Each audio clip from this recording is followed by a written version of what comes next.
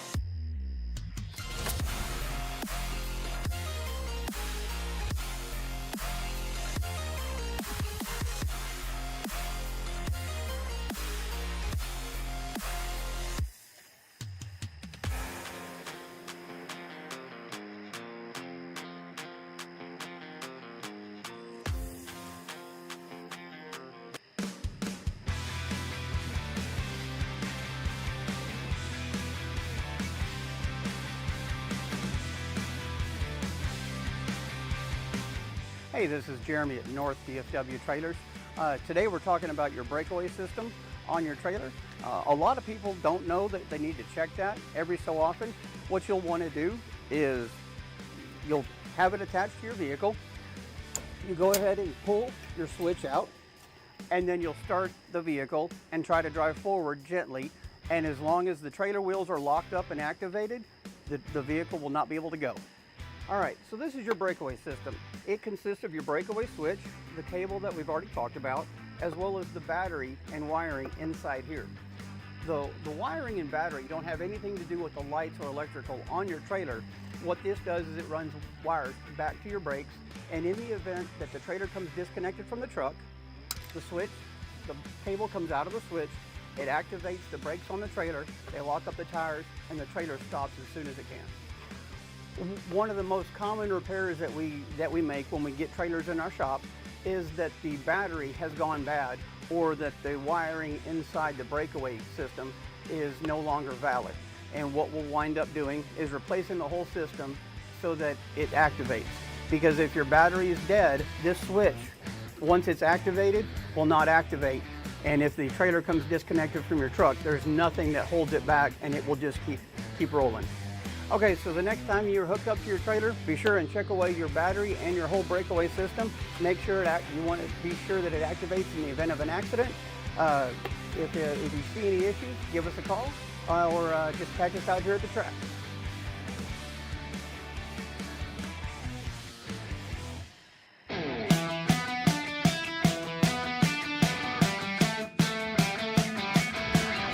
Hey, this is Jeremy at North DFW Trailers. Today we wanted to go over your safety chains and what the trailer breakaway does. All right, so once you've got your trailer securely latched on here, the next thing you want to do is you're going to have your safety chains. You're going to take them from each side and you're going to cross them underneath the coupler of your trailer and attach them like so. And you'll do that on both sides. In addition, you always want to inspect them and make sure that they haven't drug and that none of the chains links are worn through. And so that way you've got a good secure connection in the event that something should happen and your trailer comes disconnected from your vehicle. Your breakaway system is one of the most typically overlooked things. You want to make sure that your battery is charged and that your switch and that the cable is all in good repair. A lot of people don't understand exactly what the breakaway does. In the event that your trailer comes disconnected from your truck, this switch pulls out just like that, and that instantly locks up all the tires on your trailer. So that way it will stop as soon as it can. All right, so before you take off and head home from the track today, be sure and do your pre-trip check on your trailer. And if you see that your cable or any other thing on your trailer is damaged, come by and see us. We're here in the pits, and we always have spare parts for your trailers to help get you home safe.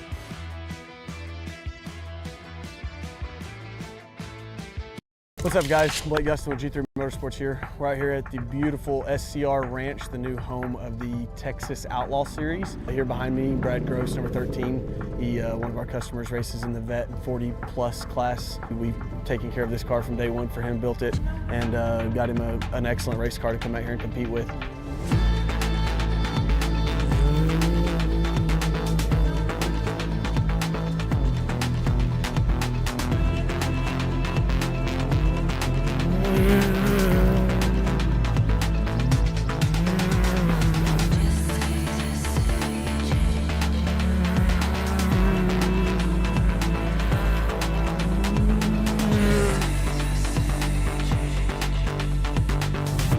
Super cool to see him going to go for it for the third year in a row now at Texas Outlaw Series and allow us to continue to provide our ride and drive services for him. So it's pretty awesome for us to have this ability.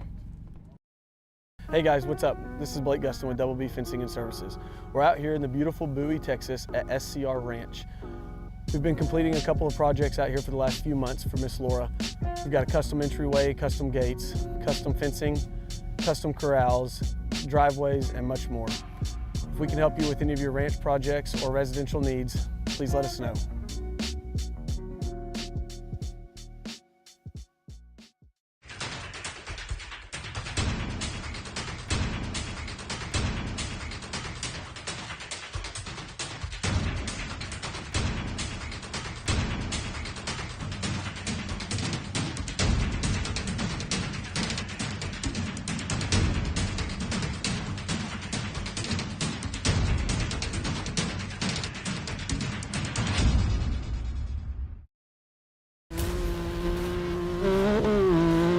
Hunter Miller of Miller Brothers Racing Can-Am. Cody Miller here. We are out at the King of the Hammers 2024. We're here to show you the new Shift Performance Labs exhaust. It's prototype exhaust for the new Can-Am Maverick car. This thing absolutely wakes the car up. Stock for stock on the tune, this thing brought in a little bit more torque. The main thing we noticed was more bottom end power, especially in the rocks where you need that instantaneous throttle response. What feels like 25% plus more torque out of the bottom. Like the RPMs just come up so fast with this thing, it absolutely gives you a huge advantage. They built this thing with nothing but performance in mind. Now that this thing has proven itself at KOH, Kyle Chaney actually won with it. They're going to take what we learned, they're going to make some slight adjustments, and the production model is going to be available to everybody. From here, we're going to be pushing forward and running this thing in some short course races. So it's going to be fun. We're really excited about the new product.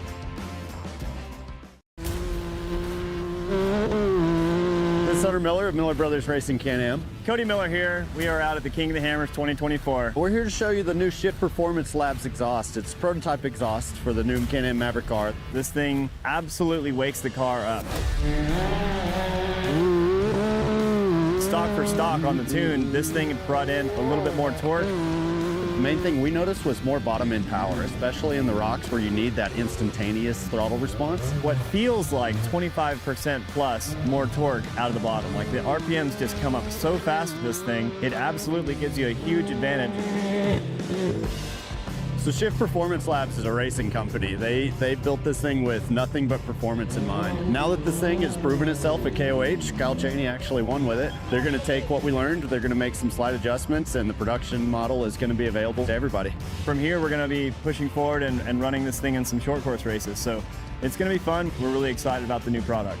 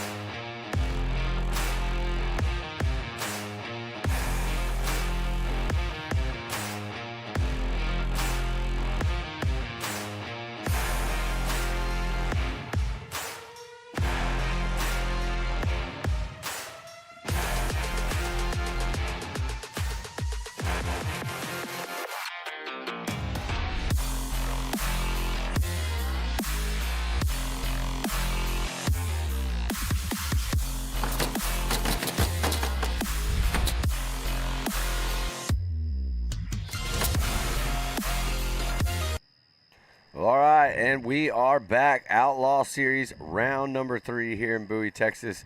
Me and my man Scott Rain sitting here in the booth.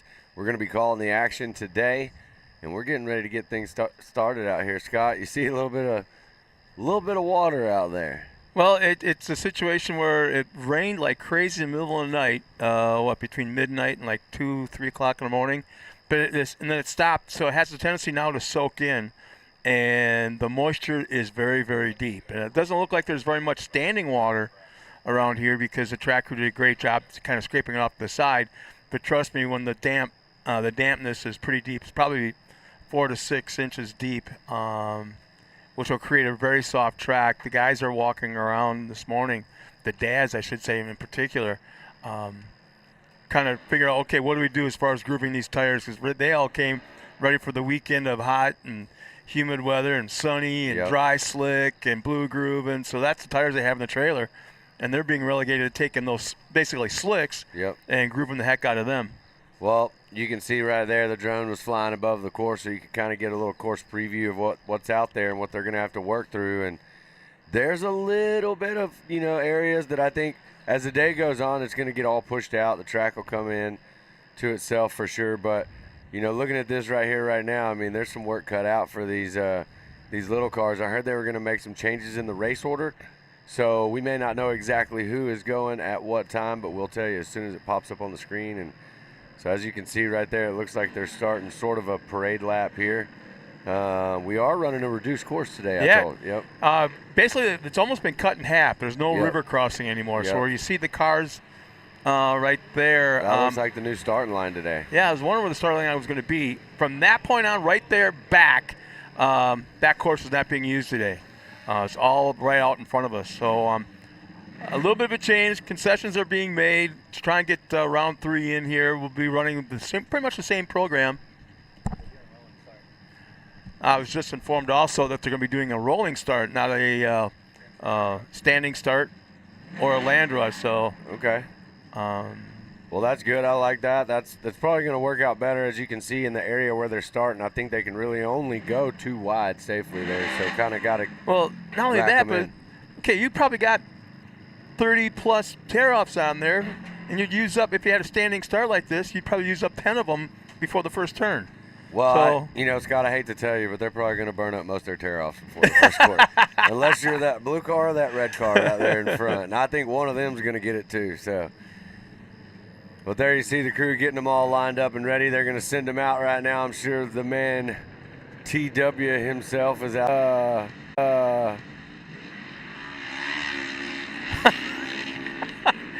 You like some of these names. Wow. Yeah. There's Moto the dog. Moto the dog's out there, Rippin'. Yeah, give her hell. There you see Keegan Cummings making some moves right now. Get a little bump and grind right there on the side, but Keegan's sliding that thing around and charging. He's in 3rd right now. And it looks like there's been a big change because I saw that. Here's the cutoff. He just completed 1 lap right there. No, I haven't been told.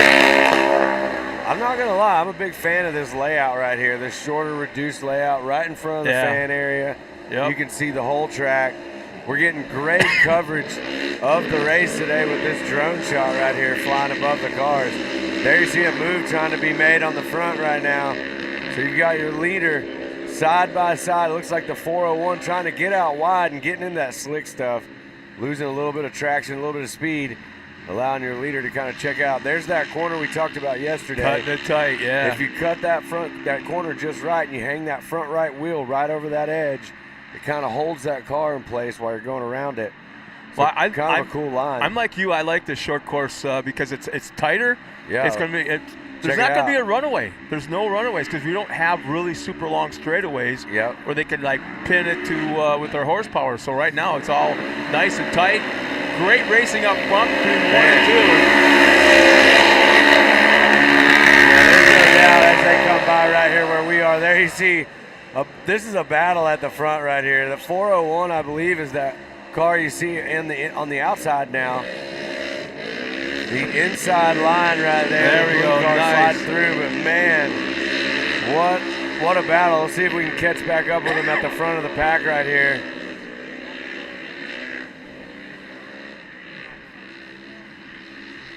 Our drone must need a new battery.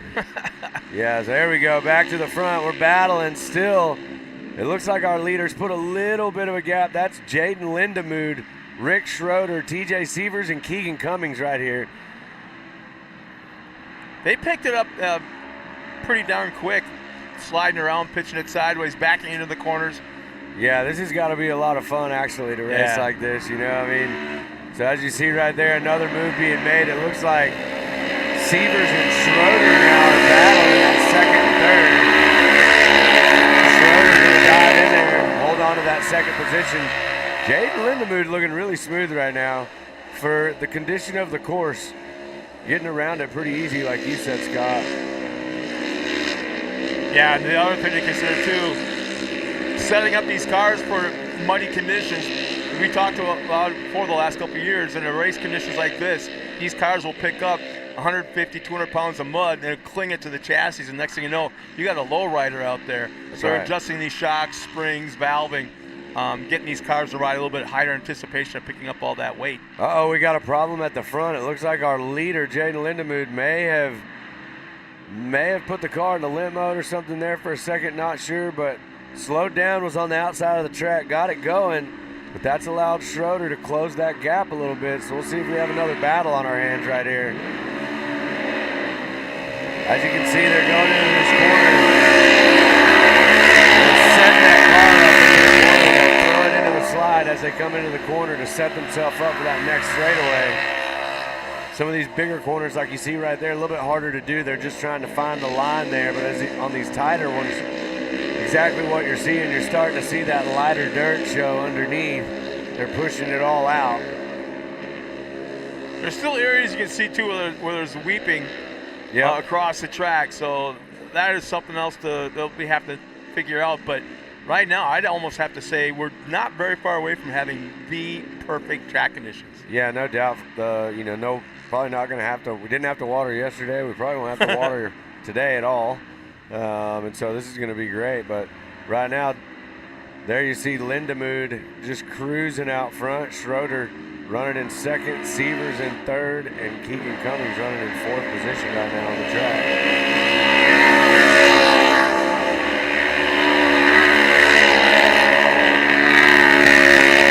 Yeah, I'd say our drone pilots are getting a heck of a workout here this weekend. Between yesterday's for sure. Red Bull. Oh, no. Man, we overshot the corner. Yeah, it looks like that's Keegan Cummings right there. May have had an issue coming to the corner too hot, got on the brakes, and may have kind of went off the side there a little bit, but back on course, looks like the car's fine. You know, I think this is one of those situations, and I really don't like the phrase slower is faster sometimes. Yeah. I like the pedal to the wood. I mean, just give me speed. But I think this is one of those situations. Sometimes slower is faster. Yeah.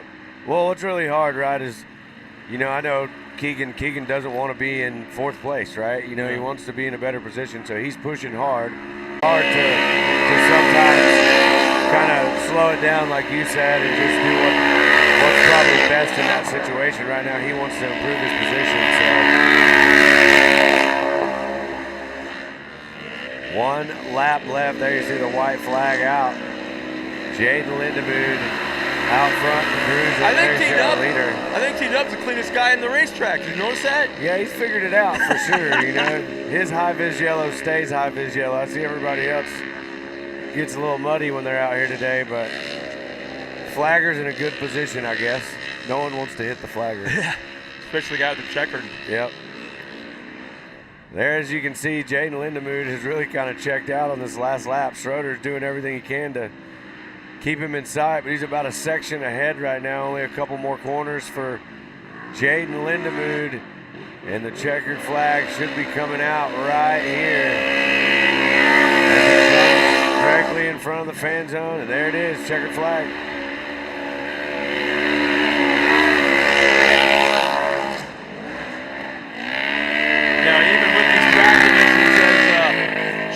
Comes across the line with Keegan Cummings not too far behind. Even with these track conditions, this place is gorgeous. Oh, yeah, absolutely. Oh, man.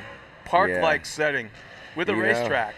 Home state for me. There's something about Texas that's beautiful out here. And there we see, looks like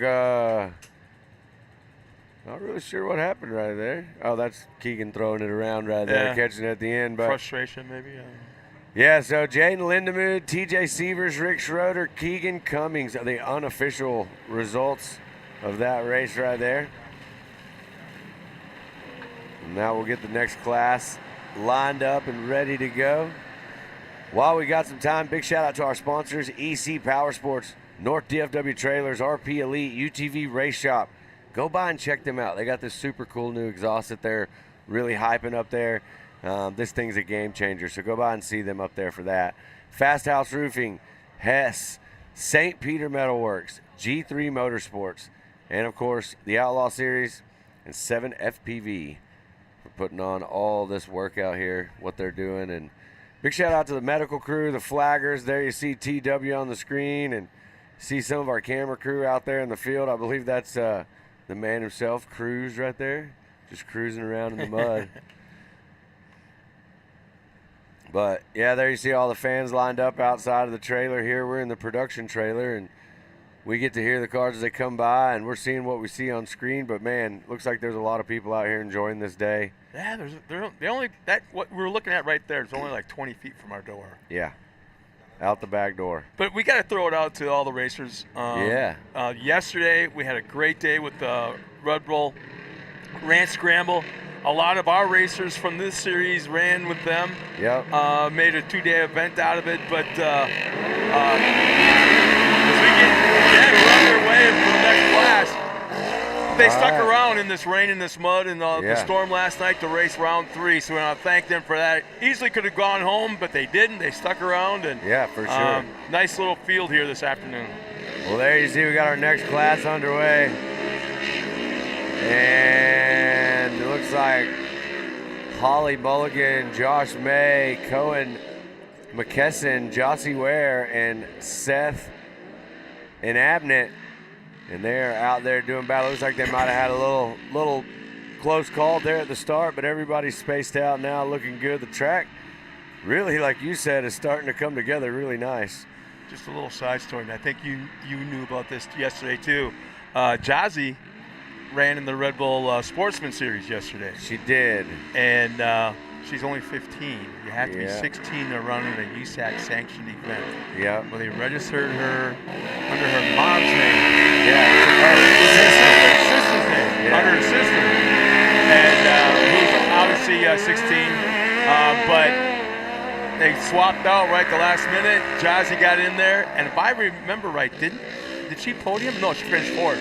Yeah, I think she had an incident out there on the track where she got bumped yesterday, and it was unfortunate. She was super excited to race, and that's such a cool opportunity for those that, got to come out and enjoy that yesterday. A huge shout out to everybody for putting that on. Red Bull makes it a big event, really, and the helicopter rides and everybody was out here, so it was a killer day for sure. Congrats to Austin Dinger winning the side-by-side pro yesterday. That was a race. Wow. Yeah, man. Him and Maxwell, they were battling it out, and it was a great finish, and so it was a good day. And now we're out here today doing it again. And Jossie Ware, how did she go from?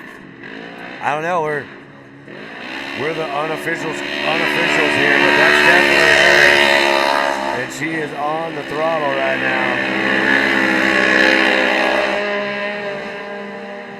So Jossie Ware, Holly Mulligan, Seth and Abnett, Josh May, and Cohen McKesson. All right, so it looks like Jossie Ware and Seth now in 2nd position, Holly in the 3rd spot, but great race for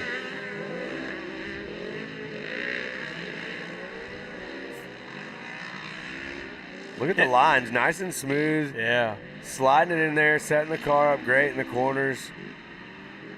When you think about it, these track conditions aren't that bad, not at all, because I remember seeing some of the, specifically these 12-hour races where they're racing. Getting a little wide out there in the soft stuff right there for your leader.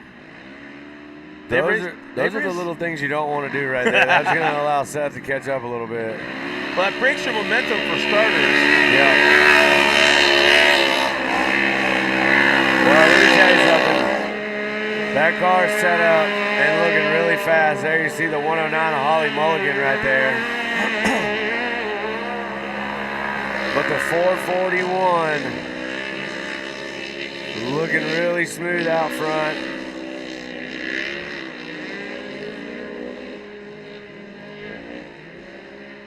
Seth's got his work cut out trying to catch up.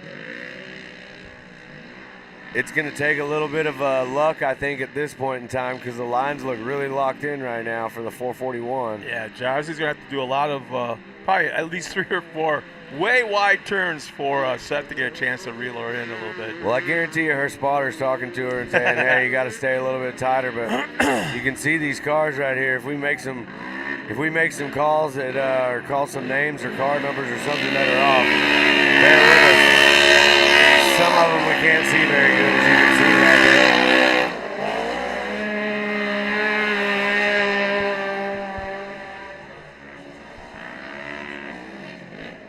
Not exactly sure how many laps there are since they have an abbreviated track. Basically, the track's been cut in half, so I'm not exactly sure what the lap count is going to be. I'm assuming that they're going to give them more laps since it's a shortened track. So I would expect maybe 5-6 laps. I don't know. It looks like what we see on our screen right now, if that's official or not, but it shows 5 laps completed. And it looks like 25X there going a little bit slow. Might have an issue with the car. Hopefully not. But back out front, 441, where? Boy, No. Seth is not disappearing. He's staying right in the picture. No, but it does look like that the 441's been able to pull away a little bit. Jossie Ware right there, great shot in the corner, wide open.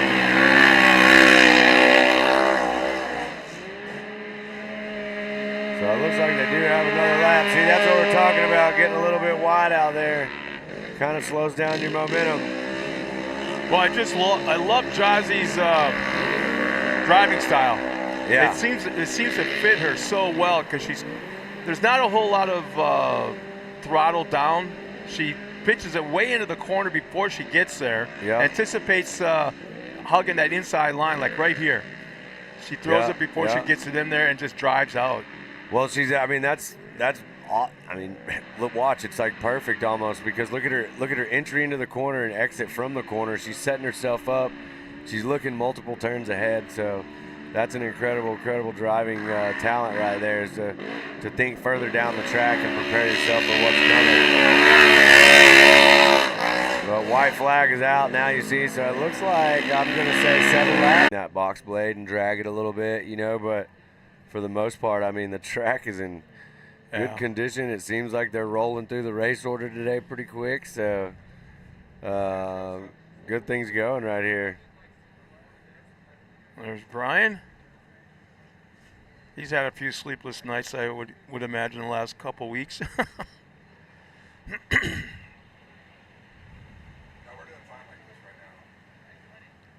Pretty cool. I'm getting some messages on social media from people that are tuned in watching the Outlaw Series today here. Colin Smith, what's up, dude? Thanks for the tag on social media and appreciate you watching. We're having some fun down here in Texas. You need to come down and join us.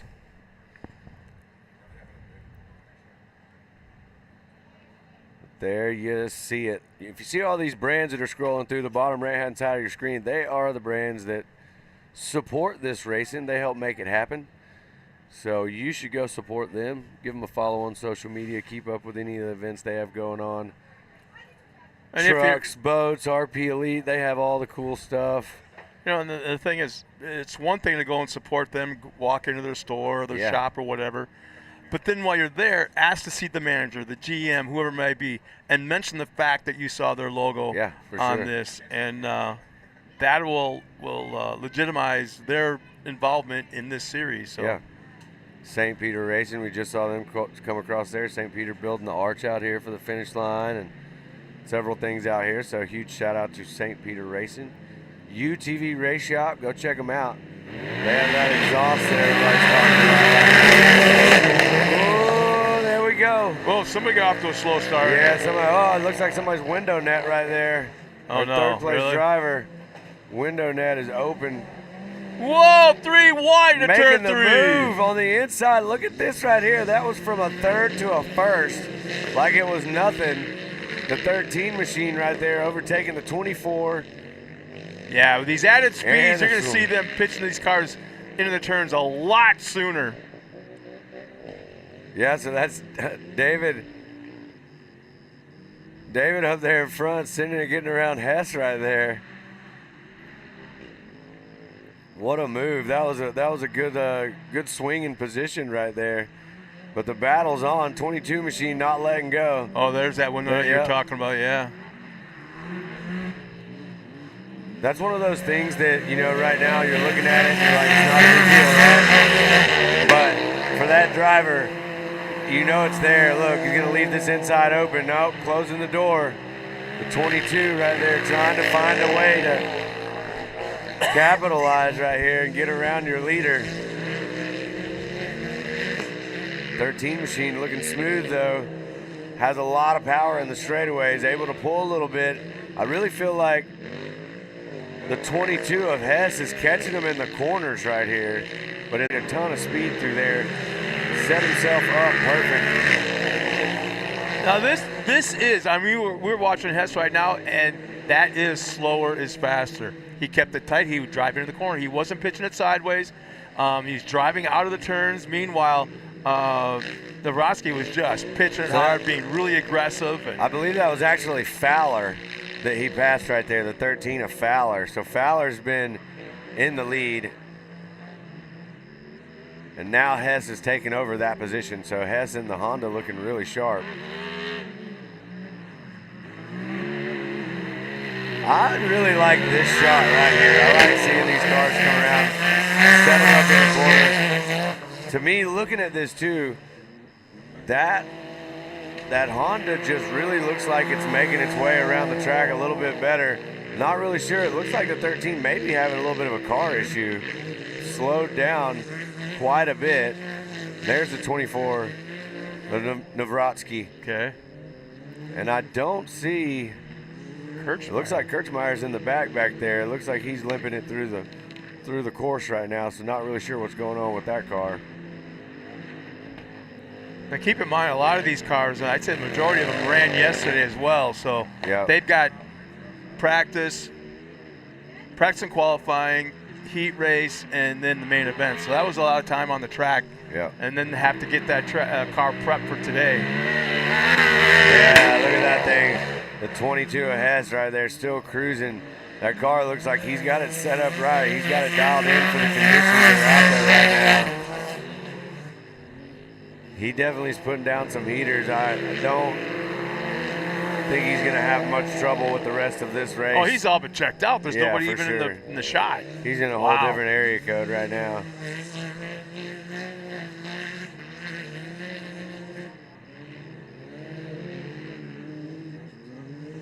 Man, big shout out to the camera team out there today. If you're at home watching, this is the best coverage we've had.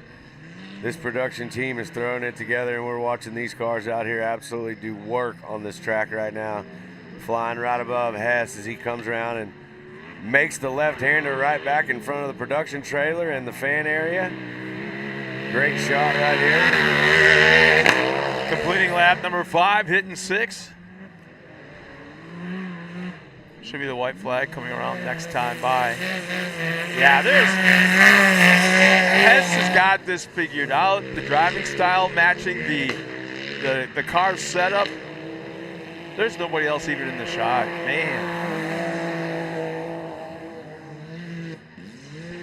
He's keeping it tight in all the turns. He's not like hanging it out. Yeah, for sure. And look at this track. It actually, I keep saying this, but it's just getting better and better.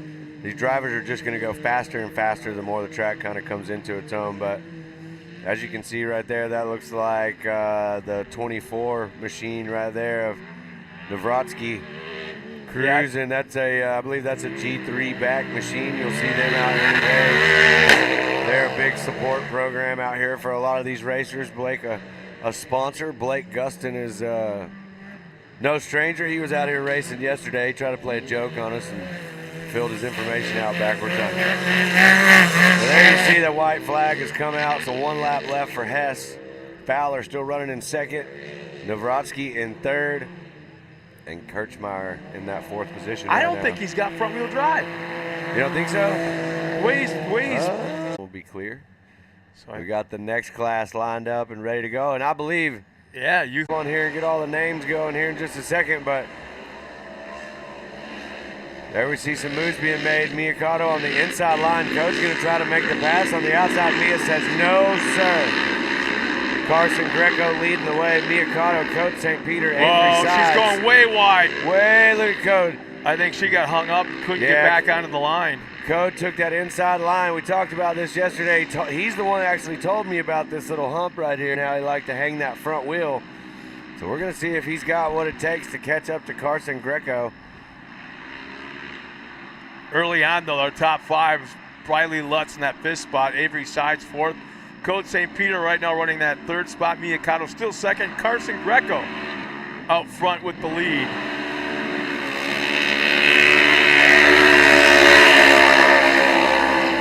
Yeah, if you were tuned in yesterday, Code got to sit with me in the booth for a little while and call some action, talk racing, talk all things fun, and right now we're getting to see him. He was jonesing yesterday to get out there and race the ranch scramble, but just now he's out there doing work, trying to do his best to get around Greco. Carson's looking pretty good right now. Carson's looking really good right now.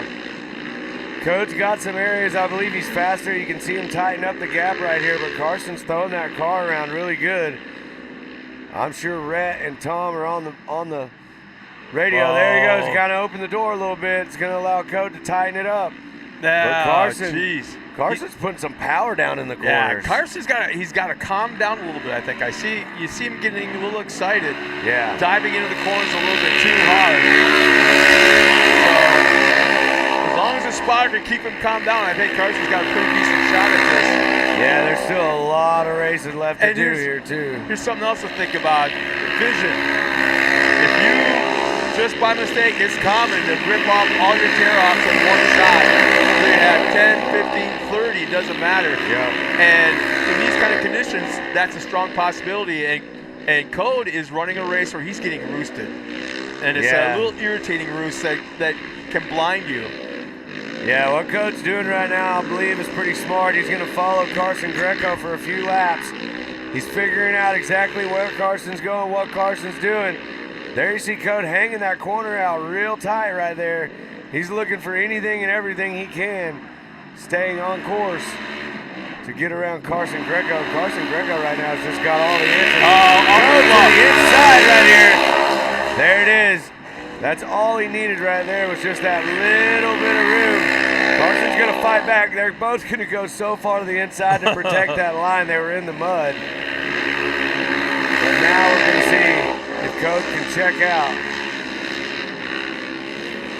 This is a new class for Code St. Peter this year, and he's done great so far here. He's absolutely been flying in this car. The St. Peter racing team putting together a great machine for him as always. But no slouch at all. Carson Greco in the 155 right there. Absolutely railing. Nice turn. Oh, nice turn! Saved it! We talked about that bicycle yesterday in the feed, and I know that he's going to remember that, but that was a good driving save right there. Coach St. Peter getting her all the way up on 2 wheels, looking at the dirt, able to manage that car at high speed and get it back down.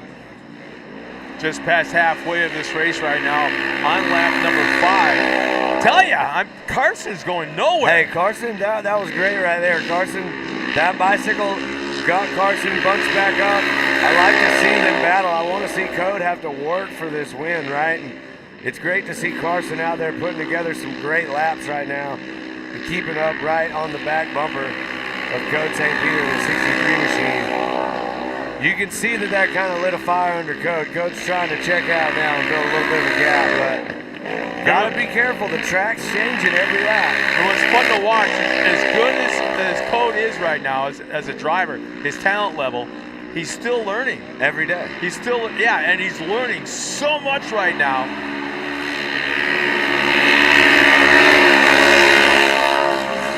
Tell you, Code is working because Carson's, 2 cars back? That's it. He's 1 car back. They're definitely, this is a battle at the front right here for 1 and 2. As far as the day goes, this has been one of the best we've got to see so far. Nice turn by Carson. Yeah, Carson throwing together some good corners right here. I mean, he could put it together there. Going out a little wide is going to mess him up a little bit. If he can stay in that groove and keep that power down and keep that car moving forward, he's got a battle right there with Code St. Peter. He's catching Dare him I in the say corners. he might have a faster car than Code? Well, let's talk about this right here, because what I'm starting to see come into play, they might actually run into some lap traffic here. So we're going to see who can get around who cleanest. As you can see the car coming up ahead. This should be, I think it's a white flag. this should be the white flag right here, I believe. Yep, white flag, so one last lap left. They've got a couple lappers that are coming up right here. Code St. Peter leading the way. Carson Greco charging right now. This is the tightest race I've seen Code have in a long, long time. Yeah, for sure. Code hasn't had to work this hard, I don't think, in a while, and it's good for him, you know. Like, Oh, he yeah. needs to get out there and battle, and he needs to feel that pressure. And, you know, not only that, this is absolutely amazing for Carson Greco. His confidence. Whoa! We got him setting it up wide and going inside. Look at this move It's still right there. here. Little tight in the corner, but Oh, still. Code able to hold on to it right here. Only a couple more corners. This is the type of battling we like to see. I can already see right here. Carson trying to go. He's going to set back into that second spot, I think. Carson decided that wasn't the move right there. So what a race right there. Excellent, excellent race by both of our young drivers, Man. finishing first and second. Code St. Peter, Carson Greco second. Miyakato coming around for that third spot. But boy, oh boy, those two young drivers put on one heck of a show, and they both should get high fives, man. And there's Tom.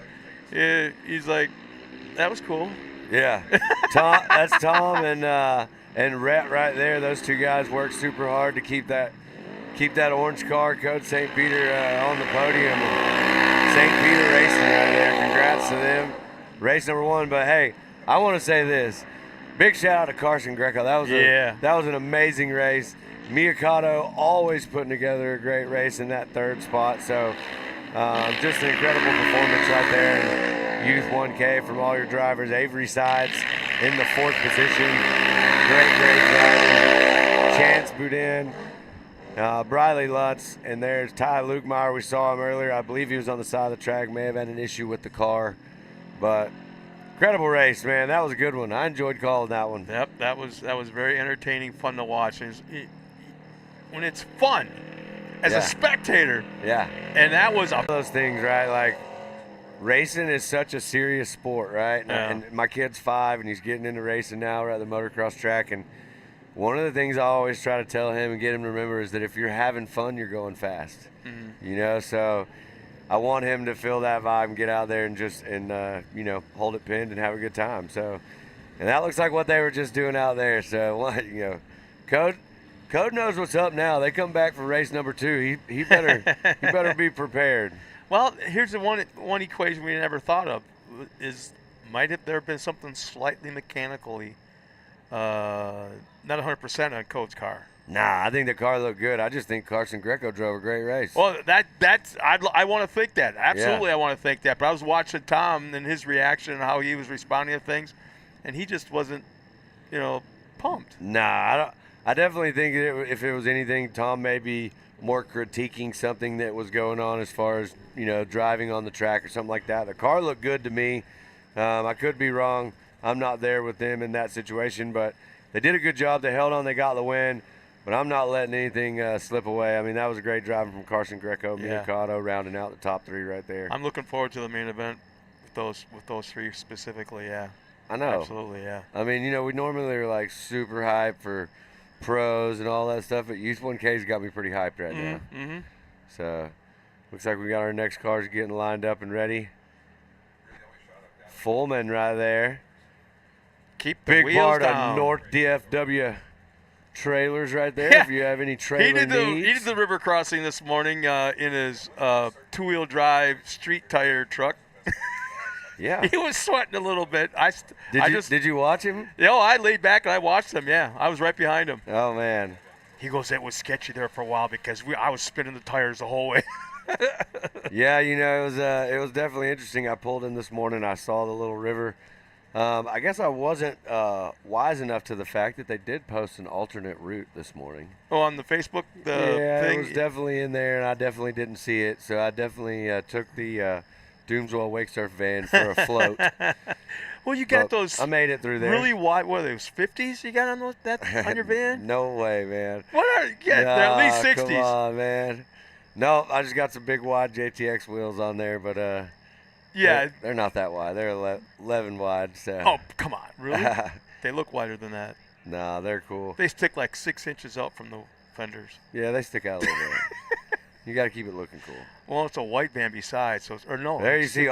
RP Elite Marina Motors cruising across. If you're in the market for a truck, a boat, they have lots of consignment vehicles and boats and different things there. Check them out. rpelite.com. And there you see St. Peter Racing. There you see that beautiful arch right there in the background. That was built by St. Peter Racing. And you know, it is definitely, by the looks of it, very sturdy and very over-engineered. That's the St. Peter Metalworks way. They like to do it big. Yeah. So, North DFW Trailer scrolling through. We just talked about them a little bit. Trailer service needs, anything.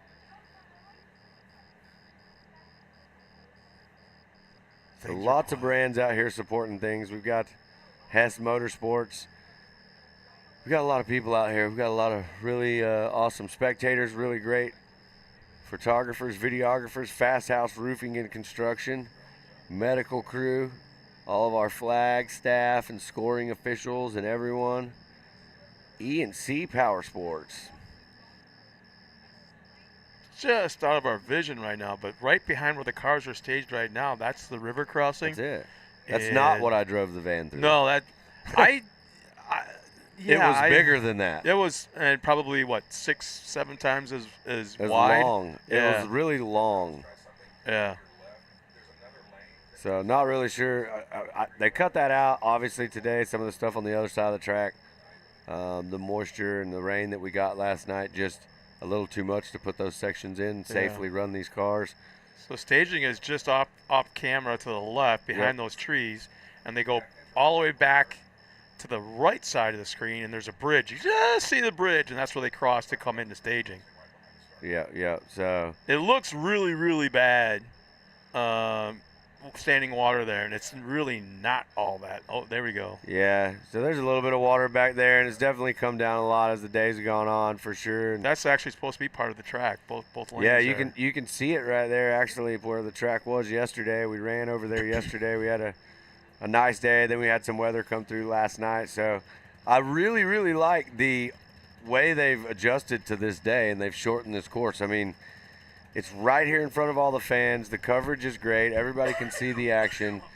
So I'm super pumped on how we're getting to get to spectate, even for us to get to sit back and watch this racing from the booth right here. This is kind of a primo setup that they've got going today. Oh, Josh, he's slowly getting it figured out, just in time to. He's the man. Are we raced next round 4? Is that going to be at? I believe there's one more out here, and is then there? Yeah. So I don't know if any of that's actually.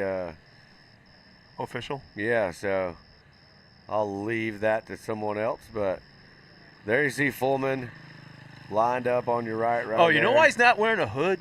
Why? Or there's not a hood in that car? Why? Because yesterday he went through the water crossing. Uh-huh. He didn't jump it. He stayed down and just barrel rolled right through it. Yep. And the wave came up so fast and so hard. It ripped off the hood? It ripped off the hood out of his car. Huh. I believe that's Carlos right there from ARD. The man himself. And then there's Brian right there. Puts in lots of work for this Outlaw Racing Series and everything out here. So there you see the Johnny K Power Sports car. I believe that is it right there. So I'm not sure what the hang-up is about. I'm sure we're waiting for somebody.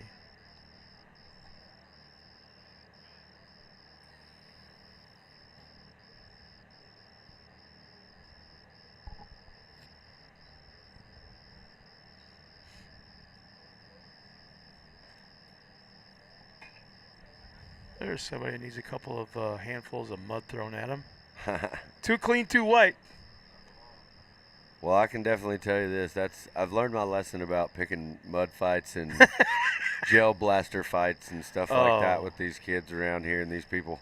Thank God I haven't seen one of those things yet this year. I know, man. I got mine out of the travel trailer the other day and said, I'm just going to go ahead and hide these things. It's like a treasure that no one needs to find. It was a fad that was one shot away from being put I away. got sabotaged once by about, 27 kids at a race, and they knocked on my travel trailer door, and when I opened the door thinking that one of them needed some help or something, was looking you for were my totally son innocent. to play. Yeah, I was totally innocent and just stepped outside and got shot about 4,000 times. But you didn't do anything prior to that, like a half hour before or an hour before, to instigate any kind of retribution? None None at all. No, None at all. Not that I can recall. My memory's not the best. I mean, I do vaguely recall driving through the race pits and seeing some people running around and shooting them with gel blasters out of the van, but we kind of instigated it, and we had a lot of fun, as we always do with these youth racers out here. You know what? They had I a can good actually time. see that happening. You running around in the van, blasting out of the van, then hauling tail back to your trailer and closing the door and turning the lights off. I can see you doing that. Oh, yeah, I was hiding out. I wanted them to think I was just watching TV, relaxing. I would never do any of those things. Well, there we see the rest of the field lining up, so maybe they were having an issue there, getting everybody staged and ready, not sure, but it looks like we're almost ready to go. Now, to be honest with you, it feels like we've been, look, waving to the camera there. Yeah. You're way too clean. We were just talking about you. Uh-oh. We were just talking about her on camera in the white T-shirt. Oh. Somebody just walk up behind her and just give her a handful and just smear it on her back. Well, there you see. Everybody's enjoying it out here, watching, waving to the camera, having a good time. Round number 3 of the Outlaw Series.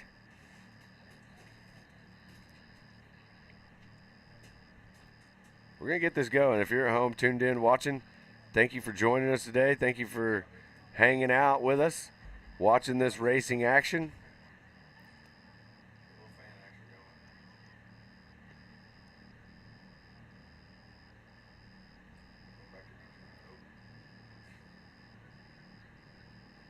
Just got a message from our winner yesterday from the side-by-side pro class in the Red Bull Ranch Scramble. He's on his way out here right now, so hopefully we'll be able to get him in the booth for a quick interview here in a bit. Let him call a race with me or something, but as you see, we got him rolling out right now. This is going to be the next class to go. So they're going to have to get them bunched up tighter than that before they send them. There they go. And it looks like we got a side-by-side battle with Fullman, and I want to say that's Johnny K in there, the 52 machine, or someone in a Johnny K Power Sports car right there, but I believe that's him. So nice start to the race right here. Everybody looking good and clean so far.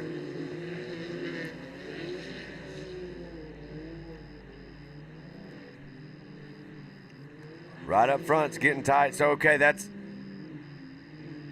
yeah, so I want to say we know John Calagru's right up there in that second spot, and we'll see exactly who. And that's so Fullman leading the way in the 137. There's the 57 of John Calagru getting up on two wheels just a little bit in that corner. You'll see some ruts starting to develop, and those things will catch those wheels as they come through those corners. You'll see these cars kind of rock up a little bit, but right now we got a battle at the front. Calagru going to the inside, making the move on Fullman. Fullman getting outside in the soft stuff, killing all his momentum and speed, just kind of catching that car and holding on to it. And that's going to allow the 57 of John Calagru to get around Johnny K into the front.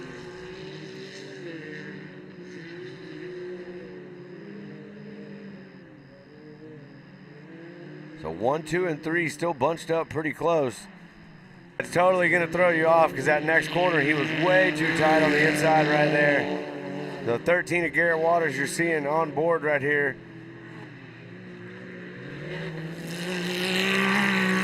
Working around the track. That looked like the 75, maybe, of Bear. There's Johnny K right there as we catch up with him in the drone shot. You're going to send it through this corner. That's a great shot right there. Not letting off right there, just going as wide as White he can. flag right there in the background. Yeah, that was nice.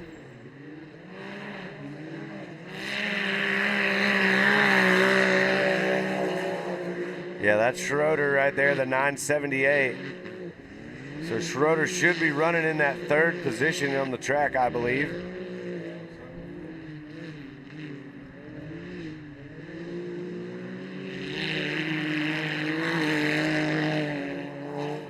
White flag is out. That's Garrett Waters, the 13, taking that flag right there. Whoa, where they're going? Whoa, Johnny K. Wow. He's just doing everybody community Yep. service right now and clearing those corners out. You get wide enough, you can almost square it Straight off line and go it. straight line it through and then hit an outside entry on the second corner. So maybe he was checking some lines and figuring out some new ways of things going down and the mains coming up later, but checkered flag still waving for the rest of the field as they come through.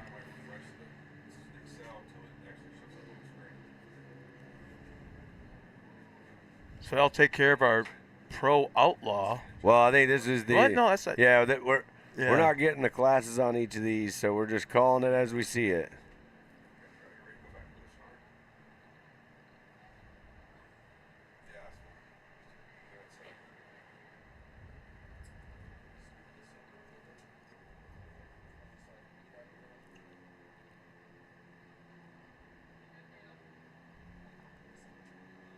Well, we will get the next class up and ready to go. They've been running through them pretty quick. That last one we got up to and had a little bit of a delay in there, but nothing bad. We're getting some great feedback. I am on social media. The feed is great and everybody's loving it. So thank you guys for sending me messages, and big shout out to the production team out here. And Scott, having a great time with you, Yeah. sitting in the booth today, calling this action. Ain't seen you since Halloween, was it? Yeah, that was Just before Halloween, maybe? Yep. And now we're back at it, 2024, round number 3 of the Outlaw Series, Texas Outlaw Series. There are a lot of changes. A lot of news will be coming out, I'd say, probably within the next 2 to 3 weeks, if not sooner, concerning our sport. Real anxiously and excited to hear about all those things. Yeah, for sure. And excited that Brian and the Outlaw Series team, they've got some great new additions to their race schedule this year with some more 12-hour and some more endurance-style racing that they're going to do across the 12. country. Yeah, I think there's going to be I think this weekend there's going to be another St. Peter behind the wheel.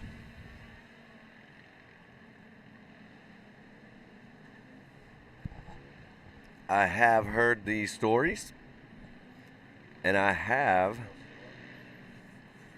seen this other St. Peter race. Well, and the other thing is, And I spent the morning Thursday or afternoon Thursday teasing her because I'm like telling her there's no dolls in an off-road race. No dolls. Well, hold on a minute. But here's the thing. Then we started talking between Tom and Code. We got the idea. Take that doll, right where the V is, upside down V is in the windshield. Yep. Tie strap that doll to those bars, and then tie strap a GoPro to the hands of the doll. So she's actually the cameraman for the Filming? yeah. Oh wow. Code. I'm not sure who's in that car. I believe that's Yeah, that's got to be Code. She's got her yeah. own car. She's got a different car, so that's Code right There's there. no orange on it, I can tell you. Gonna have a Emily teal. Fowler. She's going to have a teal. Her car's going to be teal. Her fire Teal? suit's going to be teal. Perfect. Oh, I got the whole. You did. Well, that sounds like. Yeah, that sounds like Mom got involved in that a little bit. So. But yeah, we got some heavy hitters out there. Damian Nava. And there you see it as we pull back from all the field right here. And everybody involved. So we got big shout out to all of our sponsors out here. E&C Power Sports, Definitely a big supporter out here. And North DFW Trailers, RP Elite Marine and Motors, UTV Race Shop, Fast House Roofing, Hess Motorsports, St. Peter Metalworks, G3 Motorsports, the Outlaw Series, 7 FPV. We better get. I think there's there's confusion going on. Yep. It's going to be a unique rolling start right here. Code's not worried. Code's already making a move. But there you see Miyakato making a move also. Kato's getting in there, so TD one, through the red and the green flag. So I'm wondering if they're going to get them lined up. Yeah. I don't know. Oh, man. Oh, well, it looks like we might have to. Yeah, anyways. it looks like we got a little incident here. Looks like we got, oh, yeah, we got one. The 0-0, Colin May, is hung up with, I'm not sure what number that car is there, but that'll definitely happen with these cars. It's open wheel racing. Oh, we're going to try to Hercules it out of there. Oh, it's hung up. Look at the bar behind the tire. Yeah, that's not going to come out, but that's a big hop. Look how high that front end had to get. That thing had to go above the bar and drop down in. Yep, and that'll happen when your front left goes up over the back right of that car. But Hop out tires. front, the 63 machine, code St. Peter. Y'all all tricked me. I thought for a second his sister was in this car, but I mean it makes sense. She's probably that fast, but Code's got it going on right now. Whoa, TW getting on him right there. TW letting him know about it. Slow down. There's a caution. So they're not going to restart it. It's just a yellow zone. And I'm not sure.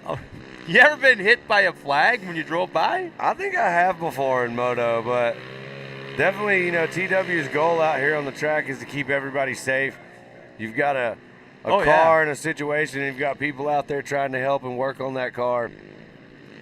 So don't, if you're at home watching, he's not being mean. He's just being sad. Jack Smith, Emily Fowler, Damian Nava, Stefano. Lap 4. Yeah, Code's doing really good out there right now. He's driving a strong race. So it's Paxton Chamberlain and Jack Smith. Paxton Chamberlain, no stranger to going fast out there. Emily Fowler also. I've watched a lot of these youth drivers out there, and there's a lot of really fast ones for sure. Hanging out with Code as much as I had this weekend. He's this far away from being tired of this car. Yeah, I got that. This far away. I got that impression also. But you know what? The one thing I got to respect from these races in different classes, he's honing in his racecraft. He's getting better, and he's using every tool that's to get better. One of the coolest things I had the opportunity, a little bit wide so he can throw that car into the corner. You can visually see the amount of speed he's carrying as he goes through those corners compared to some of the other drivers on the field. But Code St. Peter walking away with this one right now. There you see the 7:23 of Emily Fowler. So if scoring and timing is correct, Code has already lapped all the way up to third place. And he appears to be in the only car that's actually fast enough to throw it sideways in the corner. Roost coming out of the turns. Yeah, I mean, break that rear end loose and get it to rotate. Yeah, the field is extremely spread out right now, but yeah, they're letting off the throttle and letting the car correct itself and then getting back in it and keeping going. But Code St. Peter cruising another great shot right here. White flag is out, so one more lap. Code St. Peter leading the way. I believe Paxton Chamberlain running that second position. There's a cool drone shot. Yeah. That's a 7:23 of Fowler, who we're cheering for because this is who we're going to be watching racing for a while. Yeah, and the family environment that this class and classes like it create, it's so neat, the family environment. Yeah, it's I was really hoping to see your little guy in one of these this year. But it looks like you're going handlebars instead. Yeah, I mean, we thought that too, and he's he chose two wheels and he's ripping on a moto track right now, so we're having fun with it. But you never know. We're not ruling out any sort of racing. We're just having a good time, and there you see the rest of our youth field coming through. So big congrats to all of our youth drivers out there, Coach St. Peter, Paxton Chamberlain, Emily Fowler, the unofficial 1, 2, and 3 you see on your screen there. We're going to see them one more time this afternoon in their main event. So That's hang exactly tight. right. We got lots of racing to go this afternoon, and this morning I should say, and this afternoon. Yep, looks like we got our next class all lined up and ready to go.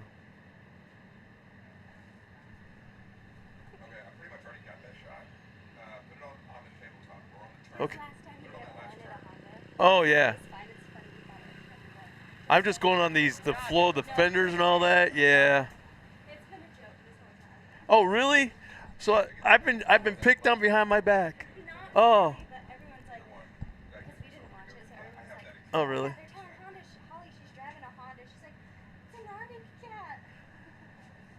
I told you. I told you it was an Arctic cat. You did. You said it. Thanks. All right, we got the next class lined up, ready to go. Another pro outlaw class. They're all pro outlaw. Yeah, everybody's pro today.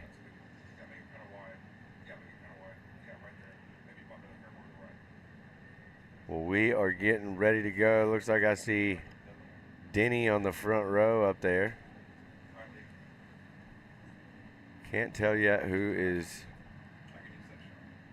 in the Yeah, it rest looks like a of pretty the large field. field. Looks like we might have 11, 12 cars coming out.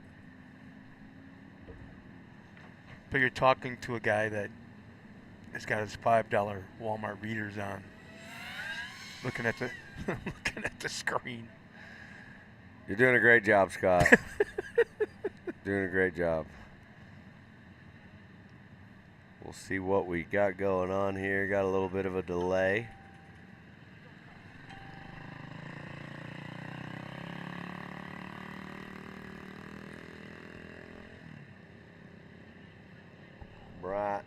Brian there on the microphone trying to get it worked out. We'll get the next class going here just shortly.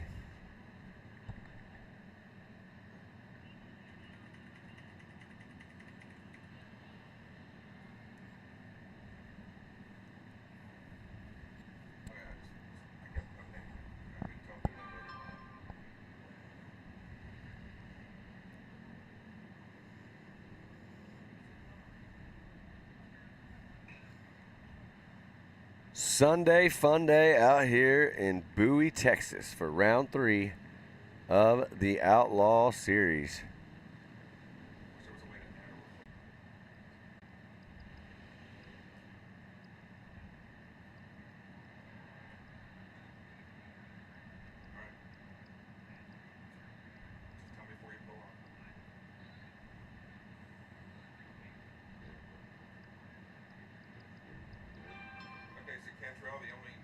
We're going to get it going here in just a few moments. We're still waiting. Oh, here we go. Now we're rolling. I knew that I could speak it into existence. Oh, wow. Look at that. 2, 4, 6, 8, It's a 10 big cars. class right Yeah. here.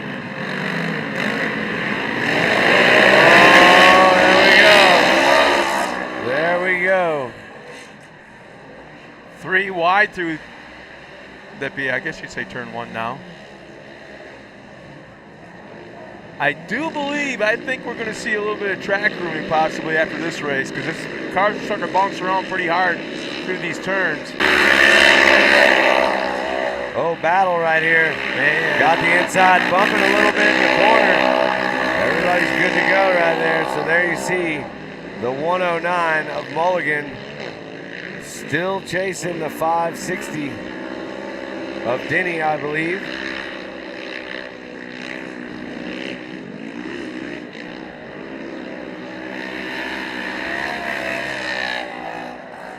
And I believe that battle right there is the 56 of Sides. And that is, let's see, who was that? Didn't see that number on the side right there. They were coming around. Let's see a lot of sliding sideways. You're seeing all this, Scott?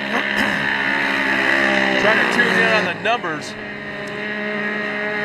Yeah, so there's That the was 14. That's Camber Kirchmeyer actually running in the 3rd position on the track, I believe.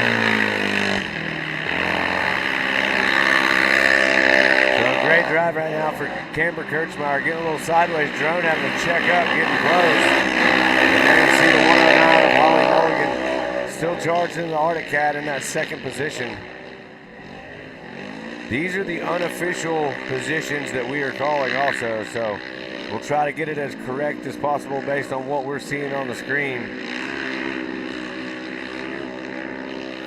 Oh. Yeah, I was just about to say this track is really starting to run up now. Man, you know, I really want to be a, is that Mikado that's leading the way, or the 91 right there? I'm not sure. I can't tell. It wouldn't surprise me one bit, to be honest with you. Well, this is what I will tell you. I think It you're looks right. like the night. I think you're right. Yeah. I can't tell for sure on this. We're trying to kind of go off the numbers. Yeah, I think it is. That's looks like the 91 machine, Mikado, that's actually leading the way, scoring a little off right here on what you're seeing on the screen. So Mikado putting in a race right now. The 109 of Mulligan giving chase, trying to catch up. Not able to do it so far. Getting ready to lap a back marker. They are moving right now, so Mikado, that's a heck of a drive. So you've got Cotto, Kirchmeyer, Cotto, Mulligan, and Kirchmeyer 1, 2, and 3 on the track right now. With the white flag. Yeah. Well, we had a car looked like being pulled off the track in turn 1. Yeah, and there you see, it looks like the 8 of Ramirez. So those lappers could play a part in this now. We'll see if Mia can do what she's got to do and get around that lapper there. You see the lapper moving to the inside of the track there to give Mia the chance to get around. Going to do the same thing for the 109 of Holly Mulligan. Texas, right? Home state. This is where we love it. Born and Birds raised flying here? high. No, I'm actually from Alabama, but I've been here most of my life. So I'm not going to jump out there and say that I'm a true Texan, but I feel like I've been here long enough that I can claim it. So that explains why every once in a while in the fall I see you chirp up Roll Tide. that's right. You know it. You know it. I always wondered where that came from. I'm pretty sure there's not too many people around here that support me in that program, but either way, nonetheless, I am a big college football fan, and Texas is a big state for that. Texas is a big high school football state, and it's also a big state for short course racing, and today is a big day for it. So, getting to be. yeah, lots of big things coming. Eagles Canyon popping up, doing some big stuff. Outlaw's got some really big things in the work, really not just in Texas, but all across the country. So hats off to those guys and what they're working on, and excited to be a part of these things. There you see our next class getting all lined up. That's staging, so they'll stage them up over here, and they'll bring them over to the starting line. We've got our team out there. It looks like Christy helping out with getting everybody lined up in the correct position and sending them as they should be.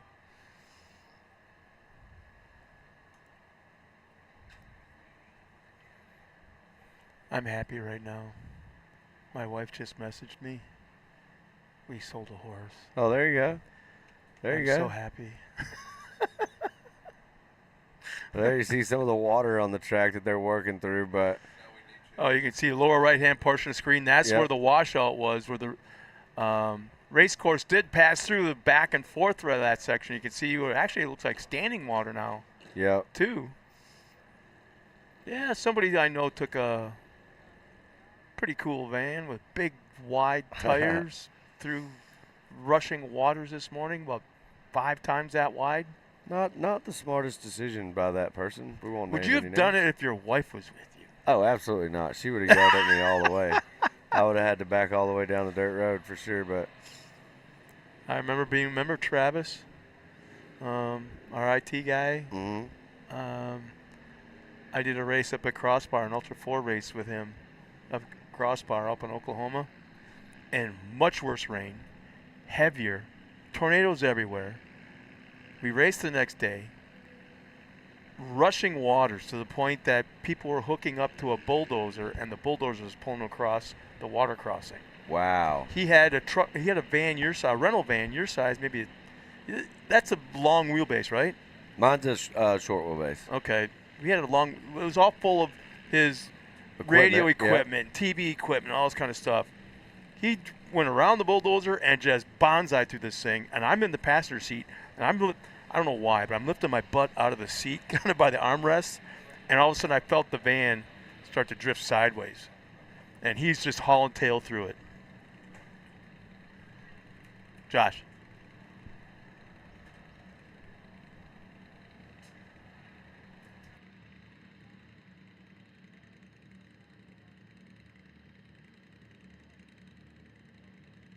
That's a big Texas thing, isn't it? Yeah, it's the thing. I haven't released my my photos yet on social media of me laying in the bluebonnets, but it's coming. I thought you were going to say something about a rap. You released a rap tune about. No, man. I just pulled over on the side of the road and took some pictures in bluebonnets. Get out of here! Yeah, for sure. Oh, you're getting soft in your old age. No, I'm just kidding. I didn't pull over.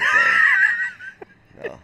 I'll tell you what you better not do. That is the Texas flower, though, so you better not bail off the road and drive through any of those bluebonnets.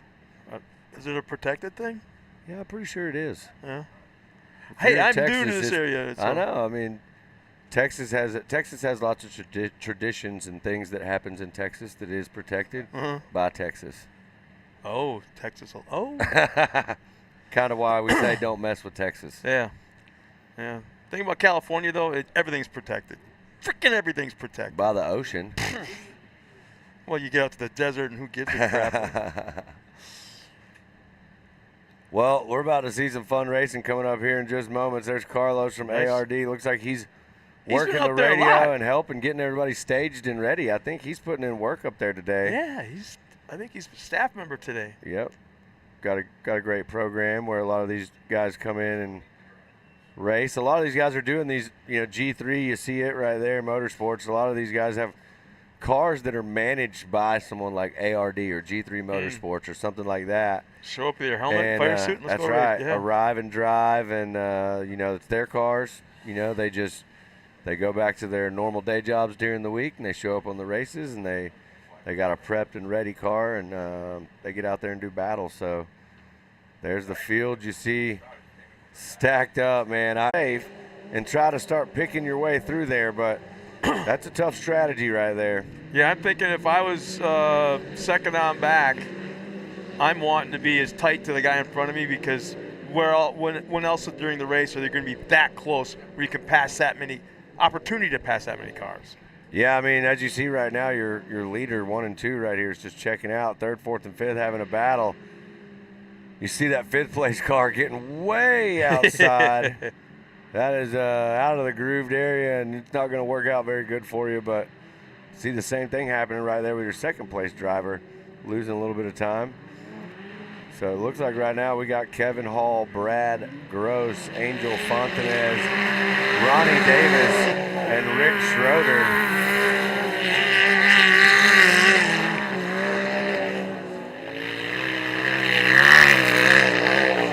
See some numbers on the sides of these cars here in just a second. Know exactly who is who.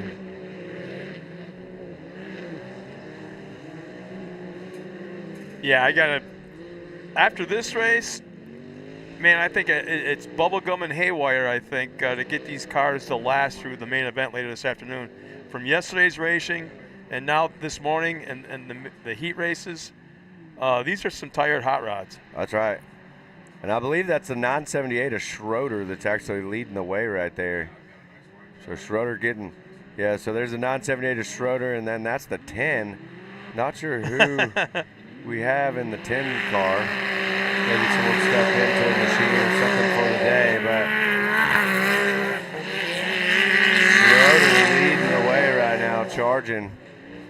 There you see some of the ruts in these corners. You can see these cars doing these little hops, making these little sudden adjustments in the corners. That's from those cars stuffing it into a rut or a divot or something in that corner where the dirt's moving around every time, every lap that goes down. So the track is always changing, and these drivers are having to adapt to it every single lap around, and new conditions are presenting themselves. But right now, absolutely no problems for the 978 of Schroeder. And the 10 machine right there, getting a good line. There you see Schroeder getting a little bit wide right there. That's actually not Schroeder. That's 46 of Kevin Hall. Yeah.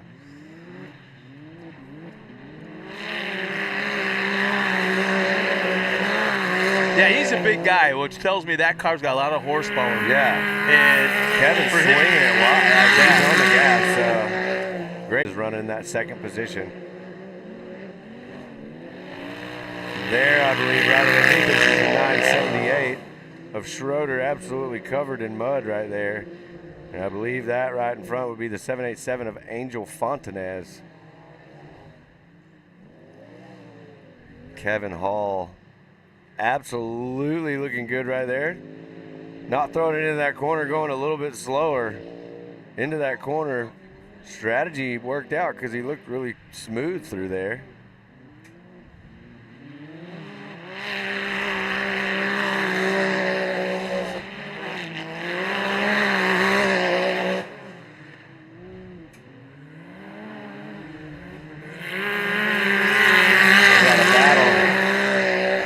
That looks like, I want to say that's Angel Fontanez, Rick Schroeder, and Ronnie Davis battling it out right there. But there you see Kevin Hall in the 46 machine.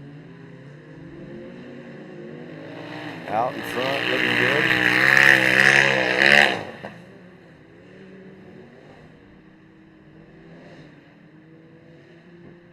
Still tightening it up right here. I believe that's going to be, let's see, 4th and 5th, I believe, that was right there that we saw.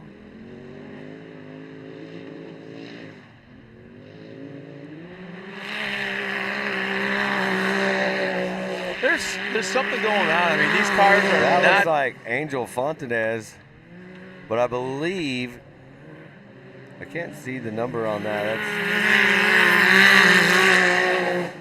Has made that. There's been a change in position right here.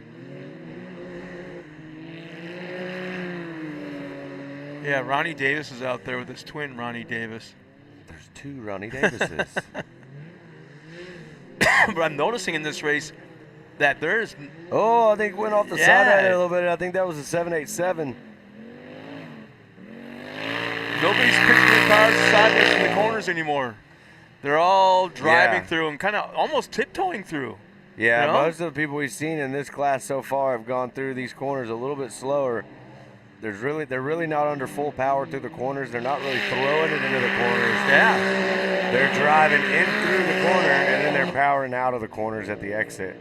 They get just fast enough to rotate it and then get back on the throttle. There's none of the sprint car kind of backing it into action, drifting. You saw earlier. Yeah, there's a dire need right now for some track grooming. I can tell you that right now. Well, I think we will have an intermission at some point in time. Not sure where we are in the race order, but we'll get to see that happen soon. I'm sure they'll do a little bit of work, and maybe me and you can step over to the really awesome cantina, whatever you want to call Outlaw it over cantina. here. Yeah, and find something good. They had some breakfast burritos this morning. It's lunchtime, man. The tacos are unbelievable. Yeah, I know. So we'll see about some of that during intermission. If you're out here today, join us. If you're not, definitely come out here and join us. There's a checkered flag right now. So if it stands correct, Kevin Hall will take the top spot.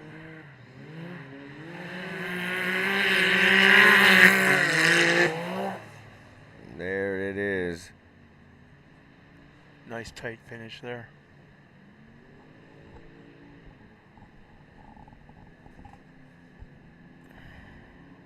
Good close racing out here today. The track is absolutely primo. I'm definitely a big fan of this reduced course. Putting it all right here in front. It's awesome, and we're going to get to see some more racing coming up here just shortly. I believe I see is that the Spicy Graphics guy's car back there? Way in the back. Yeah. It's all right if it's spicy enough, it can make its way to the front. Yeah, I see Callahan. So we're going to see how spicy they can get. That looks like Celadon on the right there.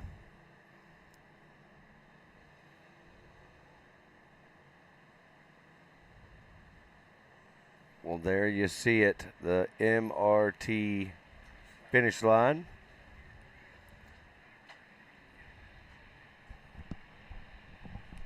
Everybody today put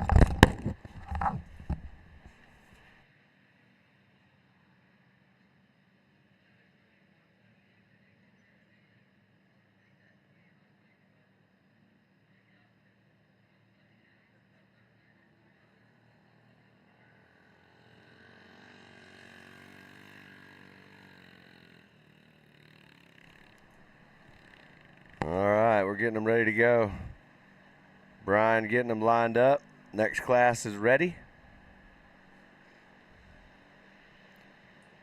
I wished I could tell you exactly which class is which, but unfortunately they kind of shifted the race order around, so our race order that we have is not correct. So we're doing the best we can. If you're at home tuned in and you hear someone's name that's familiar, you probably know exactly what class they're in. So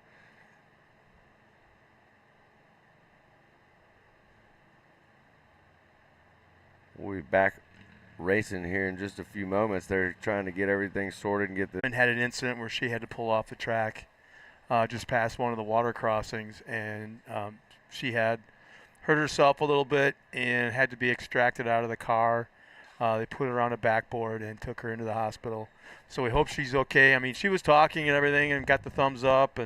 And incidentally, the guys here from AMR, they were here. Yep. And it's the same crew that takes care of all the NASCAR racers. Yep. The same guys. And they were here taking care of her. So we hope she's okay.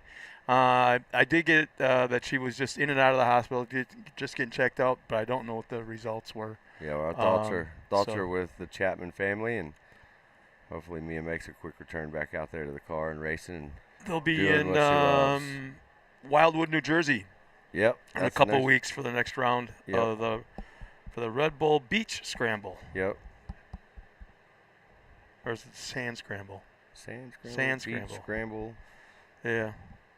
Really good food, seafood scramble. Yeah, that's what I meant. It was awesome, man, last year. Oh, gosh, that was great. So I'm not exactly sure what the holdup is. There wasn't any track room. I went and checked real quick. There was no track rooming being taken care of. It looks like Brian is walking off some steps there. Not exactly sure what he's walking off for, but sure we'll get some cars fired up here in just a moment. Get some racing underway.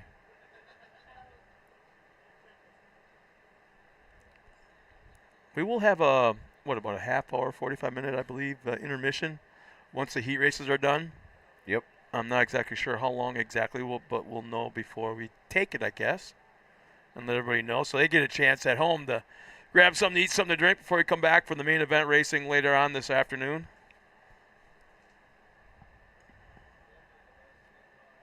I think we only have a few more races to go for the first half.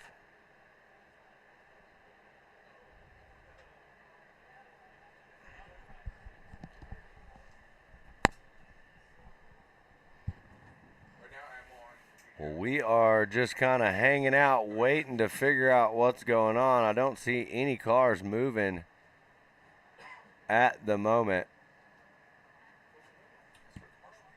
We're going to send it to a quick commercial break real fast, and we'll come back as soon as we get this race in action on the track. So stay tuned. We'll be right back.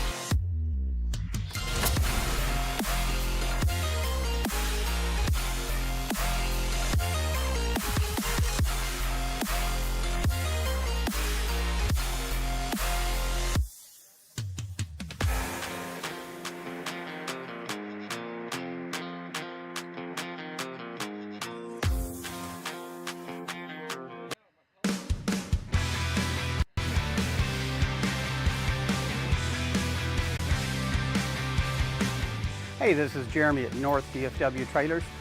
Today we're talking about your breakaway system on your trailer. A lot of people don't know that they need to check that every so often. What you'll want to do is you'll have it attached to your vehicle.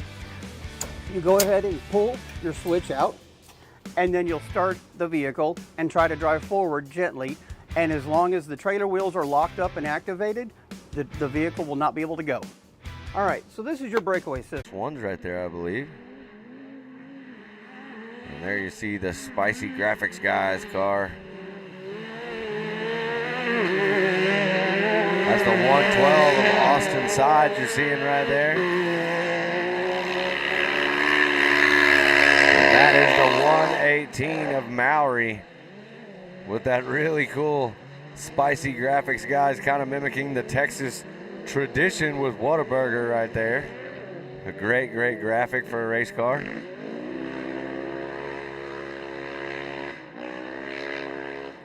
Out in front, looks like Celadon Ramirez and Corey Williams running in that third position right there. So nice clean car out front. Great driving right now for the 53. Corey Williams in the 27 is doing work right now to get around the 9 of Ramirez, it looks like. Beautiful sun coming out. Inside line, not able to make it happen right there. Corey gonna try to set him up right here on the inside, dive underneath. Not enough room. Not enough room. He's gonna have the inside line. Ramirez is going into this. Corey Williams gonna go for the same move on the inside right here, just not enough power. Not enough traction, I don't think, for the 27 to get around the 9 right there. And there you see Corey going outside wide, losing just a little bit of time, but catching up right here. Dropping way down on that dip. What you can see is that inside line, people have done it so much that it's eroding away. And so now it's becoming almost as big as the car to drop off. Corey trying to go outside and square it up, like we said, to go straight into this corner and go inside here. Good line, but getting a little bit in the soft stuff on the outside, so that slowed down a little bit. But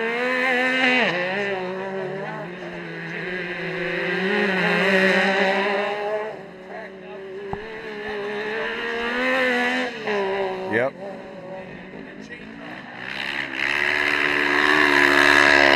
Oh, there's the move. Corey Williams getting around the 53 of Celadon right there. That was a statement right there. So I believe that means that's Callahan in front, I believe.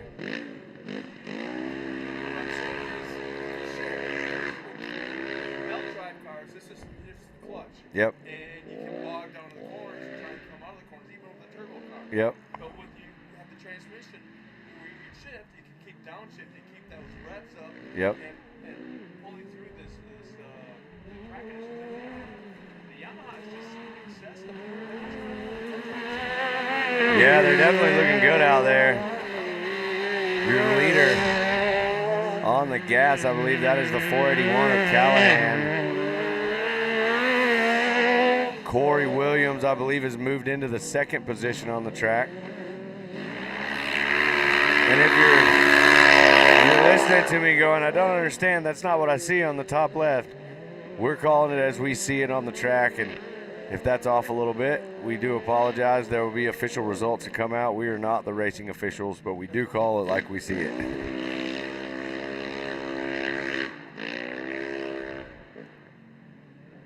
But on the gas right there, you see your leader still out in front. Celadon may be making up some time. That's not Celadon, I'm sorry. That's Williams, may be making up some time right here on Callahan. And let's see if Williams can get up there. That's Corey Williams. Corey, a really fast driver out here. Outlaw racer. And there you see the gap. You know, it's one of those things where when you're in that second position and you can see the leader, you push just a little bit harder trying to catch up. And let's hope that Corey can keep it together and push hard enough to catch up, not make a mistake. See right here, I'm not super sure it's faster to go around that outside edge right there and set up for this one. I almost think it's faster to go inside on both of those.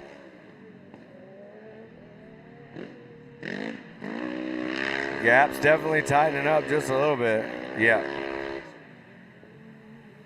Yeah, in some situations it definitely is. In this situation, it looks like Corey's doing everything he can to make up some ground. If we could see some lap times right now, I'd bet they're pretty close. But I don't know if Corey's going to have enough time left in this race to actually run down and catch Callahan. But he's doing a really good job of it right now. And mistakes like that from Callahan, getting too far inside and getting into the water and the mud, that's going to cost him. And well, this is the last lap, and Corey Williams is catching up, so he's got to make it happen right now. There you see him go outside. As you see, a little bit slower on the line right there. But Corey's going to make it up right here. He's going to go down a little bit lower, hold that corner tight. He's going to try to set it up. Watch, he's going to go inside. Right here, he's going to try to break late and take this inside line. Couldn't do it. He's going to be smart about it and pick another corner. He's right there. If he can get inside right here, he's running out of room. So he's going to have to literally do it right now or else it's not going to happen. Yeah, he's got good drive right here, but not enough. What a race right there. Callahan, the 481 machine, holding on to the win. Corey Williams in that second spot. That was a great race. And there you see the 53 of Celadon and the 9 of Ramirez coming through. And I believe we got a couple more drivers out there. Mowry and Sides still picking their way. There's Mowry right there.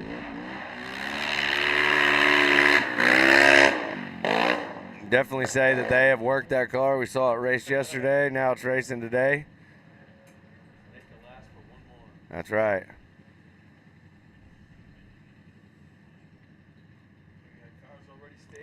Yep, we got the cars ready to go and lined up for the next race.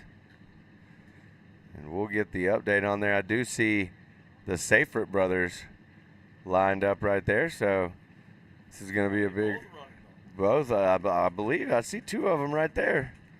Oh, yeah, the right. Well, last round of racing, only 1 car made it. Yep. So it looks like they got both cars out there. Looks like the 22 machine right there on the inside on the left. What? Nope. Nope. Neither can I. And I thought by now I should be able to, and I don't. Well, I'm definitely going to ask Fo how the mom and dad do it, right? So I know. Well, that's all right. We got to know. So we're about to see a battle right here.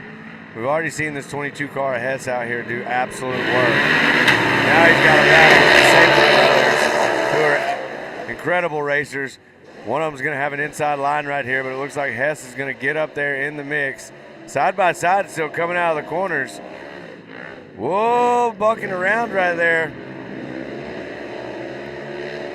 All right, so we got Sean Hess, Landon Seyfried, Cross Kirchmeyer, and Luke Seyfried, 1, 2, 3, and 4 on the track right now. Hess got some time already, so he's got a little bit of an advantage on the track. Because the Seyfried brothers, this is their first go at it today.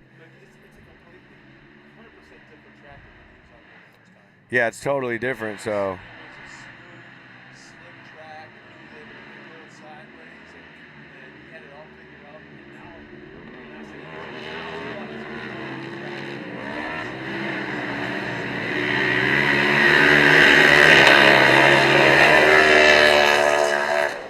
Well, let me just say this, Landon Seyfried, for coming out for his first race of the day right now, is putting in a heck of a drive.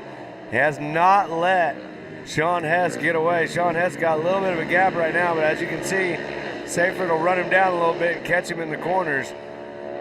Cross Kirchmeyer running that third spot is lurking right there. If Seyfried makes any sort of mistake in that second position, he's going to capitalize.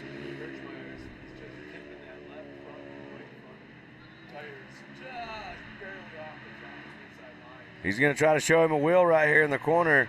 That was exactly what he needed to do to get Landon to check up a little bit. And you see him, he slid right in underneath him and took over that second spot. So I do believe Cross Kirchmeyer is now in your second position. And there's your leader, the 22, Sean Hess, flying right here as they come around. Families have travel time to get to and from wherever they live. And So the Outlaw Series doing their absolute best job to minimize the impact of normal life, but also give them one of the best Sundays of racing they could possibly have out here. So how far of a drive is it for you? About an hour and a half for me here. I live just on the south end of Fort Worth, Burleson, Texas. You see the track crew out there. Yeah, I don't think they had too much of a choice. They had to do something in that turn. Couldn't really wait. TW out there getting them all ready to go. And that's just outside our back door of where we're sitting right now.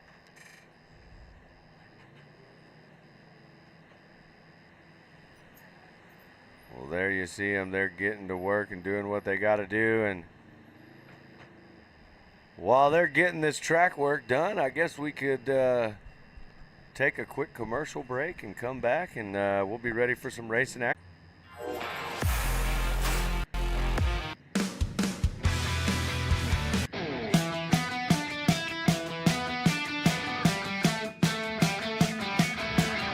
Hey, this is Jeremy at North DFW Trailers.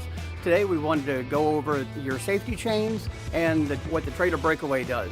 All right, so once you've got your trailer securely latched on here, the next thing you want to do is you're going to have your safety chains. You're going to take them from each side and you're going to cross them underneath the coupler of your trailer and attach them like so. And you'll do that on both sides.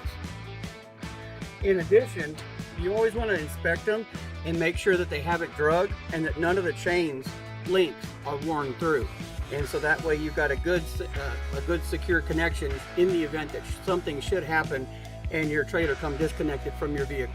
Your breakaway system is one of the most typically overlooked things. You want to make sure that your battery's charged and that your switch and that the cable is all in good repair. A lot of people don't understand exactly what the breakaway does.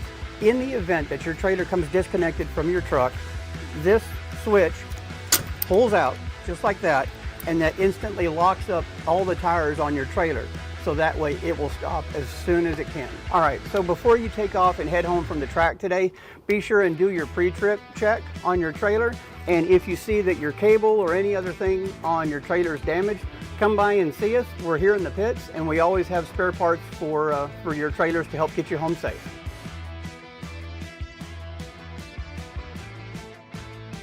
What's up, guys? Blake Gustin with G3 Motorsports here. We're out here at the beautiful SCR Ranch, the new home of the Texas Outlaw Series. Here behind me, Brad Gross, number 13. He, one of our customers, races in the vet 40+ class. We've taken care of this car from day one for him, built it, and got him an excellent race car to come out here and compete with.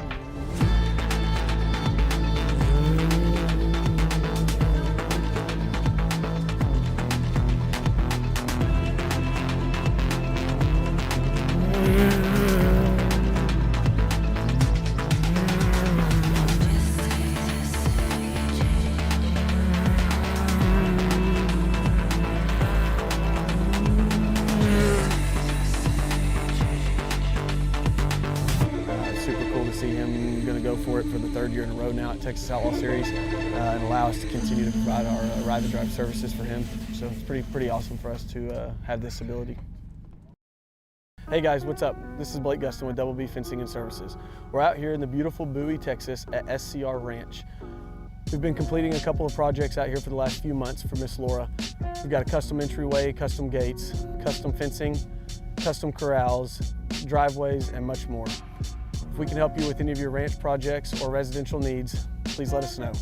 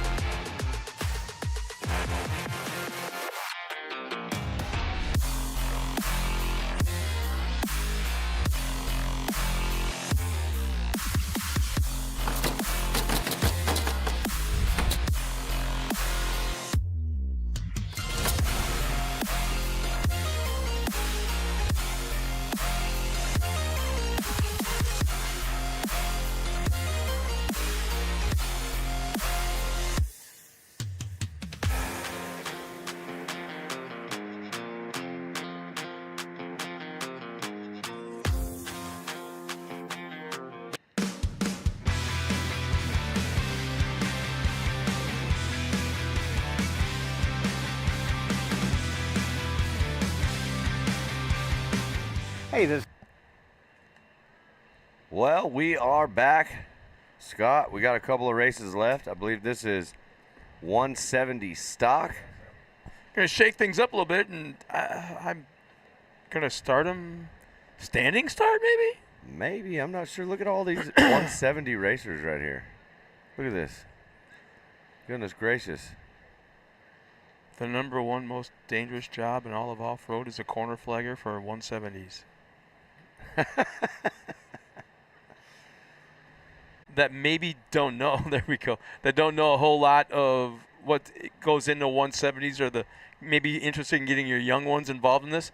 They're actually safer right now inside that car than if your young one was playing pee-wee football. That's right. I mean, they're in full head to toe, out to the arms, tips of their fingers, and fire retardant material, fire suits, the gloves, the shoes.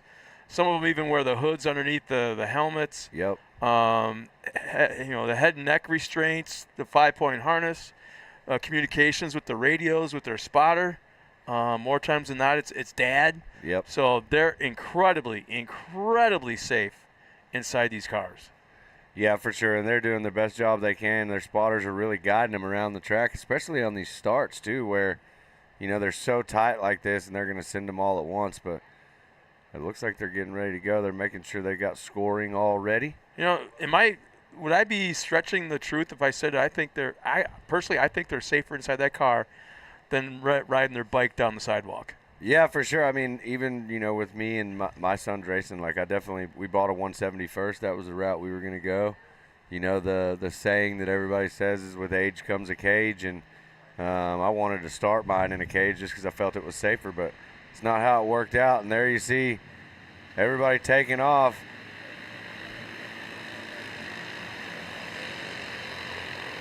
We got some 170s charging right now on the course. This is 170 stock, I believe, right here. So what's the age limits and what's the age group in this? I want to say up to 8 years old in this group, maybe, I believe. I'm not sure. If you're at home and start at 5, I think. Yeah, I believe so. 5. Yeah. So if you're at home and you're watching right now and you're interested in getting your kids out here and racing, these are 170 Polarises. A lot of them are stock-ish, stock motors, but they have doors and roofs and stuff. Unfortunately, first race in the car, looks like she's trying to get it in, get them separated. There she goes. They're pulling her back a little bit. We'll see if we can get both these cars. Looks like when they get in some of that soft stuff, these little 170 stock cars just kind of slow down a little bit. Inside line, showing him a wheel, spinning him out, giving him a little bump right there. That's how easy it is. So that looked like that was not third sure. and fourth, wasn't it? Yeah, that was Kane Brazino. He bumped and knocked over. What number did we have right there? Car smoking just a little bit. So that looks like the 24. Was that Harper Hess? I think that was for position. Yeah, that's Harper Hess right there. Got bumped in the corner right there. They were just coming in tight. Harper Hess closed down to the inside line, and Kane Brazino got that back left tire, and when it did, it flipped that car over on the roof. But they've got them checking them out, making sure everything. A lot of times in these situations, these kids are totally fine. Just scares you a little bit. Oh, I think I told you a story where one of the first trophy kart races ever, which is a class like this, but with truck body, little tiny truck bodies. Mom was up in the grandstands, very first race, watching her little Johnny down there in the racetrack, and Johnny just rolled it up big time, wadded it up, barrel rolled, jumped out of his truck eventually, stood on the truck that was laying on its side and put his fists up in the air like this, like he just won the race. Meanwhile, Mom is passed out up in the grandstands, right? Oh, yeah. It's about an hour later, little Johnny's up in the grandstand, and this actually did happen. Walks up to his mom, who's laying down on the seats, and everyone's taking care of her. Mom, was that cool or what? Yeah, these kids, they always get stoked on that stuff for sure. And then you got mom and dad standing in the background going, gosh, I got to fix it. Yeah. So, but we're watching some battling right there. It looks like there's the 4 machine of Lane Plummer right there coming in front of the fan area. So I believe that's, I can't see the number on the car that went by right behind him right there. Might have been Gary Nicholson the fourth. Here's position change. Yeah, some moving and shaking going on back here in the back of the pack. See if we can get a number on that. Looks like the 32. Is that who? 32X of Grady McKesson right there.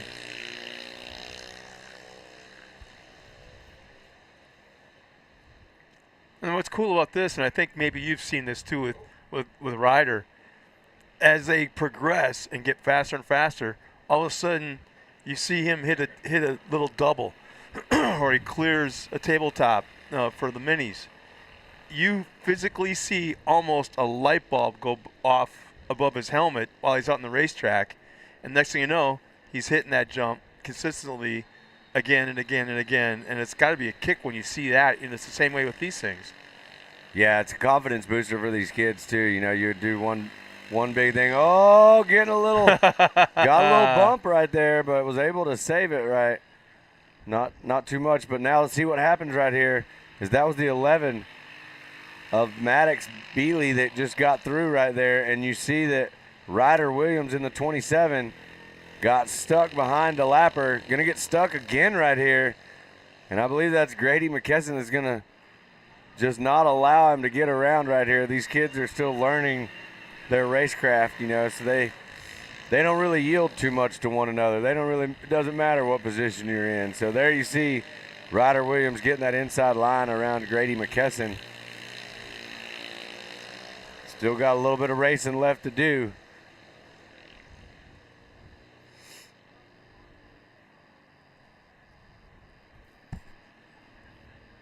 So Maddox, Bealey, Ryder Williams, Heston, Hess, 1, 2, and 3. Rylan Hundley, Kane Berzino, and Lane Plummer. Then you got Michaela Callahan. Andy St. Peter moving up in the field. Shows at 8th right now. Gary Nicholson the 4th. Grady McKesson, Austin Dodson, and Harper Hess.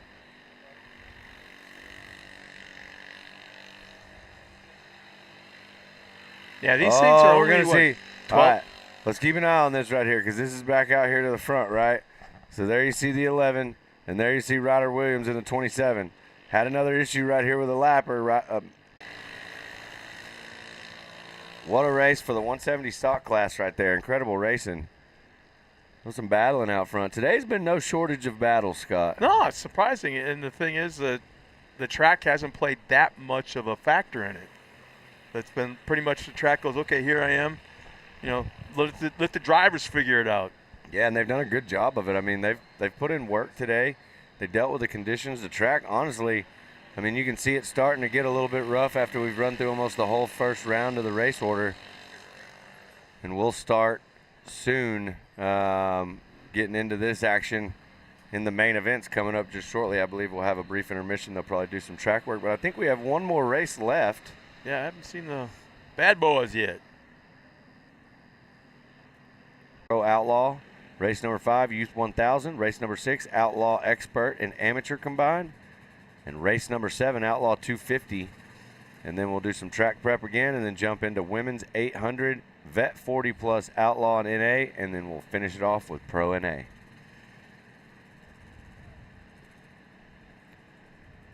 All right, looks like we do have another group of cars lined up at the starting line getting ready to go. We'll get them racked and ready.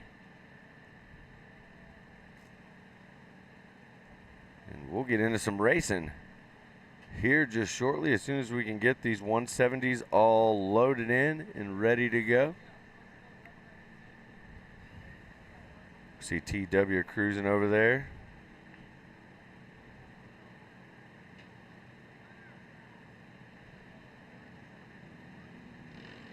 You're a music guy, right? Yeah, I like to listen to music. I definitely don't like to ride in silence. The day will come. You'll have a sizable, drive ahead of you. Yeah. You won't turn the radio on once. I guarantee it. No wife, no kids, no dog. Silence. Scott, and you're going to enjoy it. Scott, I think you've known me long enough now to know that everything that I own has a rather large stereo in it. Yeah. And the way that I think best is with it on blast. So I don't know if that's really a normal thing. I don't know but how you drive because, man, you do a lot of videos while you're driving. You're leaving town, coming into town. Let's not you're talk about crossing a big bridge. You know, it's just one of those things that, you know, I've had some people talk to me lately about how they think I should start a YouTube series just because we're always busy. We're always doing something fun. We're always traveling, whether it's racing or being on a boat or, you know, different, you know, like you were just talking about music events or, you know, just different things. We end up getting involved in so many cool things. I mean, Friday I was in Austin, Texas with the Texas Ranchers Major League Pickleball team. We took them surfing on the boat, and pickleball is probably the fastest growing sport right now in the U.S. It's absolutely insane how much it's blowing up, and I'll be honest, I don't even know how to play it. I don't get it. But we brought these guys out the other day, and it was an awesome opportunity. I mean, this is a pickleball team that's owned by some very legendary people: Lil Wayne, Kendra Scott, Todd Graves owns Canes, a bunch of football players, Micah Parsons, Emmanuel Ocha, different people. So I get myself in these weird situations, and so I try to video a lot of what I'm doing so people can see the fun we get to have. And it's nothing more than me just trying to spread the vibes and make sure everybody understands that if you love what you're doing every day, it's never a job, and you know, have fun every day. You know, we only live once, so. Yeah, I'm a much slower pace than you right now. No, I stopped at a antique store on the way down here in one of the many small towns. Yeah. The first thing I saw when I walked in, I'm not kidding you, the very first Beatles album that hadn't been opened up yet. That's pretty cool. I'm like, no, you had to like reseal this. It's got to be used. And the lady said, go ahead, here, pick it up, look at it.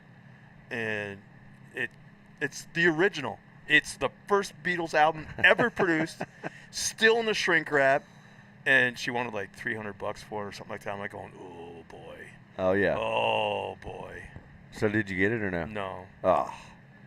And this is gonna be one of those situations where I'll tell my wife about it, and she's gonna say, well, why didn't you get it? Yeah. Well, I didn't want you to get mad at me, so I didn't. Look at Carson Hill right here on the screen. You know, look at him. We talked about this yesterday. He's a little showman right there. Yeah, we talked about this yesterday. There's Totten right there on the right. There's Nava to the left. Fowler right behind Carson Hill.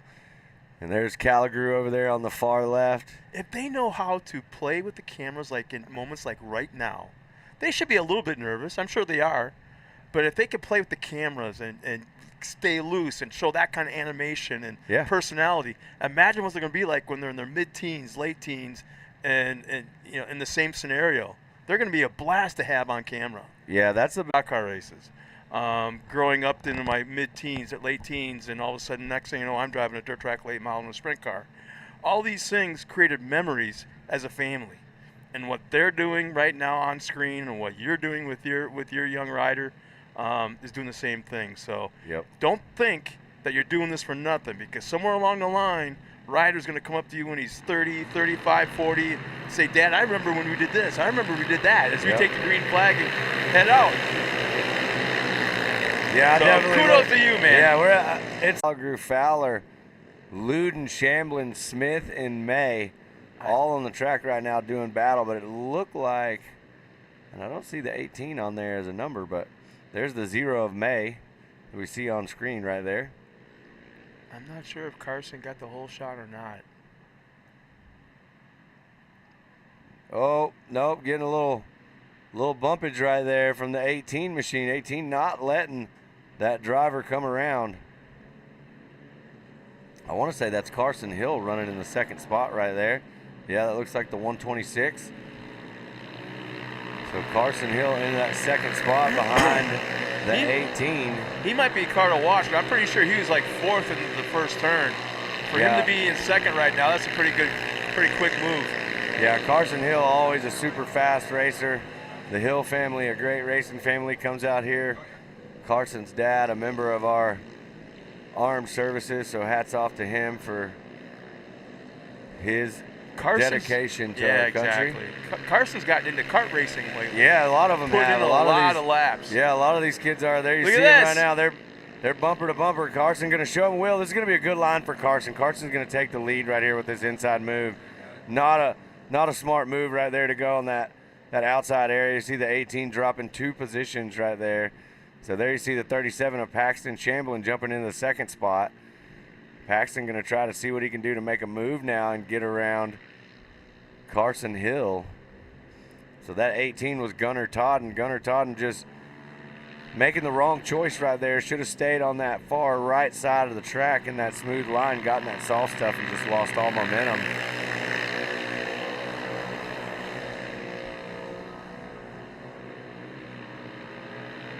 Good racing at the front right here. Carson Hill. Oh!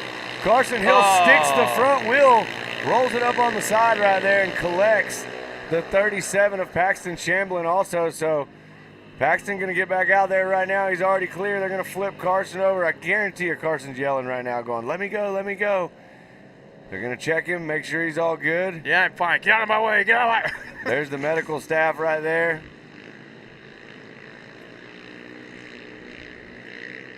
All right, so that's going to allow the 18 of Totten to get back out there in the front. And I do believe that's going to allow everybody to capitalize a little bit. That may put the 85 of Calligrew up there into the second position now as well. I'm thinking that scared him more than anything because it was covering the entire track. So it's kind of hard to get an eyeball visual on some of these numbers. I believe we're following right there with your leader, the 18 and the 85 of Calligrew. I believe that's a Johnny K car. I can see it right there.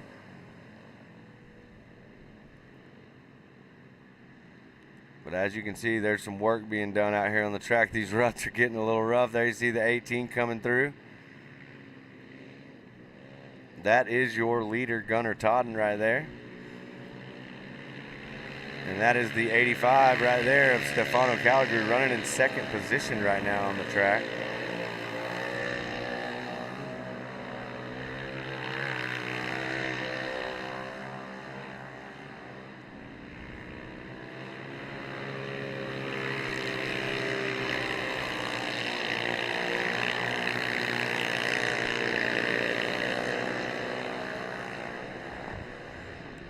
So it looks like the 37 of Paxton Chamberlain trying to work his way through the field again. Get around some of these drivers, running it really close. So that's Carson? So that's Paxton Chamberlain trying to go around. There's Totten again taking that outside line, but that puts Paxton Chamberlain back on the lead lap, I believe, right there. So he's making some moves. Paxton got collected in that corner with Carson Hill. So Paxton's having to work a little hard. A little tight right there, getting a little bump on the front right. So I do believe this time around the 18 right here will catch a white flag right after Paxton Chamberlain goes through the finish line right here. It should be the last lap. Yep, one more lap for the 18.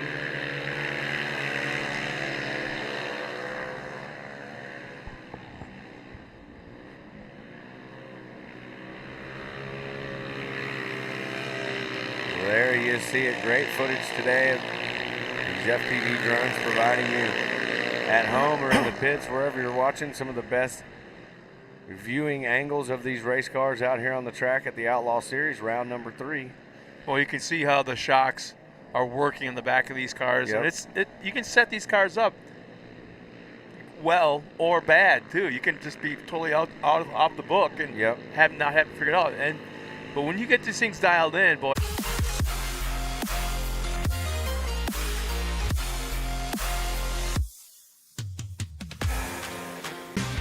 Hey, this is Jeremy at North DFW Trailers. Today we're talking about your breakaway system on your trailer. A lot of people don't know that they need to check that every so often. What you'll want to do is you'll have it attached to your vehicle. You go ahead and pull your switch out, and then you'll start the vehicle and try to drive forward gently. And as long as the trailer wheels are locked up and activated, the vehicle will not be able to go. All right, so this is your breakaway system. It consists of your breakaway switch, the cable that we've already talked about, as well as the battery and wiring inside here. The wiring and battery don't have anything to do with the lights or electrical on your trailer. What this does is it runs wires back to your brakes, and in the event that the trailer comes disconnected from the truck, the cable comes out of the switch, it activates the brakes on the trailer, they lock up the tires, and the trailer stops as soon as it can. One of the most common repairs that we make when we get trailers in our shop is that the battery has gone bad, or that the wiring inside the breakaway system is no longer valid. And what we'll wind up doing is replacing the whole system so that it activates. Because if your battery is dead, this switch, once it's activated, will not activate. And if the trailer comes disconnected from your truck, there's nothing that holds it back, and it will just keep rolling. Okay, so the next time you're hooked up to your trailer, be sure and check away your battery and your whole breakaway system. Make sure that you want to be sure that it activates in the event of an accident. If you see any issues, give us a call, or just catch us out here at the track.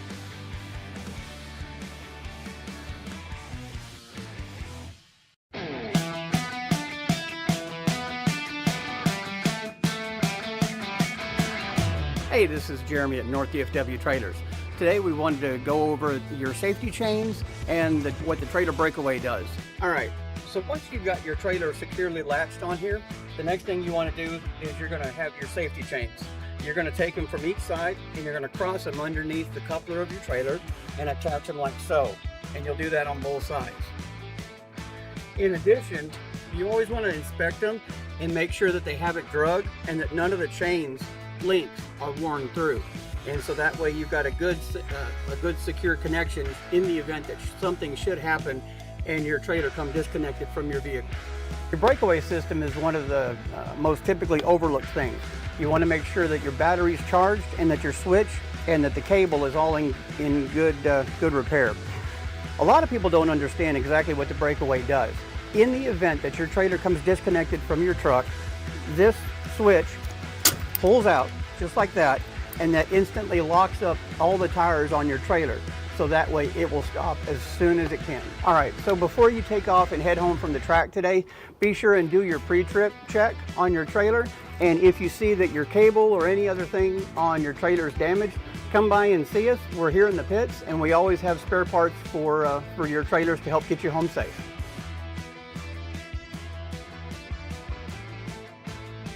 What's up, guys? Blake Gustin with G3 Motorsports here. We're out here at the beautiful SCR Ranch, the new home of the Texas Outlaw Series. Here behind me, Brad Gross, number 13. He, one of our customers, races in the vet 40+ class. We've taken care of this car from day one for him, built it, and got him an excellent race car to come out here and compete with.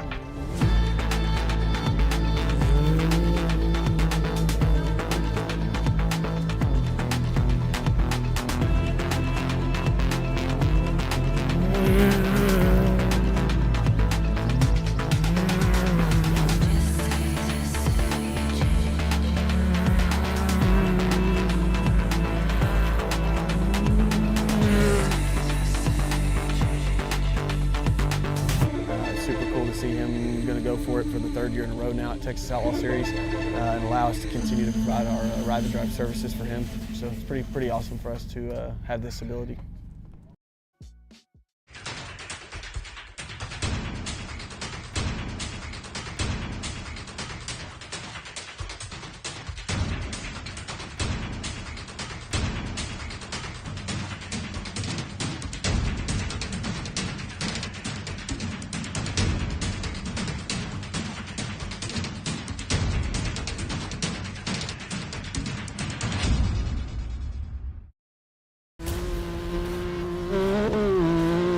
Hunter Miller of Miller Brothers Racing Can-Am. Cody Miller here. We are out at the King of the Hammers 2024. We're here to show you the new Shift Performance Labs exhaust. It's prototype exhaust for the new Can-Am Maverick car. This thing absolutely wakes the car up. Stock for stock on the tune, this thing brought in a little bit more torque. The main thing we noticed was more bottom end power, especially in the rocks where you need that instantaneous. But feels like 25% plus more torque out of the bottom. Like the RPMs just come up so fast with this thing, it absolutely gives you a huge advantage. So Shift Performance Labs is a racing company. They built this thing with nothing but performance in mind. Now that this thing has proven itself at KOH, Kyle Chaney actually won with it. They're going to take what we learned, they're going to make some slight adjustments, and the production model is going to be available to everybody. From here, we're going to be pushing forward and running this thing in some short course races. So it's going to be fun. We're really excited about the new product.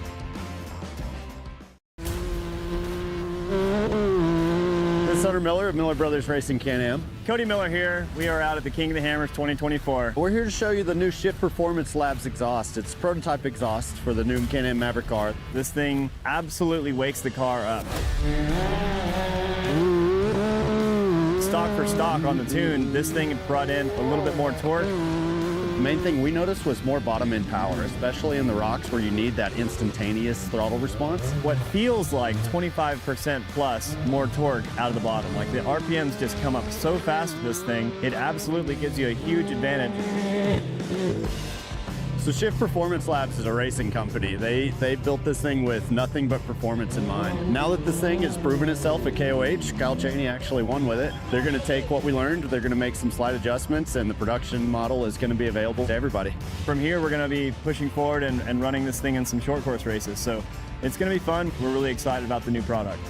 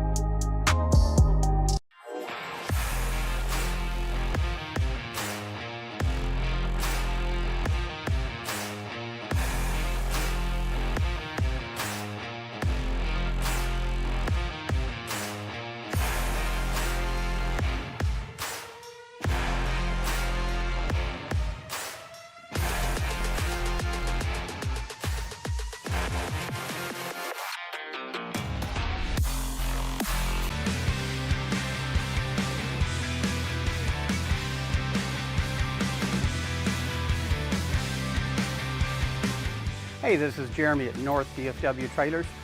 Today we're talking about your breakaway system on your trailer. A lot of people don't know that they need to check that every so often. What you'll want to do is you'll have it attached to your vehicle. You go ahead and pull your switch out, and then you'll start the vehicle and try to drive forward gently. And as long as the trailer wheels are locked up and activated, the vehicle will not be able to go. All right, so this is your breakaway system. It consists of your as it can. One of the most common repairs that we make when we get trailers in our shop is that the battery has gone bad, or that the wiring inside the breakaway system is no longer valid. And what we'll wind up doing is replacing the whole system so that it activates.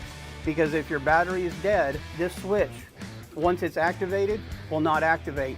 And if the trailer comes disconnected from your truck, there's nothing that holds it back, and it will just keep rolling. Okay, so the next time you're hooked up to your trailer, be sure and check away your battery and your whole breakaway system. Make sure that you want to be sure that it activates in the event of an accident. If you see any issues, give us a call or just catch us out here at the track.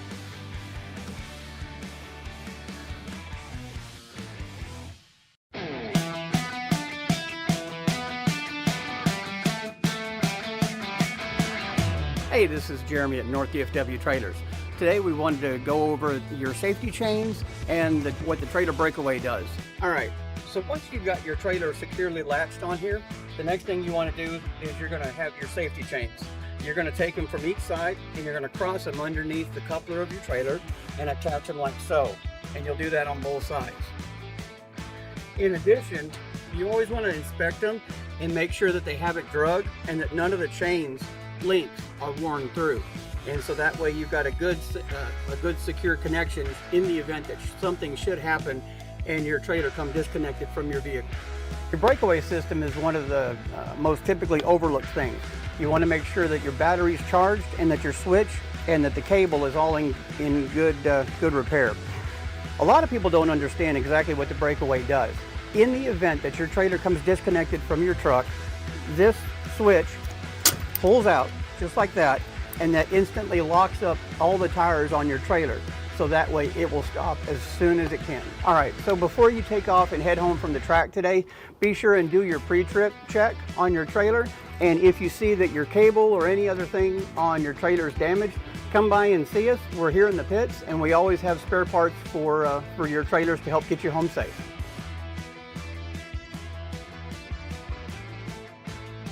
What's up, guys? Blake Gustin with G3 Motorsports here. We're out here at the beautiful SCR Ranch, the new home of the Texas Outlaw Series. Here behind me, Brad Gross, number 13. He, one of our customers, races in the vet 40+ class. We've taken care of this car from day one for him, built it, and got him an excellent race car to come out here and compete with.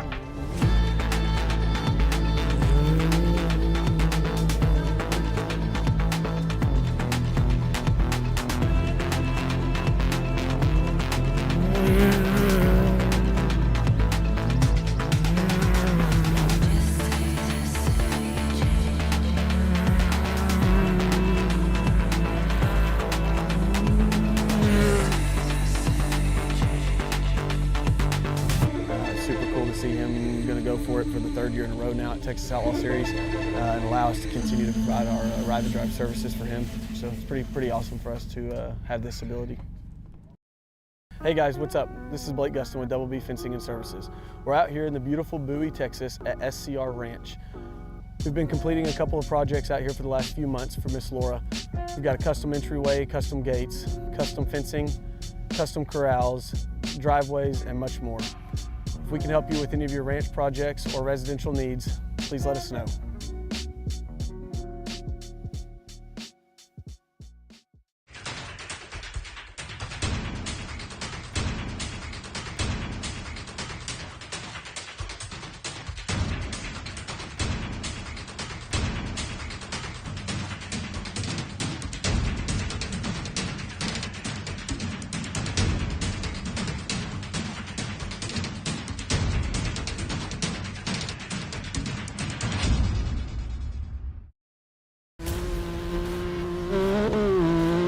Hunter Miller of Miller Brothers Racing Can-Am. Cody Miller here. We are out at the King of the Hammers 2024. We're here to show you the new Shift Performance Labs exhaust. It's going to be available to everybody. From here, we're going to be pushing forward and running this thing in some short course races. So it's going to be fun. We're really excited about the new product.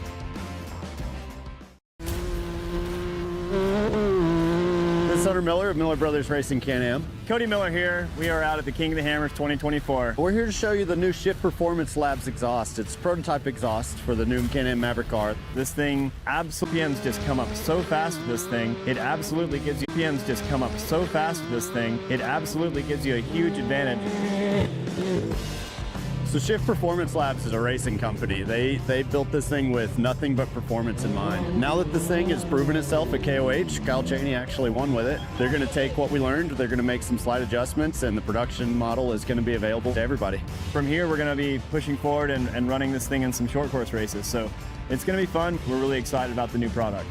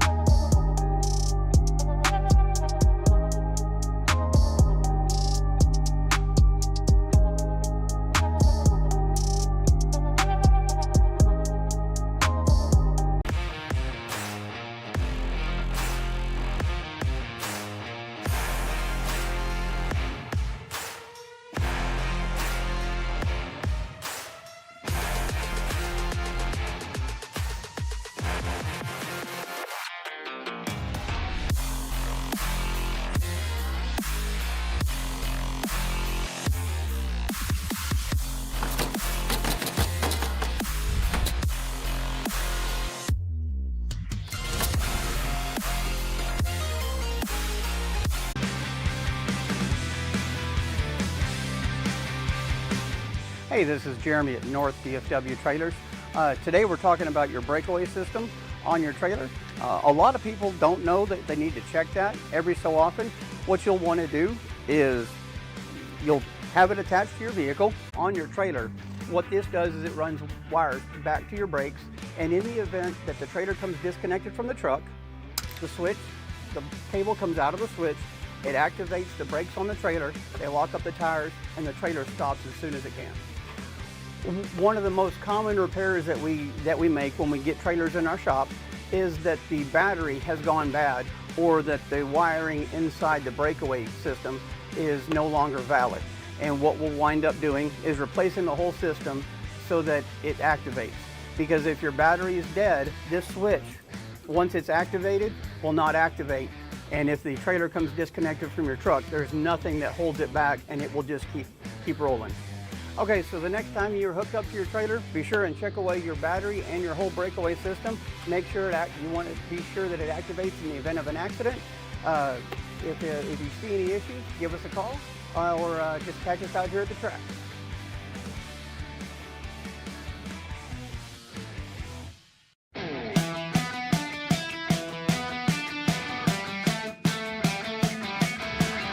Hey, this is Jeremy at North DFW Trailers.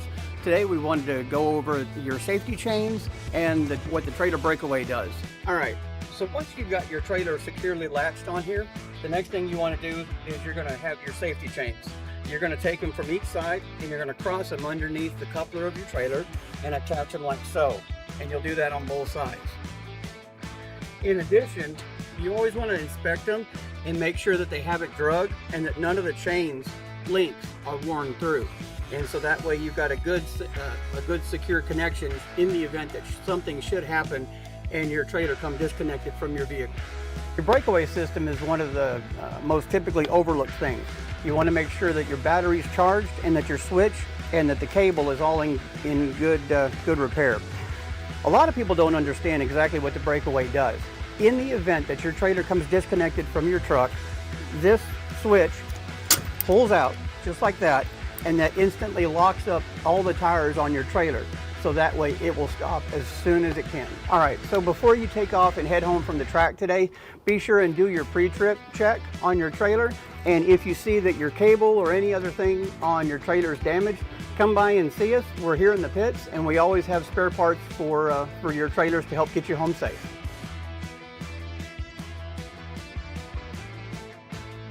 What's up, guys? Blake Gustin with G3 Motorsports here. We're out here at the beautiful SCR Ranch, the new home of the Texas Outlaw Series. Here behind me, Brad Gross, number 13. He, one of our customers, races in the vet 40+ class. We've taken care of this car from day one for him, built it, and got him an excellent race car to come out here and compete with.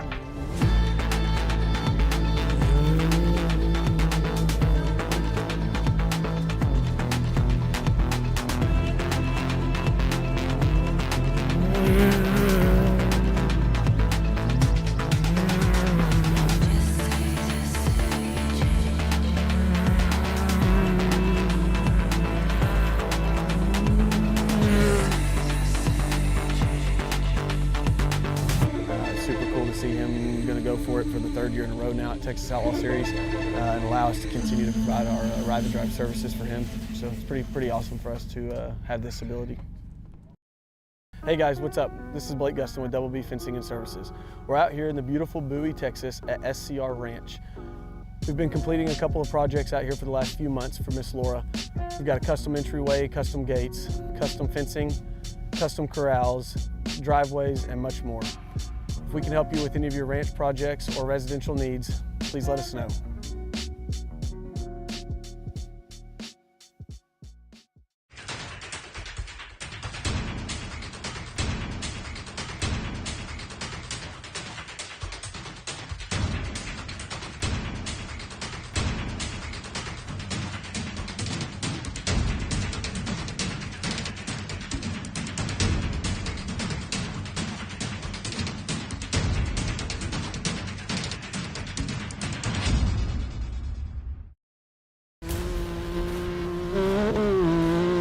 Hunter Miller of Miller Brothers Racing Can-Am. Cody Miller here. We are out at the King of the Hammers 2024. We're here to show you the new Shift Performance Labs exhaust. It's prototype exhaust for the new Can-Am Maverick R. This thing absolutely wakes the car up.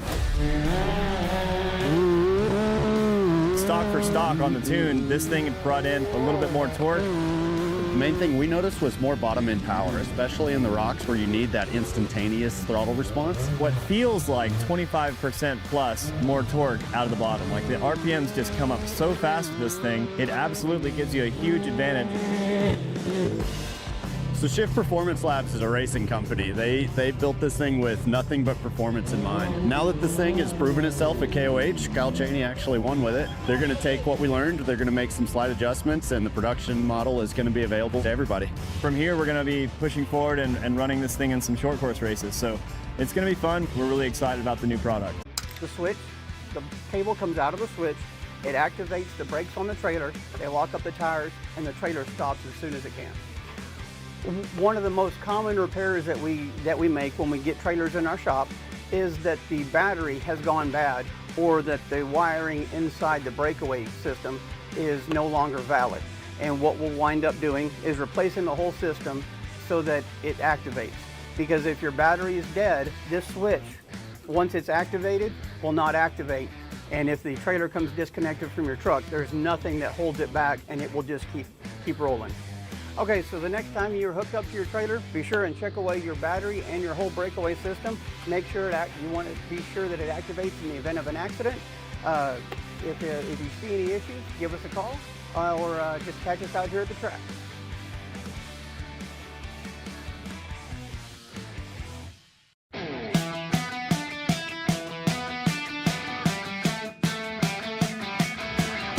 Hey, this is Jeremy at North DFW Trailers. Today we wanted to go over your safety chains and what the trailer breakaway does. All right, so once you've got your trailer securely latched on here, the next thing you want to do is you're going to have your safety chains.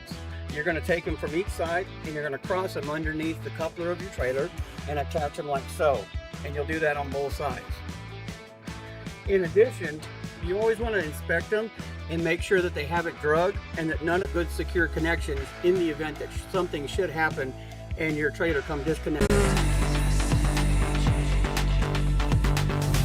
Super cool to see him going to go for it for the third year in a row now at Texas Outlaw Series and allow us to continue to provide our ride and drive services for him. So it's pretty awesome for us to have this ability. Hey guys, what's up? This is Blake Gustin with Double B Fencing and Services. We're out here in the beautiful Bowie, Texas at SCR Ranch. We've been completing a couple of projects out here for the last few months for Miss Laura.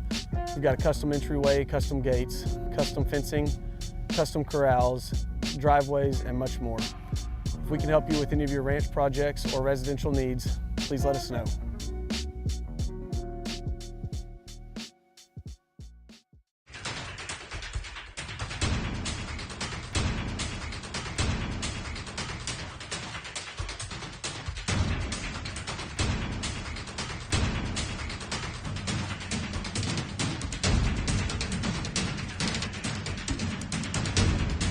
Proven itself at KOH, Kyle Cheney actually won with it. They're going to take what we learned, they're going to make some slight adjustments, and the production model is going to be available to everybody.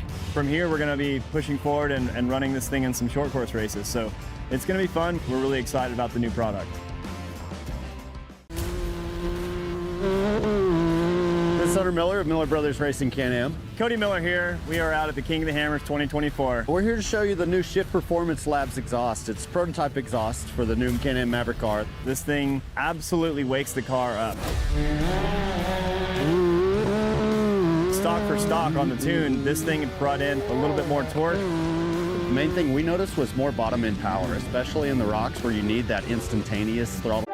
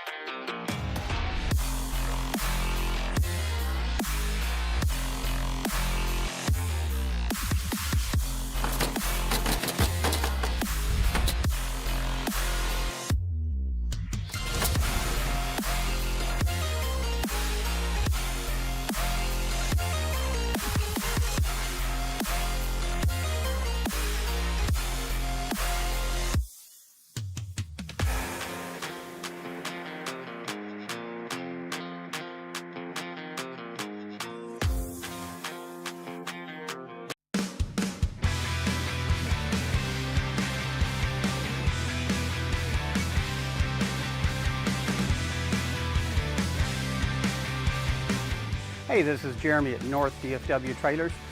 Today we're talking about your breakaway system on your trailer. A lot of people don't know that they need to check that every so often. What you'll want to do is you'll have it attached to your vehicle. You go ahead and pull your switch out, and then you'll start the vehicle and try to drive forward gently. And as long as the trailer wheels are locked up and activated, the vehicle will not be able to go. All right, so this is your breakaway system. It consists of your breakaway switch, the cable that we've already talked about, as well as the battery and wiring inside here. The wiring and battery don't have anything to do with the lights or electrical on your trailer. What this does is it runs wires back to your brakes, and in the event that the trailer comes disconnected from the truck, the cable comes out of the switch, it activates the brakes on the trailer, they lock up the tires, and the trailer stops as soon as it can. One of the most common repairs that we make when we get trailers in our shop is that the battery has gone bad, or that the wiring inside the breakaway system is no longer valid. And what we'll wind up doing is replacing the whole system so that it activates. Because if your battery is dead, this switch, once it's activated, will not activate. And if the trailer comes disconnected from your truck, there's nothing that holds it back, and it will just keep.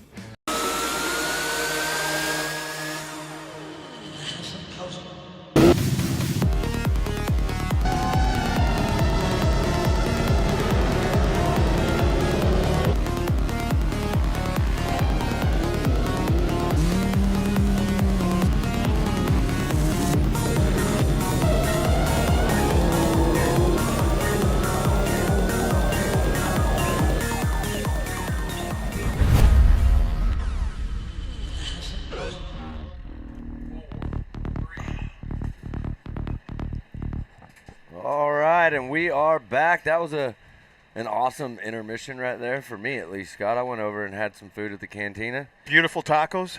Oh, God. I don't say that often. Yeah, well, they were only beautiful for a moment because they're gone now.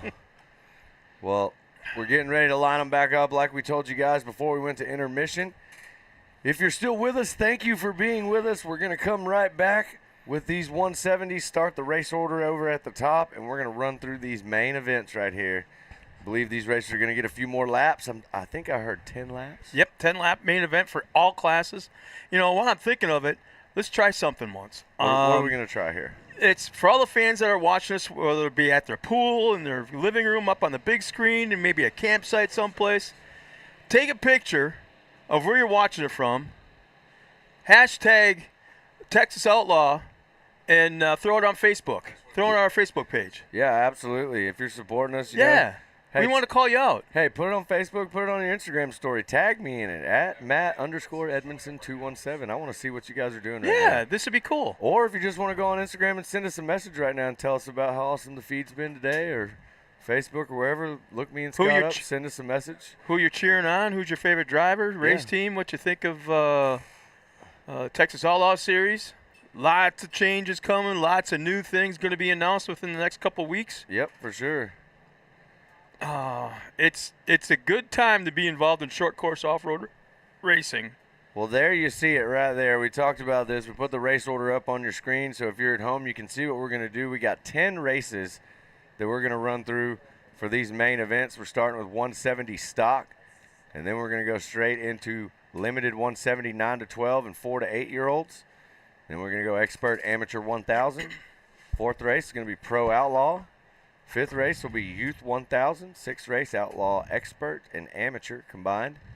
And then seventh outlaw 250 women's and 800 is the eighth race. And the ninth race is vet 40 plus and outlaw NA. And we'll cap the day off with pro NA. But What? I've heard reports that we might be live streaming the awards. Are we live streaming the awards? I haven't heard that yet, but Josh has been talking about it all day, and all of a sudden he all shy, like kicks it and goes, I'm not sure. But there's a slim chance we could be doing about the course and their day and the action, and it's pretty awesome to see them progress. So you ran arena cross for a while? The Kicker Arena Cross Series? I have been to a lot of arena cross races. I have participated in a very small way. So I was definitely not an arena cross type of racer. It's just too tight of a course Yeah. for me. So I called that series for like 2 or 3 years. yeah, it's super cool to watch. I catch it on TV from now on, from time to time now, and look at that, Code St. Peter right there. I was gonna say, is He's that out here melon head? hanging out on the fence, watermelon head right Yeah, there. melon head. All right. Yeah, I believe that's yeah, he's hanging out over there. Is that his dad next to him? It is. Look, there's big watermelon head and young watermelon head. So no, Code. We'll see Code coming up here in just a bit. And I believe they're all standing up there right now because with this 170 stock class, you get to see Andy out there racing. So, Oh, yeah. Yep. yeah, see, they're looking at us right now. Look, there's 2 of them. We didn't call Yeah, you look out, at- just so you know. Look at him. We probably should close the back door so I don't have to look at you melon heads. Do you want to? Hey, I got an idea. You want to come in and call your sister's race? You want to sit next to Matt and call your sister's race? Yeah, I know. Hustle. Yeah, I know. Wah, wah, wah, wah. How about this? How about Code? Here, Code. You keep yours on. Code sat with me yesterday. I'm going to let you and Code sit here and talk for a second. We get different questions for you. Code, here you go. Put this on. You got to wear this. Was on. This is mine. Okay, so it's kind of like a golden headset. Oh, all right? jeez. All right, here you go. He spits into the microphone a lot. He spits when he talks. There's gonna be like Matt DNA all over the microphone. Yeah. So your race is right. You got one of your races is right after your sister's, right? Or 2 after. Yeah, like 2 after. Yeah. Okay. So how was your sister after her first race ever by herself? What was she like? Yeah, she did good. Yeah? mean, she took one person out at the start, but whatever. But but was she like shaky, kind of No, she nervous? was doing good. She was Yeah? going like pretty fast in those corners. She was Afterwards? carrying a lot of the speed. Did she get bit by the bug per se, the race bug, where she wants to do more of it? Yeah. And not necessarily have anybody ride with her? No, she likes it by herself. I Yeah? feel like. Ah, cool. Yeah.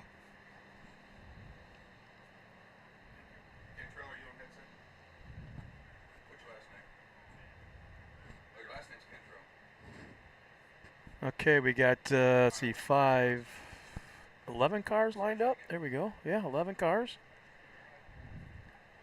Yeah, 11. T-Dub looks like he's getting ready to turn him loose, but he turned around at the last second and is eyeballing probably somebody out race course out the track crew maybe has to get back into position. Yeah. Close-up shot of T-Dub. There we go. Hey, everybody, if you're wondering what we call a melon head, not only he's got a helmet that he wears around the pits when he's riding his bike that's painted like a watermelon, and it's perfect on you. Yeah. Fits perfect. Yeah. There you go, the final thumbs up. You know, when he does that to you, do you give him the thumbs up back or just nod your head? I just don't do anything. I just pedal to the metal. Oh. Hey, your sister's Oh. looking good. Oh, 3rd place. Let's go, Andy. Looks like she wants to go wide into turn Oh, 1. yeah. We got 2 she's in cars. 3rd. Yeah, we got 2 cars tied up right at the flag. Oh, yeah. So this is 10 laps. Yeah, 10 laps. A lot of laps. Now, do you get tired? Nah. I lost power Was it- steering. Is that power what? I steering. knew it was something. Yeah, I lost knew power it. steering for the last 2 laps, so I was fighting that. Which car? RS1. Ours. Oh, really? Yeah. Wow. Yeah, it's crazy. And I'm just trying to, like, manhandle that thing. It was hard. Well, let's hope Annie can keep this position. It's going to be her first ever trophy if she wins this one.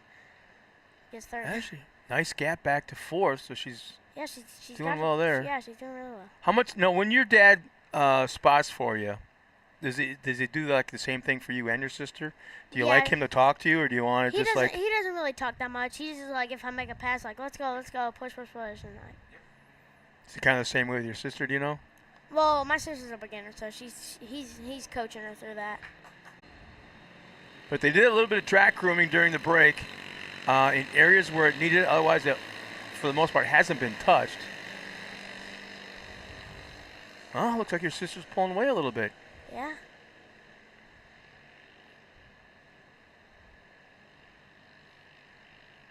So I don't want to jinx anything. So we're actually one lap has been completed. on lap number 2. Now, what do you look for when the track is just been groomed, and you take the green flag on your first or second lap? What are you looking for out on the track? I mean, I'm just trying to look for the most fastest line. Got to protect that inside so you don't get passed. But yeah, protect that inside. So Matt and I were talking earlier during your race. We're kind of wondering how long it'll be before you tell your dad that you don't want to get in the 170 anymore. No, we're gonna be done with it next year. Oh, you're gonna finish out the year? Yeah, we're gonna finish out Yeah? the year, I guess. And then you're done with it. And then I'm done with it. Yeah. He's not gonna make you. Nah, he ain't gonna make me, cause he knows I like that. Yeah. It's not. I like that R1. Faster. You can actually hit the jumps like and be unfazed. But the suspension is working. It's got a nice little battle going on for the top 2 spots. Oh, I'm pretty sure that guy just made a move. Yeah, we had a pass. Yeah, that was. So complete lap number 2, going on to 3. Once again, our top 5. Lane Plummer, Heston Hess, Andy St. Peter, Maddox Bielli, and Ryder Williams. Wait. Something's not right here. What do you mean? Did your sister fall back 1 spot? No, my sister's in third. Look. She's in third. Well, see, you can't really go by that. So it looks like she's 4th on the track. Once we go back up front, we'll take a look at that. But, yeah, there's our leader right now.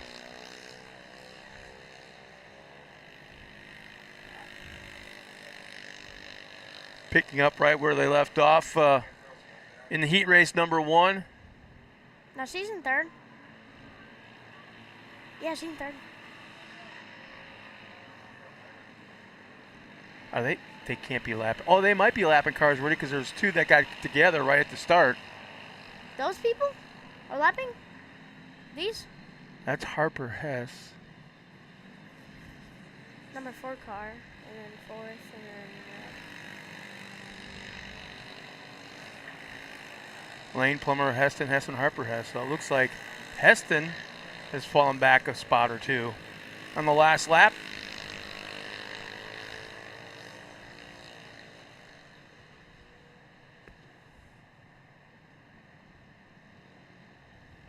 Man. I kind of find this interesting where they take different lines like that. Yeah, it's like. Which one do you like better? It just Inside. seems like you do Inside's like the inside, huh?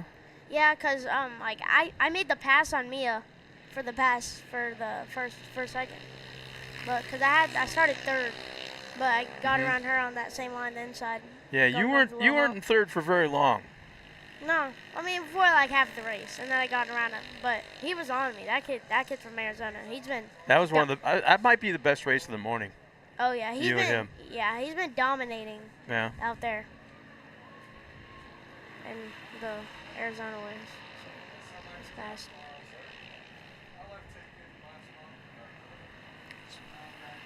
Rylan Huntley and Austin Dodson right there, a little bit further back in the field. Just about halfway through this race right now. Yeah, about 5 laps.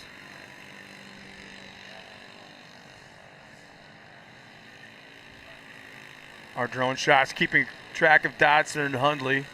Yeah, they're battling.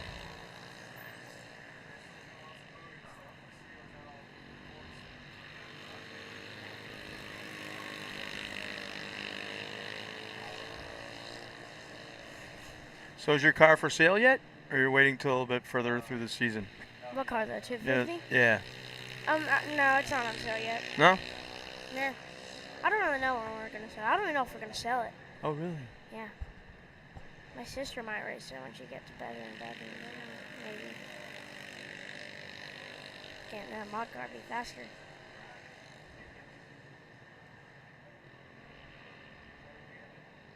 Track looks like it's drying out a little bit. Yeah. It's really good. Really good. We're going to, if we don't throw down water in the next race or 2, I think we're going to see some dusty condition track too. There we go, swinging back more towards the front.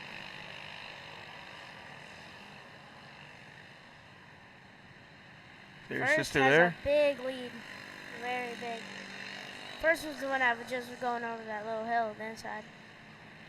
That's So I think that was first. that was Andy that was just on camera a second ago. Mhm. So Hess, Plummer, that's Harper Hess, Lane Plummer, and Heston.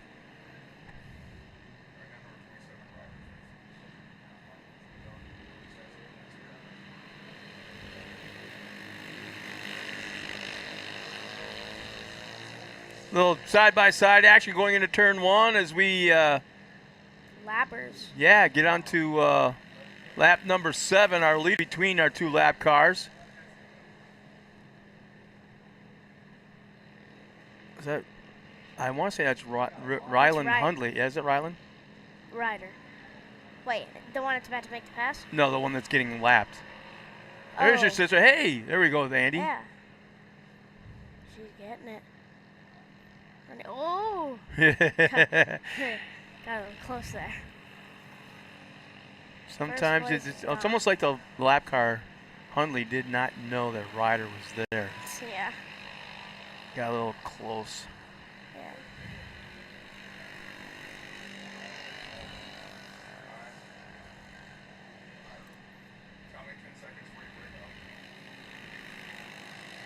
So you guys having a good weekend? The whole gang here? Your mom and dad, sister and all? Yeah. The whole gang. That's cool. Yeah. Ooh, the leader is flying. Completing lap number 7. 2 more, should be 2 more remaining. Ryder. So Ryder, Maddox Bielli. Trying to figure out how far back your sister is, but it's not giving me the information here.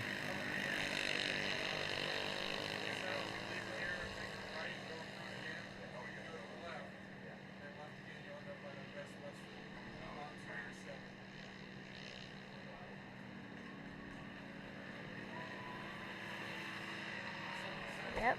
There she is. Yeah. Oh, she's back in 3rd, still Yeah. pretty far back, but she's in a comfortable spot because no one's near her, either in front or behind her. So Yeah, that'll be her first ever trophy. yeah, Yeah. very cool. Yeah.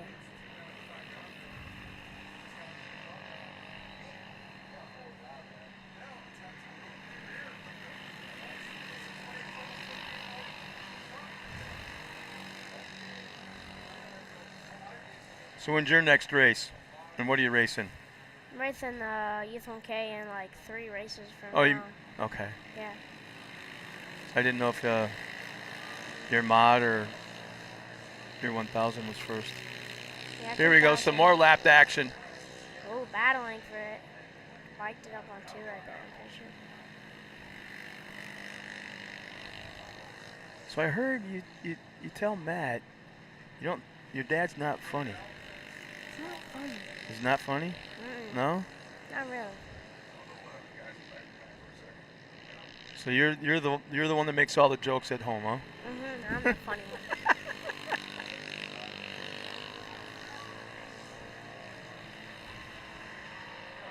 So we got the fans outside. You can hear the fans cheering, trying to Yeah. catch up with what's going on, but a little bit further back in the pack.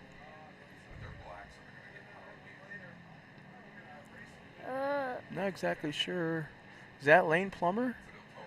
And yeah, it's Lane front? Plummer. Yeah? In front of that. Okay. So that must be Heston right behind then. No, it's not Heston behind me. That is. Oh. Yeah, that's Alright. That's. The Hess is right behind them. Oh, Okay. side by side. Oh. so that's not Ryder, is it? No. No. That's a 200 in front right now.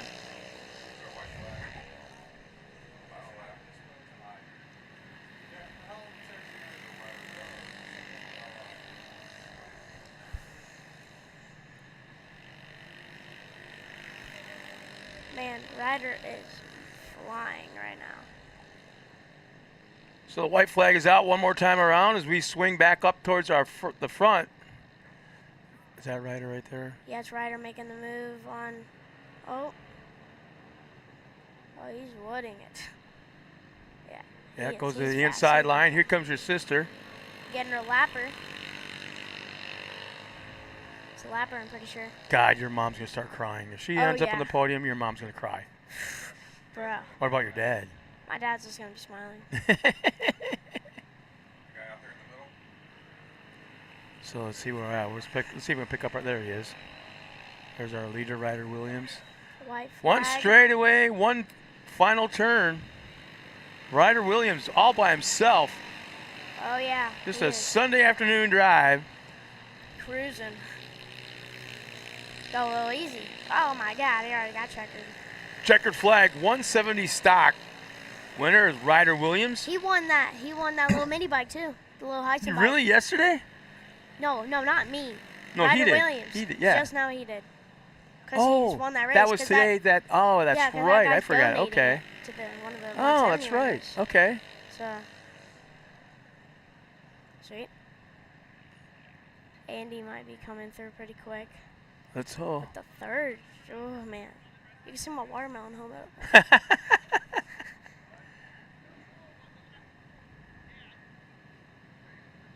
Okay, that's I think Harper Hess right there, isn't it? Yeah. Harper had. Oh, I Wait, think where's it's- that? That's Harper. Heston. Your Isn't- sister should have crossed the line by now. Yeah, she just finished. She's about to finish. Third. Oh, yep. There she just is. hit it. Yep, there she is. Ah. Your Oh. dad's on the radio talking to her right now as he walked by. That's pretty cool. So It was a lot of fun. I got to sit out there with Tom St. Peter just now and watch them. They're extremely excited. I do believe that is Andy St. Peter's first trophy. first trophy. Yeah, so she's going to be riding high all the way home today to Whitney, Texas. I can't imagine going to school tomorrow and being like, look at what I got. So congrats to Andy St. Peter and Ryder Williams. And you're 1, 2, and 3 in that 170 stock. Now we're getting ready for 170 Limited. Yeah, she picked a great line right off the get-go, going into turn one. Yep. And sometimes you pick them, sometimes you don't. And man, she did it today. Yeah, that was a good one for sure. And we're moving right through the second round of these races. So this is limited 179 to 12 and 4 to 8. And right behind that, we're going to have expert. Combined? Yeah, combined. So right behind that, we'll have expert and amateur 1,000. Boy, Let me tell you, a minute ago I ran into TW, our official you see right here on the screen.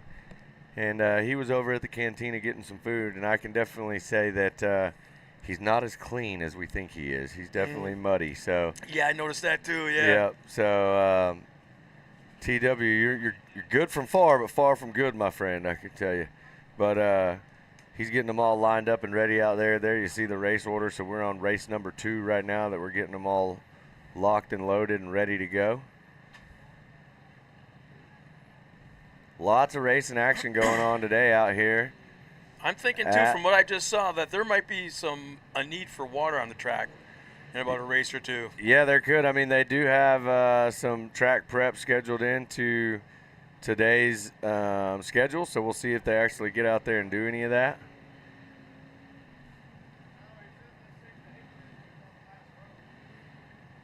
So you got anybody checking in? Not yet. Watching I haven't it, had anybody yet, but Throw out your hashtag again, or whatever you want to call it. yeah. So if you Pound wanna sign.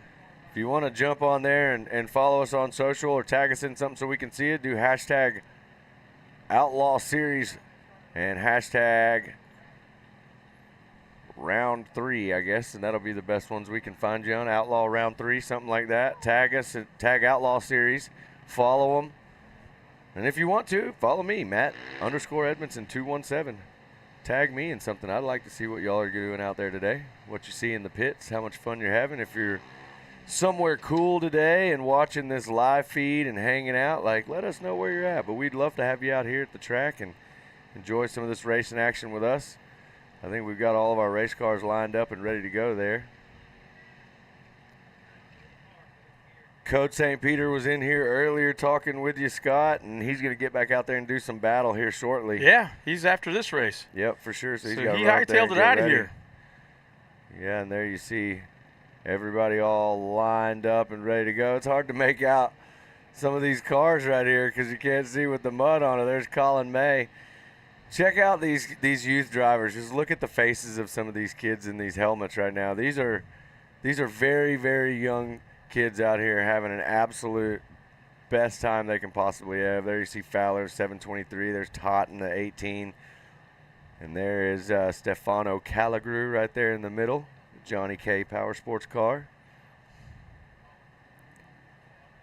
We've got a whole list of them out there ready to go, so we'll get them all lined up and we'll get some racing action underway here just shortly. 10 laps for this 170 limited 9 to 12, 4 to 8.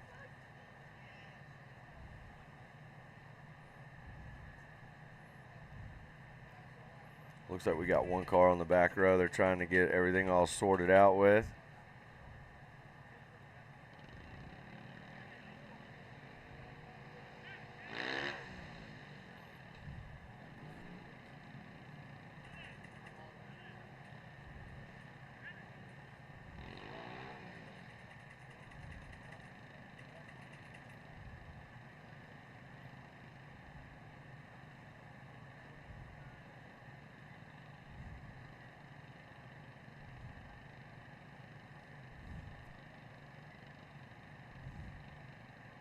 We are hanging out, getting them all ready to go.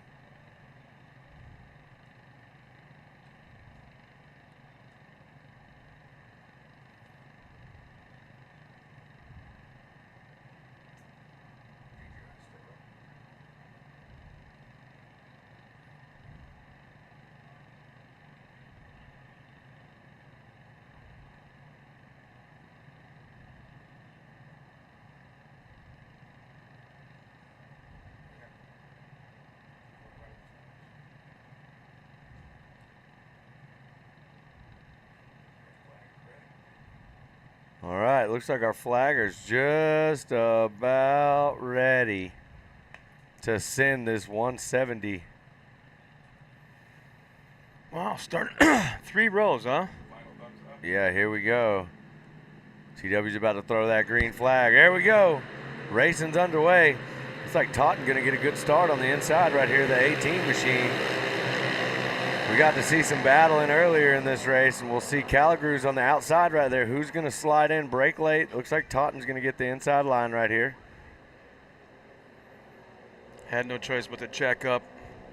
Yeah, I mean, Didn't if have you the want that speed on the good spot, outside. yeah, for sure, you got to kind of check up, let them go by. But there you see them all stacking in nice and tight right there.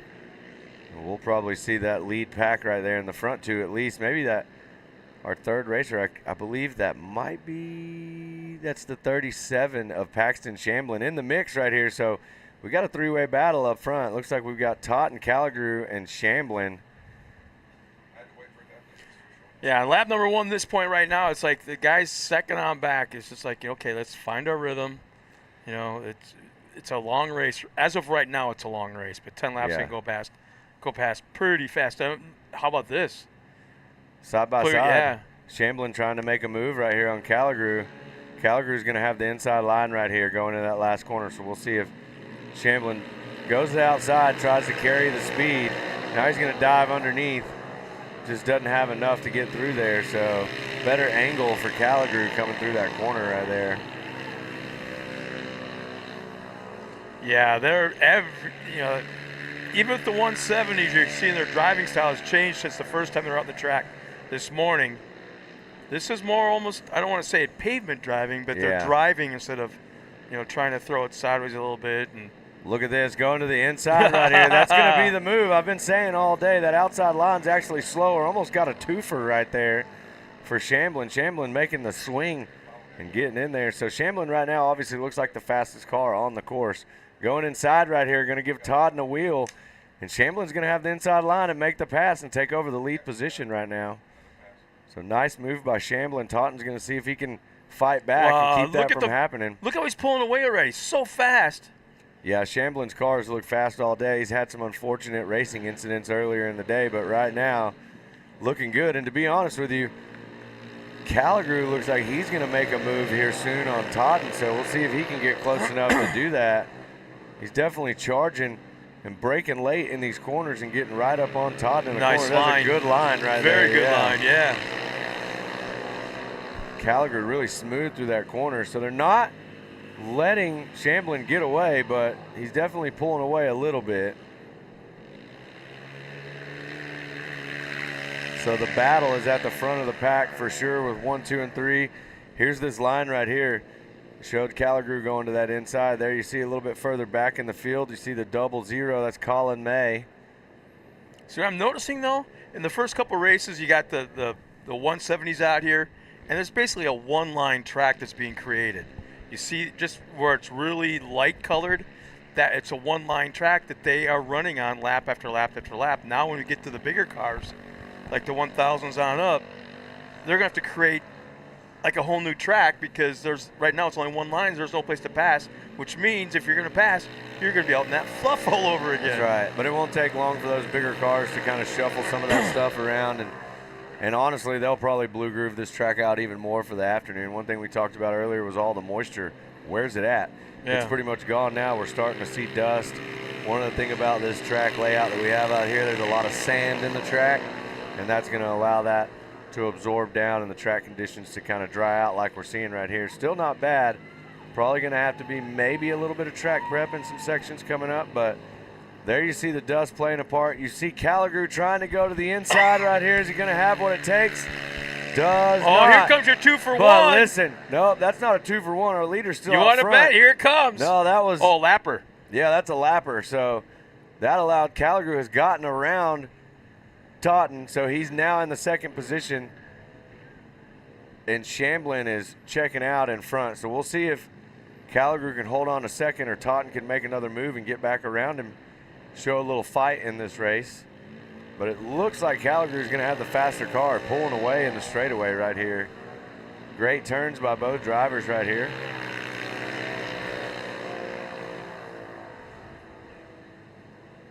Right at the halfway point, starting lap number 5, or just under the halfway point, I should say. Yep. So these smaller cars, these races will take a little bit longer, 10-lap races. When we get in these big cars on this reduced track that we're running today, 10 laps is not going to take us that long to burn through on these things. So we're moving right on through the day today. We're in the main events. If you're just tuning in from home, thank you for joining us. And my name is Matt Edmondson. This is Scott Rain sitting next to me. And we're having some fun out here today at the Outlaw race, round number 3. Yeah, you say we're gonna rip through this pretty quick. When you think about it, if we ran the whole course, what is that, about another minute and a half to 2 minutes longer per lap? Maybe. Man. I don't know what the full time on this course is with the whole thing. I can't remember what we were running yesterday. Times we were running yesterday were probably a little bit off because we had a lot of moisture on the track. But today things are totally different. Track's a way different shape than it was yesterday for racing. If you were here for Red Bull Ranch Scramble yesterday, it was almost a completely different day. Still a great day of racing, but today we have sun's out, minimal clouds in the sky. It's actually really warm right now. We've heard from some of these youth drivers that were sitting on the line and in staging call radio in to their spotters, their parents or whatever, and say it is really hot. And it is that. So You know, it's kind of cool too. Austin Dinger, yesterday's Ranch Scramble Pro Champion, stuck around. Yeah, he came back. He yeah. texted me earlier. He was like, "Are you out there?" And I said, "Yeah, I'm out here calling the race." He's like, "Well, I'm coming back." Saw him just a few minutes ago, so he's running around cheering on all these racers out here today. That's what we like to see from these pro guys. They come out here, they win a big event, they come back and have some fun. Running away to the outside. Yeah, I saw that, taking that line away.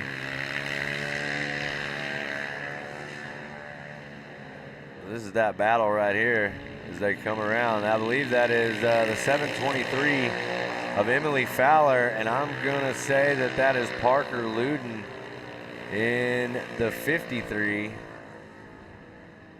That's trying his best to find a way to get around the 723. It looks like the faster car in that 53 machine. I'm sorry, that looks like Paxton Shamblin actually lapping Emily Fowler. So he goes back to the outside, which now looks like Great sportsmanship right there when you see the lead pack coming through and you can scoot over and let them continue to battle. A lot of that's due to the spotter too, because some of the kids are so focused on what's going on in front of them, they don't necessarily hear what's next to them or beside them. That's right. So the spotter's helping them out quite a bit in this scenario. Well, I think the story to talk about here, Scott, is going to be if Calagrew can catch Shamblin, because right now he's doing a pretty good job of it.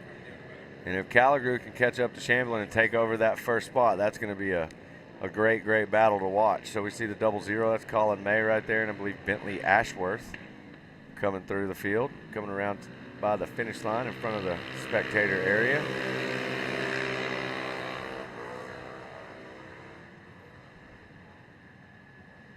A little over halfway through this race right now, and 170 limited.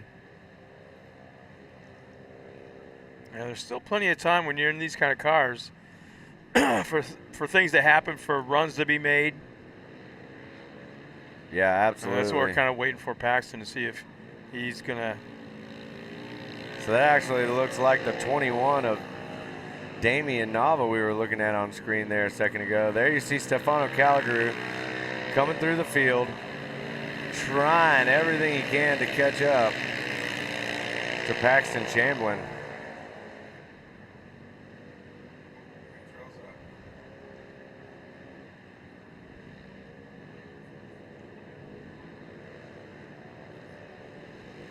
Still battling there. Looks like Colin May right there in front.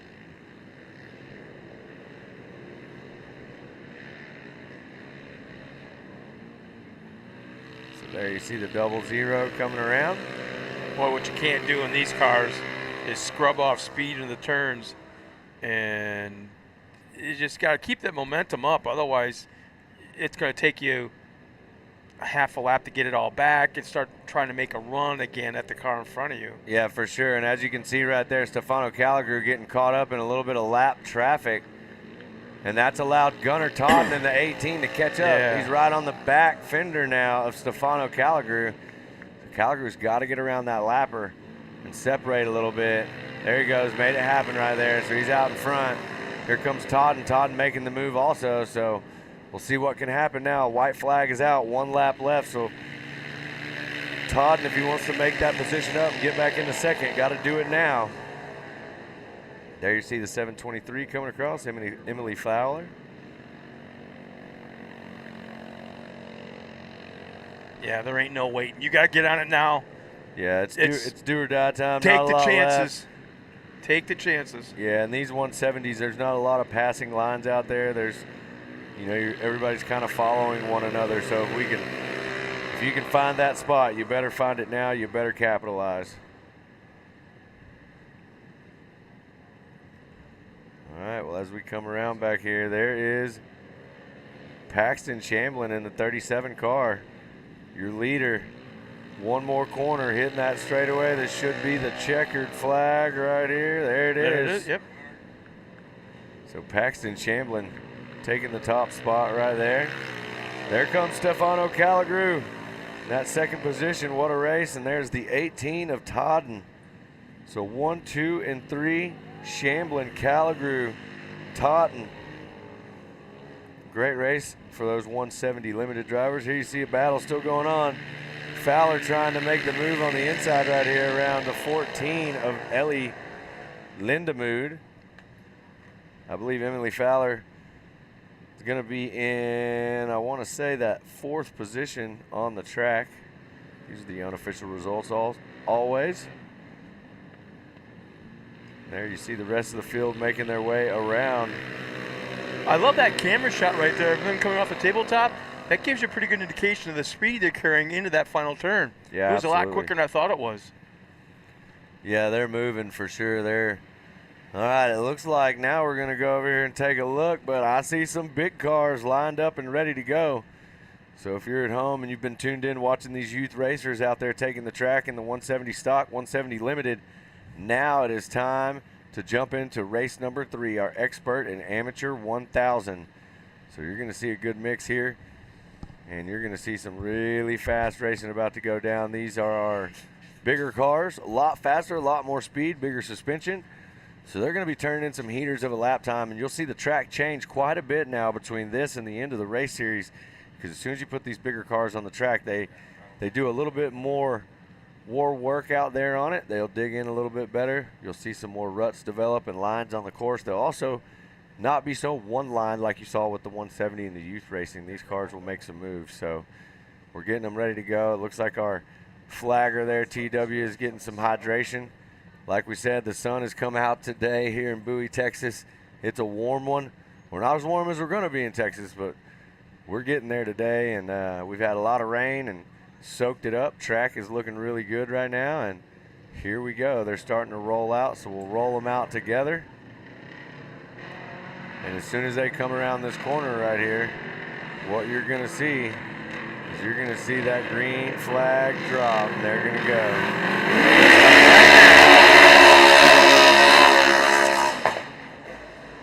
All right, so we got some battling. Inside line might be the way, I'm not sure. It looks like our outside line going to rail through that Polaris Racing right there. It looks like that is the 101 maybe right there. I can't tell, but Keegan Cummings in that third position right there. Great start for Keegan. There you see a driver go to the outside in the dust, one going to the inside. Here they come, almost touching right there. That was your 4th and 5th place on the track. So that is Rick Schroeder and Carson Greco. Uh-oh, we had an issue. They did get together. They did bump. So it looks like Schroeder goes off. Carson Greco moves up one position. But back out front, TJ Sievers showing us how to get it done. Jaden Lindemood in that second position, and Keegan Cummings running in third. Jaden Lindemood is not letting TJ Sievers go. I've watched TJ Sievers in several races. He is a fierce competitor. He's a great wheelman in this Polaris. And right now he's putting it all together and trying to hold on to that top spot in the main event.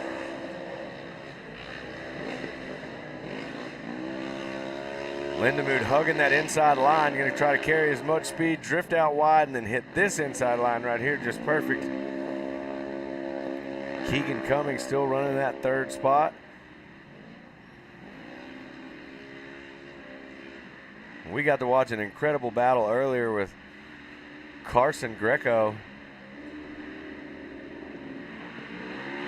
and Code St. Peter. And now they're back out here on the track. Carson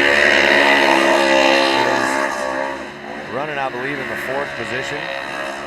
But TJ Sievers leading the way. Jaden chase. Keegan Cummings trying to reel him in from that 3rd spot right now. As you can see, the track getting a lot wider. These bigger cars pushing all that soft dirt out. You see the dust starting to come into play. Even with the dust that you see on the track, I still don't feel that this is a necessary situation to probably throw water. We don't know if they will or they won't, but the track crew's done a great job to prepare for the moisture we had today, and the track's still looking good out there.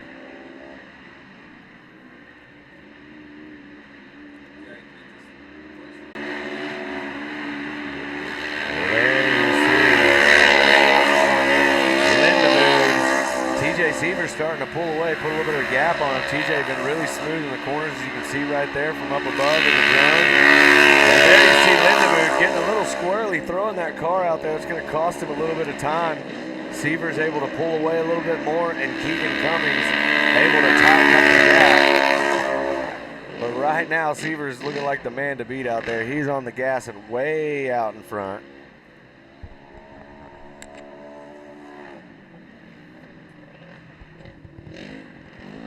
21 of Keegan Cummings is making a charge right now. I think he's definitely got plenty of time. We'll see if he can make this pass and get into second position. But as you can see, the 101 of Sievers. Oh, there he did. He made the change. The 21 of Keegan Cummings has jumped into the second position. So incredible racing right here for Keegan Cummings. It looks like Jaden Lindemood may be having a problem with that car. It doesn't look like it's running at full speed. So we'll see if he is having an issue there or not. All right, we got a caution on the track. That looks like Carson Greco has rolled in a corner. All carrying right now is so deceiving watching on camera as compared to what they're doing out on the track.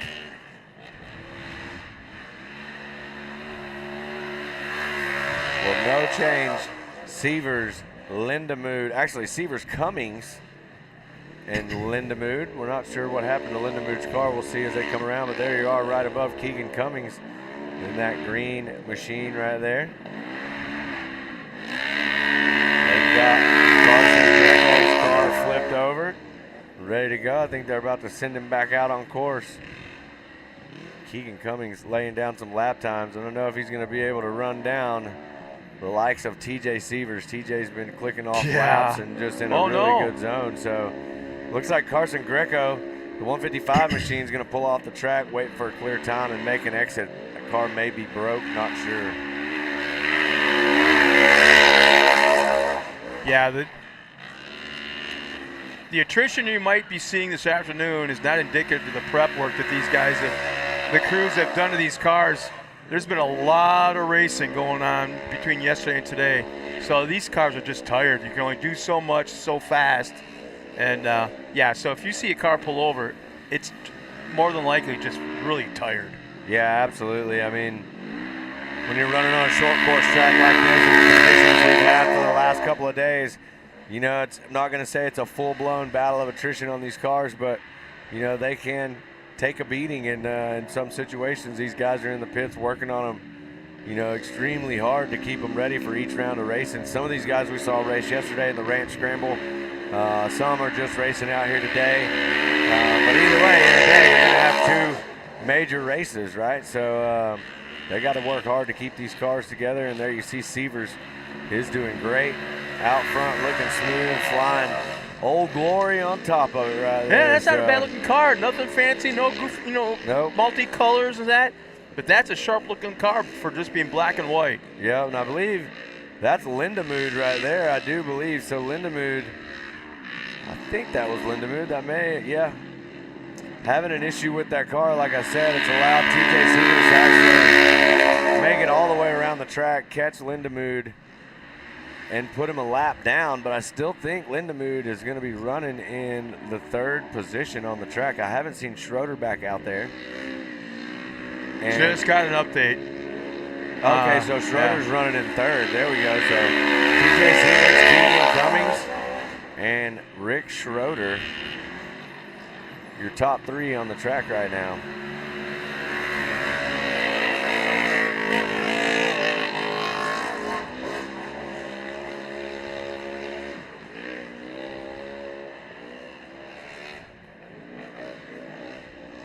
He sure likes that outside line to that corner. There's no bumps, no rhythm section, no nothing. He just goes in there, and he actually is able to hang on, pitch it a little bit sideways, drift it a little bit, and turns out to be a heck of a lot faster for him. That's what we were talking about. The course is evolving, right? So earlier, when you could have been faster going to that inside line and hitting that hump right there, now there could be a bump or something that's developed in that jump that's catching people off guard, so they're taking that outside line where it's smoother. They can stay on the throttle and set the car up for the corner. So white flag is out for TJ Sievers. The 101 Polaris Racing. You know, he's needed a run like this too. He's been either checkers or wreckers this season so far, so he needed a run like this. Yeah, a lot of times a good run like this, a good race, will be a huge confidence booster for a lot of these kids. We've talked about it earlier, even with, you know, the young ones like Andy St. Peter getting their first trophy today. That's going to be a huge confidence booster for the next race for Andy. And some of these other kids today, Ryder Williams getting his win out there, that was huge. So congrats to all these kids so far. Lots of racing left, but right now coming around to take the checkers. There's no records for TJ Sievers. He's taking it home. There's Keegan Cummins on the final corner. Heck of a race for Keegan Cummins, a 21 machine right there. Well deserved. Keegan puts in a lot of work to keep his race program going, so he's going to be stoked on that finish for sure. And then I do believe our next one around will probably be, I believe that's going to be Rick Schroeder. Man, they were just gapped out, spread out all around this racetrack. We're not running competition yellows today. There's checkered flag. Schroeder crosses the line along with our drone. Lindemood looks like he's coming around as well. Yeah, that thing is hurt. That thing's not happy.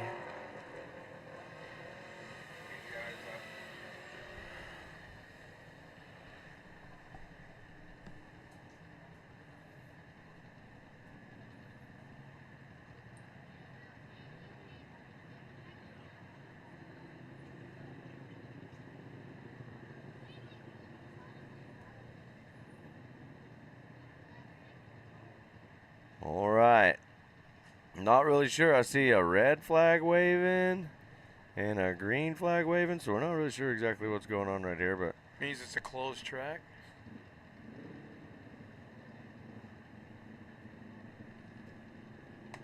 Do we see anybody? Don't see a staging camera.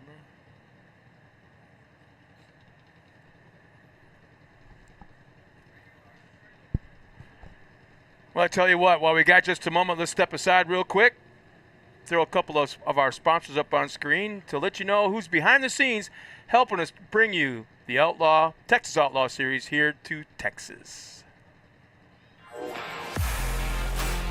Allow us to continue to provide our ride and drive services for him. So it's pretty awesome for us to have this ability. Hey guys, what's up? This is Blake Gustin with Double B Fencing and Services. We're out here in the beautiful Bowie, Texas at SCR Ranch. We've been completing a couple of projects out here for the last few months for Miss Laura. We've got a custom entryway, custom gates, custom fencing, custom corrals, driveways, and much more. If we can help you with any of your ranch projects or residential needs, please let us know.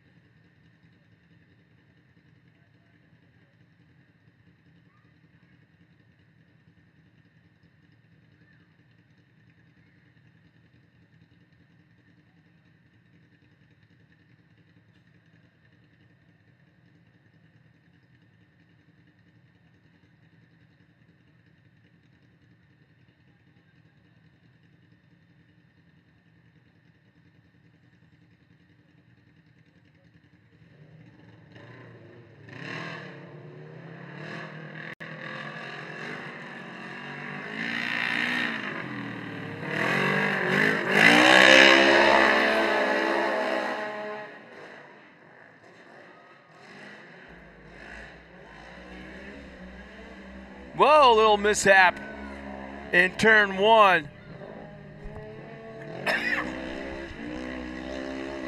Actually, no harm, no foul this early in the race. You got 10 more laps to make up that problem.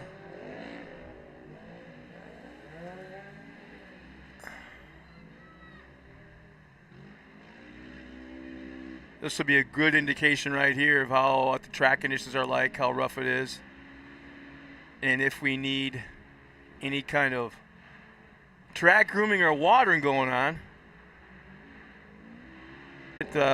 Over rotating at turn one. And here we got side-by-side battle for second, and a pass was made. Looks like McKesson has moved out in front, I should say into second place. Seth Abnett has found his position up front.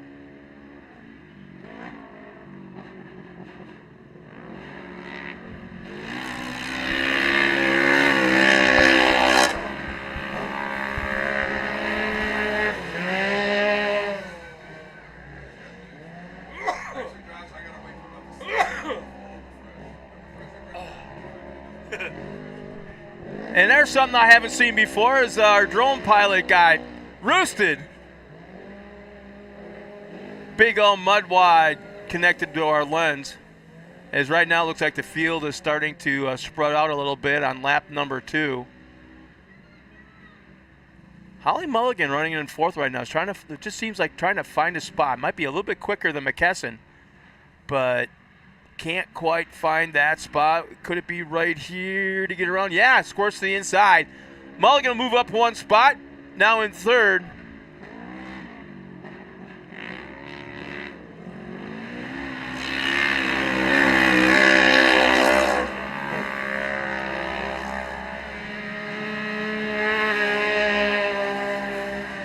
Yeah, Holly is just pulled away now in that third spot.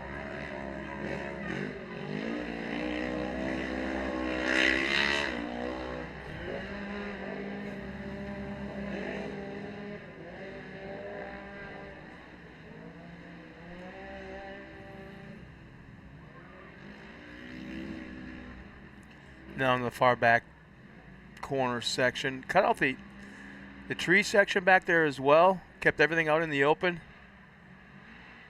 Quite a bit of track change. There's our leader in Abnett.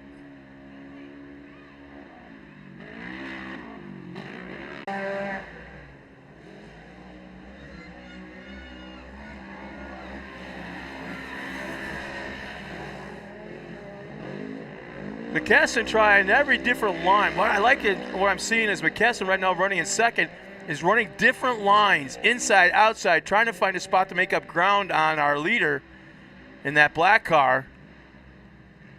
Not a big burst of speed and right onto the back bumper kind of thing, but a little bit of a fault right there. Lost a little bit of a gap back to position.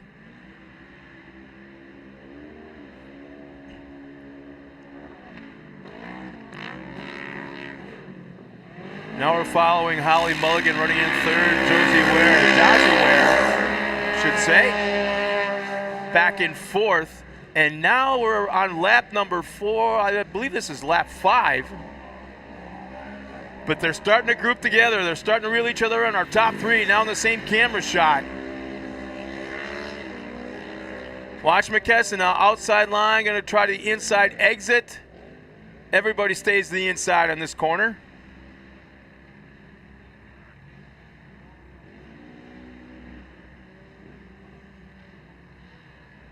Try to take a peek to the inside on that left-hander. Nothing there for Cullen. And here we go. Oh, contact made. Our top 2 cars, contact made.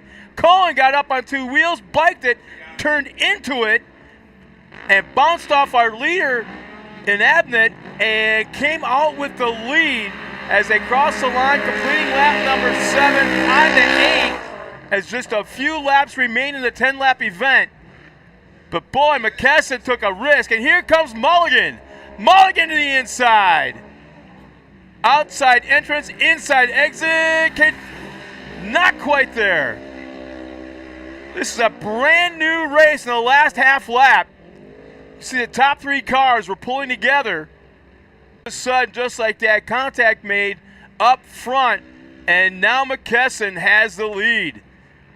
Our former leader in Abnett has fallen back to third, and now it's a 2-car race, at least at this point, between Cullen McKesson and Holly Mulligan.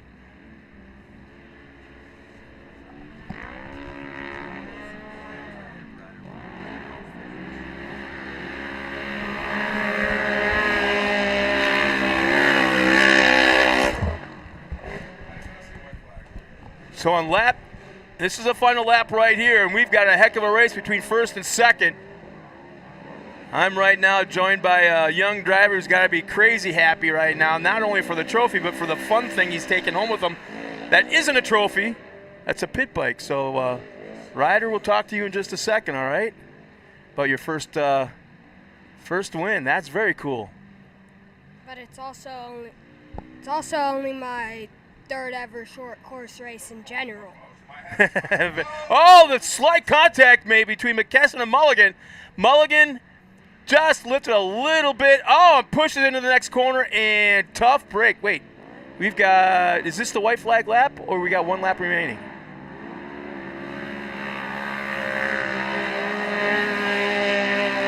Oh, we're not even on the white flag lap. I thought we were. I thought we were on the white flag lap. Oh, so we got a little bit of time yet. But Mulligan's running a great race. Avoided contact. Gave up a little bit of room up to the first place car to try and come back, make another run at the top spot. But time is running out. It's Cullen McKesson up. Now to the left-hander. Cullen slides a little wide. The door's open just for a moment. He'll go back to the inside again. A little bit of a left tap. They made contact. Holly checks up just a little bit. 1 straightaway, 1 left-hand turn. Watch for the outside entrance, inside exit. Here we go. Holly's pulling alongside. It's a drag race across the line. I want to say Holly. As I got our young driver up here, Mr. Williams. Man, congratulations. You're going home with some cool stuff today, huh? Yeah, I know. Yeah, well, what It's was the race like for you? First off, today's race. Just pin it. Pin it, huh? A bit rough, but not too much. Did you have a goal? I mean, obviously every driver goes into the race wanting to win, taking that checkered flag, getting that trophy on the top spot. But were you also had that little mini bike in the back of your mind as well? Yeah, I'm surprised I'm surprised how much I won by. Well, you know what? The thing is, you were fast. Yeah. The car was set up for the conditions that you had. Sometimes it's not set up right. You're kind of whether the shocks be too stiff or too soft, not with the right tires. But today you had everything. The combination was there, man. The car was set up, but I'm trying to tell you, there's not many kids that go home with not only the trophy and their first win, but going home with a mini bike. Yeah, and it's only my third ever race. Yeah. Short course. Yeah. race. Yeah. Who's gonna get the mini bike? You or your dad? Both. Really? You're gonna wait. Something tells me you guys talked about this before, didn't you? No. Yeah? I haven't. Did your dad go? Did your dad go because I did this for you? We really need to share that. We just now want to finish the same spot. Yeah, no kidding, huh? You know what? That was so much fun to watch you out there this afternoon. Your first win. It's so cool to witness of driving first win to get to the next race. And we got the big boys out there right now taking the green flag going into turn number 1. But Ryder, stick around if you want. Help me call this race. Let me know what you think. I mean, when you see the big guys up there, does it kind of like, oh, I gotta get up there. I gotta watch this. Yeah, sorta. So we got Sean Hess, Eli Fowler, Cross Kirchmeyer, and David Navratsky out in the track right now. Someday, do you want to be in this class? Yes. Work your way up? Yes, definitely. So if I kind of lean in real close and your dad's not listening, dare I say that someday you want to be in a Pro 4? A truck? A big truck? No. Completing lap number 1. Hess right now running in that second spot. Is that Fowler? I want to say that's Fowler running up front. As it looks like our drone needs a new battery.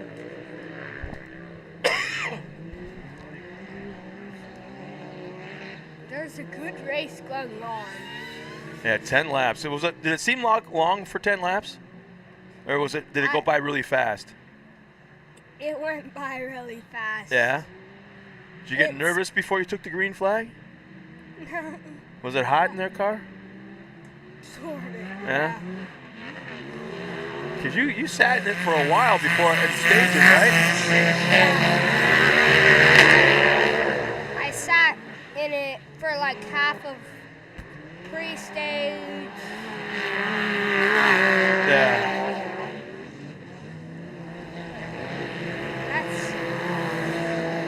Let's see if See that Hess has moved up in that second time pressure from Kirchmeyer. Cross is running good this time, but will he make the pass is the question. Oh, Hess got stuck in the soft. Yeah, went a little wide in the turn, opened up the door for Kirchmeyer. Kirchmeyer's now moved up in that second spot.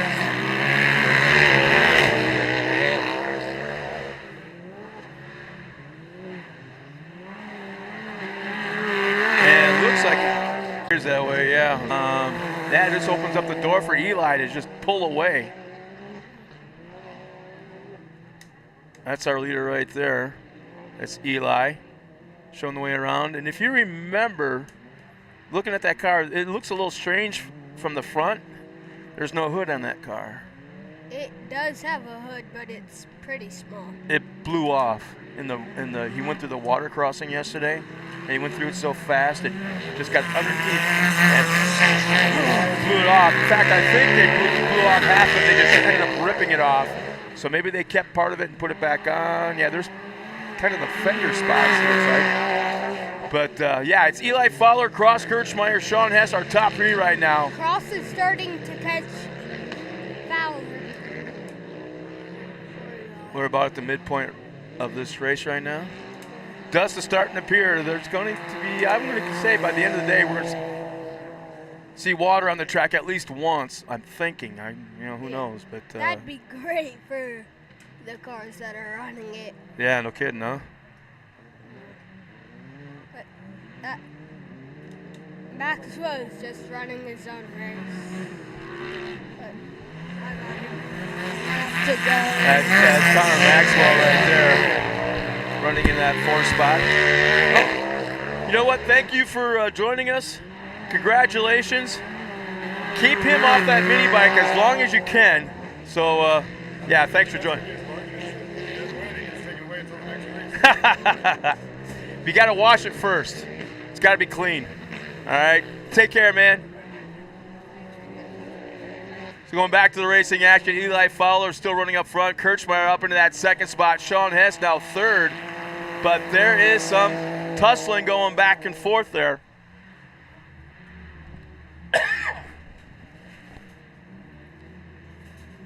Yeah, Matt, they're when they get home, there's going to be a little bit of talk on sharing of that mini bike.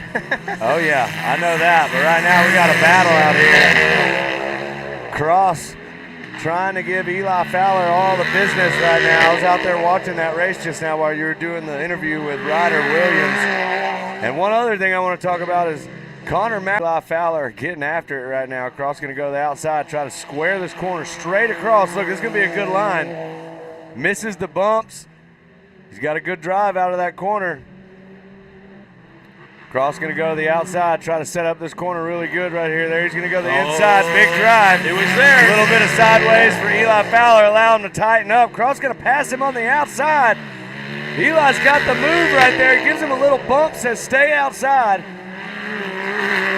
Just for a slight moment, Kirchmeyer did have the advantage, maybe by a tire, but Fowler was able to check up just enough and give him a little bit of a left Well, look, tap. he's going to go inside right here. That's the move.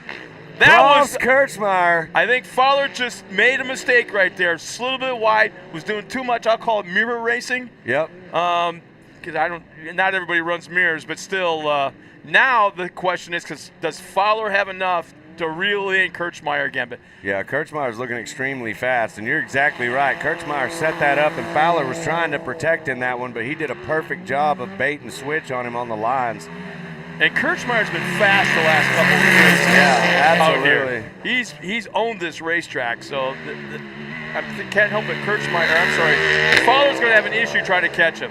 Yeah, Fowler's putting down some heaters, though. He's not letting him get away. So if Kirchmeyer makes any sort of mistake, he's right there. But it does look like Kirchmeyer is able to put some power down and pull away a little bit right here.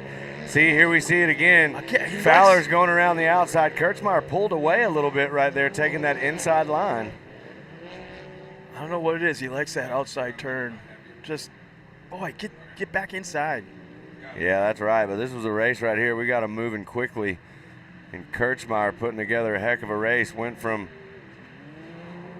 3rd place, I believe, maybe even 4th place in the beginning of this race to getting out there and getting on the gas. But there you see your leader catching up to a lapper, David Nowatzki. I was going to say, are they going to actually lap Nowatzki?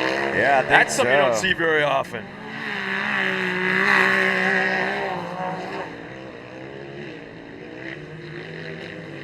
Yeah, I predict that there'll be a water truck on the track by the end of the day. Well, we don't have a whole lot of racing left to go. I believe right now we've got, this is Pro Outlaw, I believe, right now on the track. So with Pro Outlaw running right now, we've got Youth 1000 coming up next. That'll be a fun one to watch. But there you see your leader trying, look at this, trying so hard to get around David Nowatzki. There he finally does it, Cross Kirchmeyer, looking for a path to get around and put a car between himself and Eli Fowler. Makes it happen. There you see the checkered flag is out for Cross Kirchmeyer. What a race right there for your Pro Outlaw class. He stretched it out the lead the last lap or so to a pretty comfortable distance, but he still had to work for that one. Yeah, absolutely. He's going to get out of that car sweating a little bit. Yeah, so I believe if it's like we see it on the screen, Fowler is going to take the second spot, actually. So Kurtzmeyer will take top spot, Fowler second, Sean Hess third, Connor Maxwell in fourth, and then you've got David Nervatsky rounding out your top 5 in Pro Outlaw. Well, it looks like now we're getting ready for this Youth 1K. We got to watch an incredible battle out here. On the pole, really? How does he do that? Well, he's got Mia Cotto, I think, right there to the inside. Actually, that'll set her up for the outside of turn 1. So. Yep. So. Oh boy. Yep. But he's back right now. Yeah, I think they're gonna run. Maybe looking like we're gonna run the truck out there and throw a little bit of water down in some sections. I see the sprinklers. Wait. Oh, that's right. Yeah. I forgot he had in-ground sprinklers put in. Yeah, we got them working right now. So while we're getting some water out here on the track, we're gonna send it to a quick commercial break, and when we come back, we'll have more racing action right here in Bowie, Texas with the Outlaw Series, round number 3.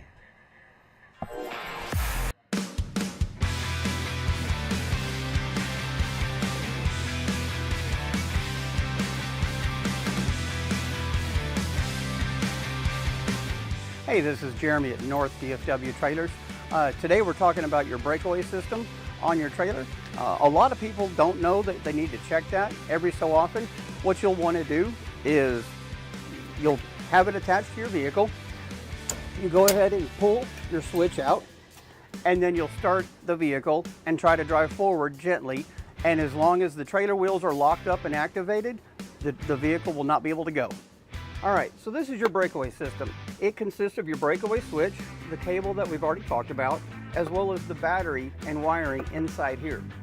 The wiring and battery don't have anything to do with the lights or electrical on your trailer. What this does is it runs wires back to your brakes, and in the event that the trailer comes disconnected from the truck, the cable comes out of the switch, it activates the brakes on the trailer, they lock up the tires, and the trailer stops as soon as it can.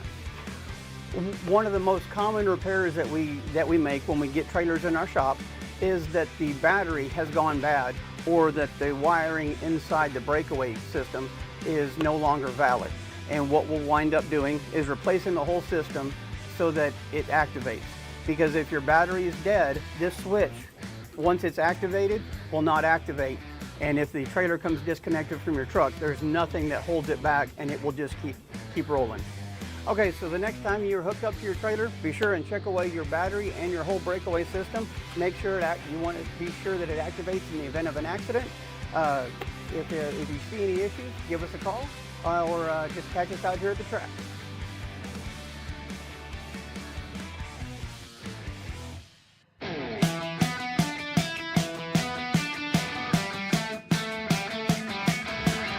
Hey, this is Jeremy at North DFW Trailers. Today we wanted to go over your safety chains and what the trailer breakaway does. All right, so once you've got your trailer securely latched on here, the next thing you want to do is you're going to have your safety chains. You're going to take them from each side and you're going to cross them underneath the coupler of your trailer and attach them like so. And you'll do that on both sides. In addition, you always want to inspect them and make sure that they haven't drug and that none of the chains links are worn through. And so that way you've got a good secure connection in the event that something should happen and your trailer comes disconnected from your vehicle. Your breakaway system is one of the most typically overlooked things. You want to make sure that your battery is charged and that your switch and that the cable is all in good repair. A lot of people don't understand exactly what the breakaway does. In the event that your trailer comes disconnected from your truck, this switch pulls out just like that, and that instantly locks up all the tires on your trailer. So that way it will stop as soon as it can. All right, so before you take off and head home from the track today, be sure and do your pre-trip check on your trailer. And if you see that your cable or any other thing on your trailer is damaged, come by and see us. We're here in the pits, and we always have spare parts for your trailers to help get you home safe.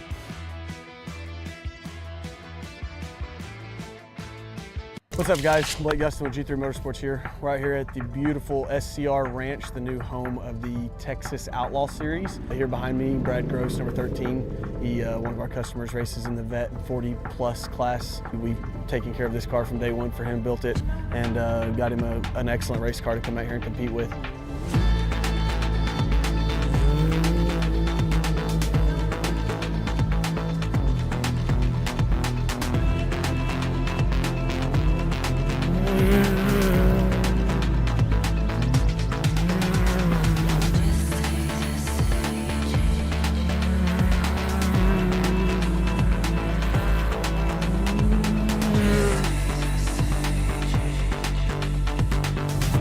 Super cool to see him going to go for it for the third year in a row now at Texas Outlaw Series and allow us to continue to provide our ride and drive services for him. So it's pretty awesome for us to have this ability.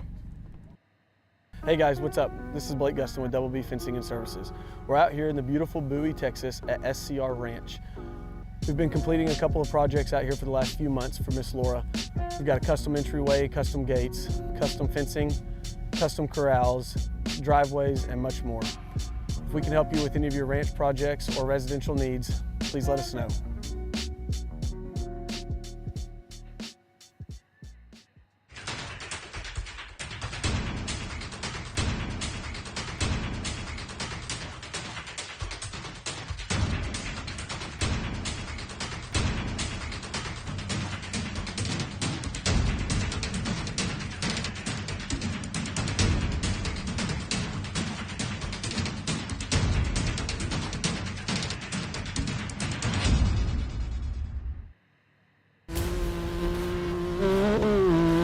This is Hunter Miller of Miller Brothers Racing Can-Am. Cody Miller here. We are out at the King of the Hammers 2024. We're here to show you the new Shift Performance Labs exhaust. It's prototype exhaust for the new Can-Am Maverick car. This thing absolutely wakes the car up.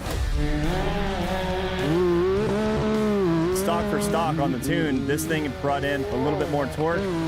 The main thing we noticed was more bottom end power, especially in the rocks where you need that instantaneous throttle response. What feels like 25% plus more torque out of the bottom. Like the RPMs just come up so fast with this thing, it absolutely gives you a huge advantage. So Shift Performance Labs is a racing company. They built this thing with nothing but performance in mind. Now that this thing has proven itself at KOH, Kyle Chaney actually won with it. They're going to take what we learned, they're going to make some slight adjustments, and the production model is going to be available to everybody. From here, we're going to be pushing forward and stock on the tune. This thing brought in a little bit more torque. The main thing we noticed was more bottom end power, especially in the rocks where you need that instantaneous throttle response. What feels like 25% plus more torque out of the bottom. Like the RPMs just come up so fast with this thing, it absolutely gives you a huge advantage. So Shift Performance Labs is a racing company. They built this thing with nothing but performance in mind. Now that this thing has proven itself at KOH, Kyle Chaney actually won with it. They're going to take what we learned, they're going to make some slight adjustments, and the production model is going to be available to everybody. From here, we're going to be pushing forward and running this thing in some short course races. So it's going to be fun. We're really excited about the new product.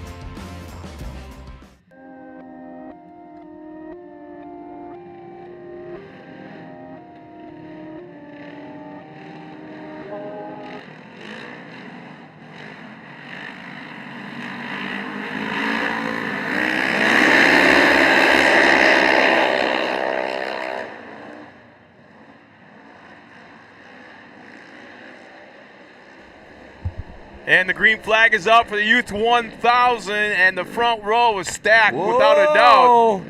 Man, Oh. Coach St. Peter got pushed around a little bit. Was that by Mia? I believe it might have been by Mia, but now Code's in third place. He's got Connor, I think Greco right in front of him again right here, so Code's got his work cut out for him. Mia's going to get out in front. Is that Mia up there? I can't see. I think it is. You know, you got to love the aggressiveness of such young drivers. It wasn't at a dangerous moment, but man, especially one of our female drivers, when you take on such a strong horse like Coach St. Peter, she's now got a pretty decent lead, probably about 15 car lengths. Yeah, clean. Coach Oh, man! No! That was fast. That is not what you want to have happen right there. That happened really fast. Yeah, that's unfortunate for Coach St. Peter. It's not something that normally happens right here, but he caught a rut or something in the track right there, and it just pitched that car straight over. We just passed a car on the side of the track that's stopped. Yeah, so that's a 56 of Sides. Great race for Sides, running in second. Miyakato up there in the lead spot right now. And Mia is on the gas. Got to be stoked on that performance for ARD right there. Boy, what do you think it's going to do when she goes by and sees Code on her side? Yeah, I don't know. That's going to be a big deal, but unfortunately for Coach St. Peter, he's on his side, and he's way back there in the back of the track, so it's going to take the recovery team a second to get back there and get him flipped over. Hopefully he's good to go and get back out there on the course. Yeah, he's going to go a lap down right now, a lap down. So tough break for Code, but again, you know, I have to say that wasn't his fault. I mean, that happened so fast. He had zero chance to try and turn into it. None. Well, we almost saw, and there you see the 56 of Sides almost rocking it up in a corner also right there. Not really sure what happened, but it looks like Sides has stopped on the track right now. And there you see the crew working super hard to get that car flipped back over. Sides is back under power. Not sure what happened. The car looked like it rocked up in the corner, may have went in a limp mode, but look, there's Coach St. Peter, unfortunately, a lap down. More like a lap and a half down now. And there's your leader, the 91 of Miyakato. Looking sharp. Keeping that car locked in on the track right now and turning over some good laps.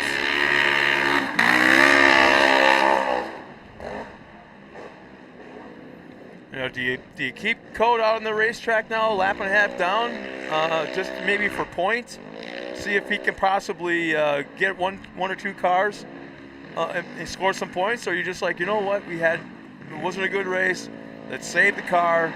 Let's pull it off the track and call it a day. You know, I'm inclined to believe that Code's not going to get out there and just coast around. He's going to try to make up every position that he can. But we shall see what he does out there. I know right now he's got his work cut out for him being down like that, but I think he could still potentially do some work with 10 laps. They're only about halfway through. He could still possibly get up there and still end his race. But he would have to pass the entire field, and then come back around and pass a couple of cars again. Yep, for sure. And I don't know if that's in the cards, but he's definitely going to try, I believe. Well, the car doesn't seem to be hurt at all. Well, he's not at full speed. That you can see. Talk about Code right now. That was just him on screen a second ago. Yep. It looks like he's pulling off to the side. Yeah, it looks like Code's gonna kind of stay out of the way. He may be may have a flat front left right there. It looks like. I'm not real sure. But man, I was amazed. I don't think I've ever seen a snap roll that quick. fast. Yeah. It happened pretty suddenly for him right there. I'm not sure he was even prepared for that. That one happened so fast, I don't think he had any way of getting that back under control. But not to take anything away from Mia. Oh, hell no. No, Mia's put in a great race right here. She got out from the start, and she hasn't looked back. That ARD car right there. I can't help but think that, you know, at her point in her career, she's got somebody like Code looking out of the corner of his eye every single race. He knows she's there, and he's always looking for her. Yeah, for sure. I mean, it's a testament, you know, to how good she is at Code. You know, and Jackson Mangle and all these, you know, these kids like Miyakato, they link up and they race together. You know, the fast kids are right there together on a team doing stuff. So, you know, I think everybody knows Miyakato is a force to be reckoned with on the track. And, you know, I think we're going to see her in some of these big races like Ranch Scramble and stuff like we see Mia Chapman and all them out there. And we'll get to see Miyakato out there doing work and wheeling this car around in some of those big races coming up soon too. But moving into Youth 1K this year also and doing an absolute great job. So this will be a big win, big confidence booster right here. Oh, wow. There's All right. a car completely in the middle of the track. Not sure what's going on. We got racing going on and a recovery. So we got the flagger out there slowing it down. Well, that's right outside here. That's right by stop. us. Yeah, right by us, right out front. Definitely no reason to stop. It was a slow caution there, so. Oh, man. Oh, no. Is that Mia pulling off? I don't know. Not really sure what happened right there, but it looks like Avery Sides made the pass on Miyakato right there, so not really sure how that's going to shake out in the end with scoring. Yeah, I'm going to say I definitely don't think that Mia's taken too lightly on it. She's running pretty hard to run down Sides, and kind of what I think is that Sides, you know, there was some confusion there with the caution flag being out and stuff, but as you can see. The caution flag was like way off the track, though. Yeah, it it's was. inside the fence. So to Avery's credit, that's not the fault there. Yeah, he probably didn't see that at all. But if Mia makes the pass, retakes the lead, all this is a moot point anyways.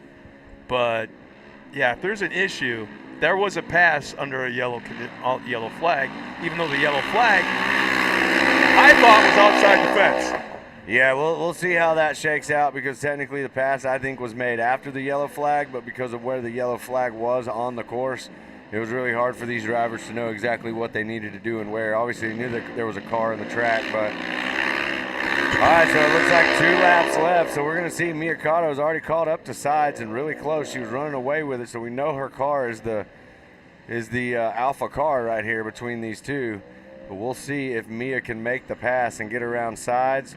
But you make a run at it. Come down somewhere at the end where they figure out what happens with that. So this could be a situation where Mia gets to say, "Oh, there it is." That's she checked up not to make contact. Well, and look at what's going to happen right here. You almost kind of have to let Mia go by right now because you went across the track. So not really sure if Avery had a problem right there afterwards, but going a lot slower than Mia now. But I think that was the smart move right there. White flag is out. Miyakato back in the front, where I think she should be. So yeah, if she's able to pull off this win, I think she's going to be confused. Did I really win? Yeah, for sure. So this has been a kind of confusing race. Yeah, what a great race right here for Miyakato, Youth 1K. Out there doing battle right now and making it happen. But like you said, Mia, faced some adversity right there, stopped in a caution, got past, got back going, made the pass back, took over the lead spot, and now is checking out. So Kato and that ARD car, definitely the superior machine right now on the track. Yeah, and this is I believe this is the last lap. Man, look how that's cutting the corner. Yeah, that's just, I'll just go this way. I thought I could turn left. I mean, really? Let me just go right here. So there you see the checkered flag coming out. That was some fight from Sides right there, but Miyakato takes the win. Avery Sides in that second position. And you gotta admit, when they're coming around these corners now, there's no markers on these corners, so they're hugging them as tight as they can. Yeah. If they make a mistake and get a little bit too far inside, I can definitely see how that could happen. And I'd like to think it was Avery Sides' better discretion when he cut that course to let Mia go by. Right, yeah. I want to give him credit for that. So how many we got left there, brother? Well, I'm going to say that this one right here is going to be Outlaw, Expert, and Amateur. And then we've got Outlaw 250. Oh. And then after Outlaw 250, we have a scheduled track prep break. We'll see if we actually take it. And then we got Women's 800. Oh, we got ways to go. Vet 40 plus Outlaw NA and Pro NA. And then guess what? It's time to do some awards.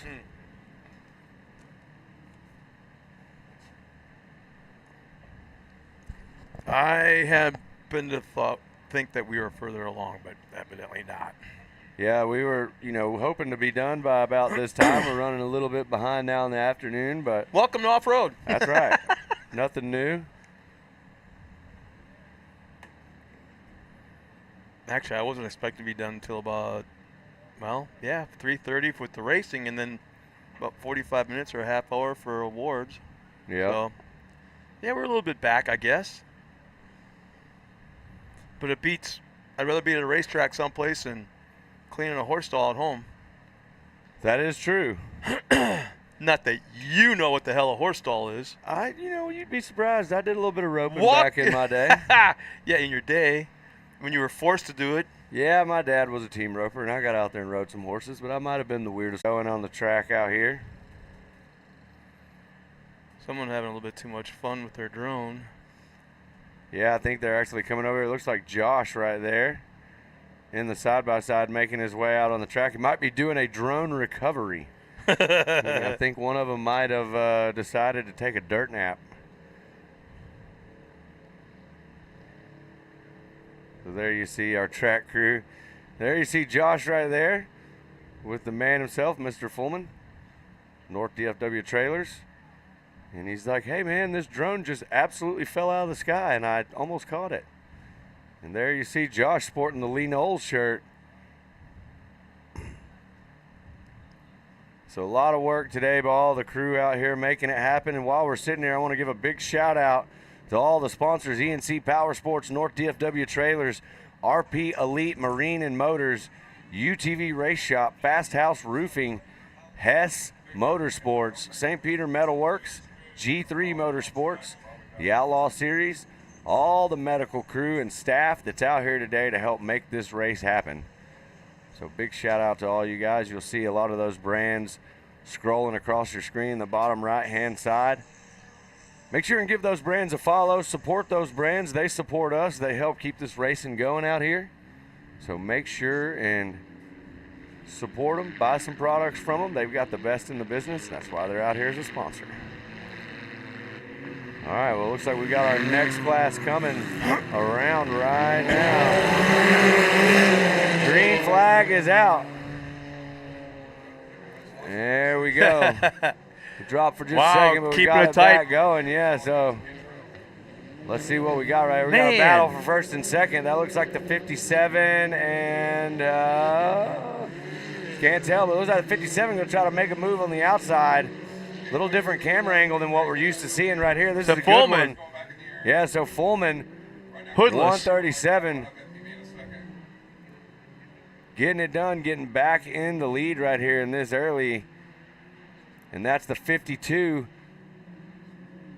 of Johnny K right there. Oh, here we go again. Oh, look, here we go. So replay of earlier this morning. Yeah, absolutely. Got to give it up for the, I'm sorry, not the 52, the 57. Johnny K going around the outside. There he goes right there. He's got that inside line. Looks like he hit a hay bale or something right there. Yeah, that was on the first lap. First turn, first lap. All kinds of melee happened right there. And not exactly sure what it was, but it's all spread all across the track now. Well, there you see it right there. The 57, Johnny K, John Calagrew, traveling in here to get some racing in today. We saw his son Stefano Calagrew out there getting a great finish in the race earlier for him. So dad and son trying to make it happen. Oh, no, that didn't last long. Yeah, the 137 of Fullman on the side of the track. Not sure what happened, but having some kind of a mechanical issue. That car, I mean, I said it more than a few times already. That car has worked hard this weekend. Yep. And I think just gave up the ghost. Yeah, that's right. Now you Something look right happened to here. it mechanically. Johnny K out there all by himself, checked out. And there you see coming Boy, through what all that. was that? It looks like the hay bale. Looks like they blew. Is that a hay apart bale? A hay bale, yeah. Because I know they put a bunch of stuff up there after the last race to kind of keep that corner true, and that's not a true corner anymore. Again, Johnny nice job K on the outside line there. That was a full blown all the way around the corner, wide open, going back to the inside right here, setting himself up perfectly. Whoa, rocking it up a little bit, three-wheel motion, had that back left in the air.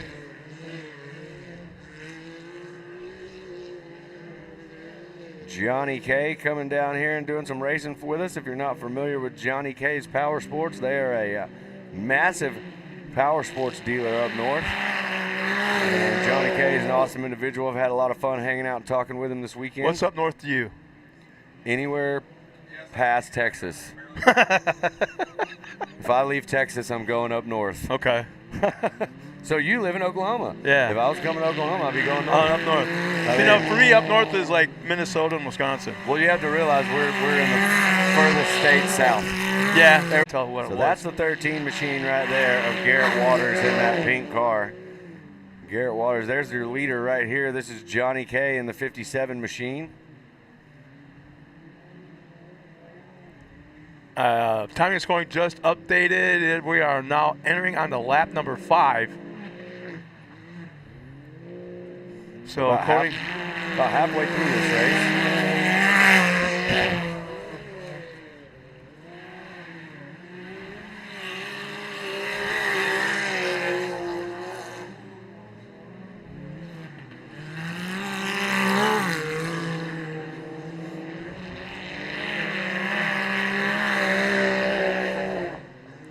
it appears that our timing and scoring does not allow or does not want Johnny K to lead this race, let alone possibly win it. There was a huge gap back to second not long ago, but as soon as I bring it up, Danny shoots wide to the corner. We'll lose probably 3-4 car lengths in gap back to his position.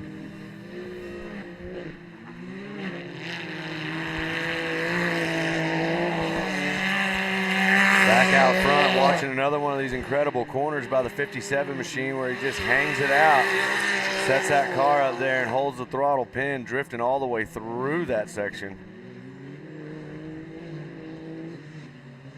So that's our leader right there. Yeah, I want to say it looks like Johnny K's backed it off a little bit. Not trying to hurt this car. He's got a really commanding lead right now, so I think he can actually slow up a little bit, save the car. And there you see Garrett Waters, the 13 machine, I believe. Garrett Waters is actually running in that second position right now. There's Denny. Okay. Yeah, Denny, I said in the last lap he was really catching the leader, and I meant to say catching second place, Garrett Waters.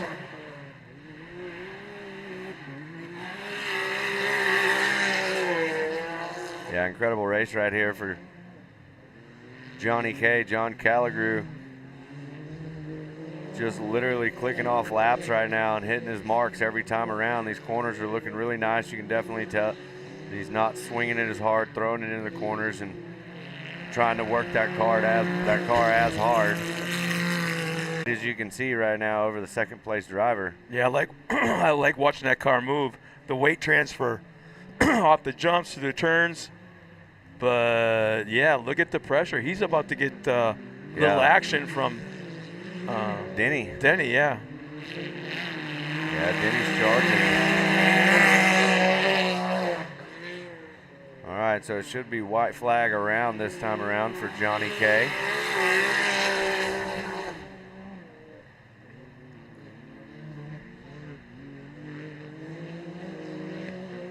Boy, he likes going way up in that turn. Yeah, from what I'm seeing, it definitely looks like he's keeping it smooth, keeping it consistent right now. He's going to try to finish this race out. There's no need to push it and hurt that car.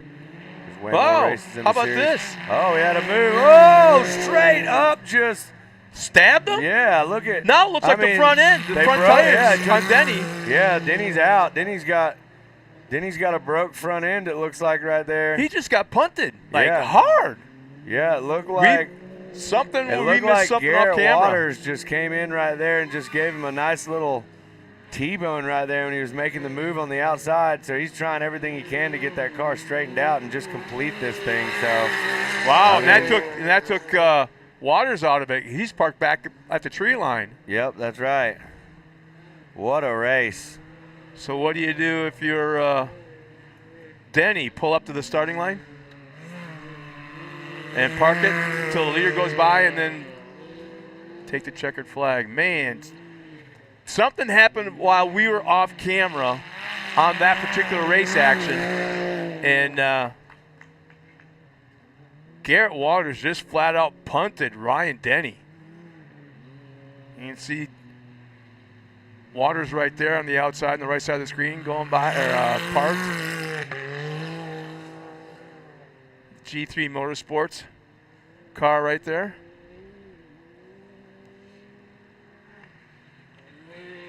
And one more turn and a short straightaway, and the finish line should be the checkered flag. Yep, there it is. And Johnny K will take the win. But boy, did we miss something. Whew.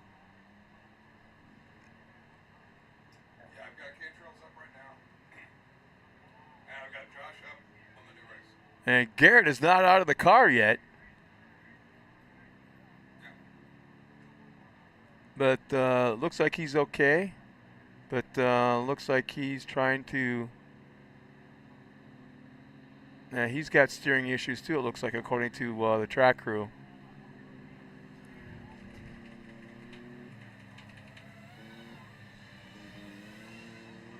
But let's step aside real quick, get ready for some more racing action. But first, before that, let's now have a few words from our sponsors.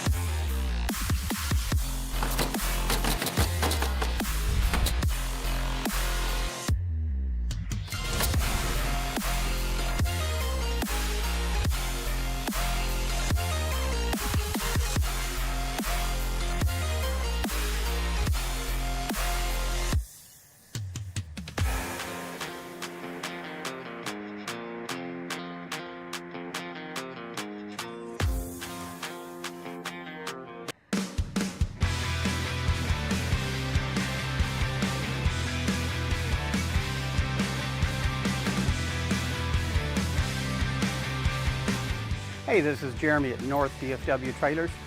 Today we're talking about your breakaway system on your trailer. A lot of people don't know that they need to check that every so often. What you'll want to do is you'll have it attached to your vehicle. You go ahead and pull your switch out, and then you'll start the vehicle and try to drive forward gently. And as long as the trailer wheels are locked up and activated, the vehicle will not be able to go. All right, so this is your breakaway system. It consists of your breakaway switch, the cable that we've already talked about, as well as the battery and wiring inside here. The wiring and battery don't have anything to do with the lights or electrical on your trailer. What this does is it runs wires back to your brakes, and in the event that the trailer comes disconnected from the truck, the cable comes out of the switch, it activates the brakes on the trailer, they lock up the tires, and the trailer stops as soon as it can. One of the most common repairs that we make when we get trailers in our shop is that the battery has gone bad, or that the wiring inside the breakaway system is no longer valid. And what we'll wind up doing is replacing the whole system so that it activates. Because if your battery is dead, this switch, once it's activated, will not activate. And if the trailer comes disconnected from your truck, there's nothing that holds it back, and it will just keep rolling. Okay, so the next time you're hooked up to your trailer, be sure and check away your battery and your whole breakaway system. Make sure you want to be sure that it activates in the event of an accident. If you see any issues, give us a call or just catch us out here at the track.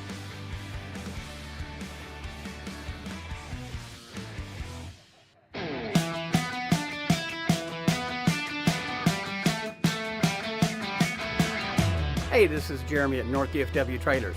Today we wanted to go over your safety chains and what the trailer breakaway does. All right, so once you've got your trailer securely latched on here, the next thing you want to do is you're going to have your safety chains. You're going to take them from each side and you're going to cross them underneath the coupler of your trailer and attach them like so. And you'll do that on both sides. In addition, you always want to inspect them and make sure that they haven't drug and that none of the chains links are worn through. And so that way you've got a good secure connection in the event that something should happen and your trailer come disconnected from your vehicle. Your breakaway system is one of the most typically overlooked things. You want to make sure that your battery is charged and that your switch and that the cable is all in good repair. A lot of people don't understand exactly what the breakaway does. In the event that your trailer comes disconnected from your truck, this switch pulls out just like that, and that instantly locks up all the tires on your trailer. So that way it will stop as soon as it can. All right, so before you take off and head home from the track today, be sure and do your pre-trip check on your trailer. And if you see that your cable or any other thing on your trailer is damaged, come by and see us.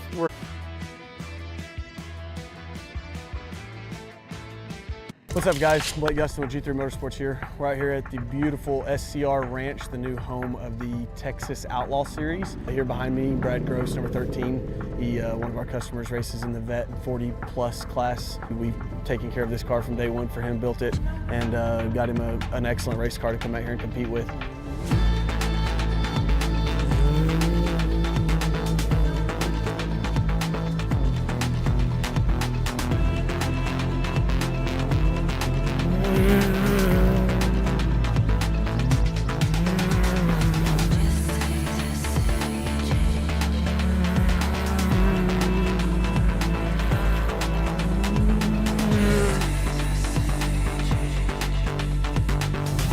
Super cool to see him going to go for it for the third year in a row now at Texas Outlaw Series and allow us to continue to provide our ride and drive services for him. So it's pretty awesome for us to have this ability. Hey guys, what's up? This is Blake Gustin with Double B Fencing and Services. We're out here in the beautiful Bowie, Texas at SCR Ranch. We've been completing a couple of projects out here for the last few months for Miss Laura. We've got a custom entryway, custom gates, custom fencing, custom corrals, driveways, and much more. If we can help you with any of your ranch projects or residential needs, please let us know.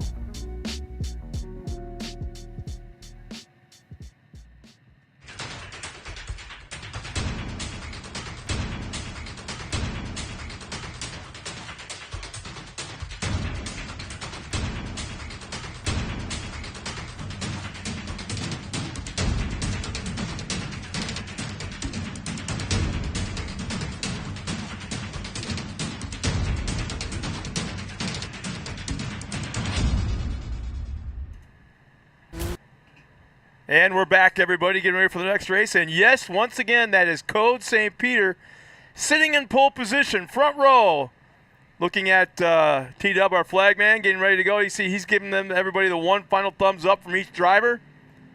And what is this? The 250s. Green flag is out. We're underway. And it is a drag race. And just like that, 15 car length lead going to turn one. Code St. Peter's got everybody covered into turn one.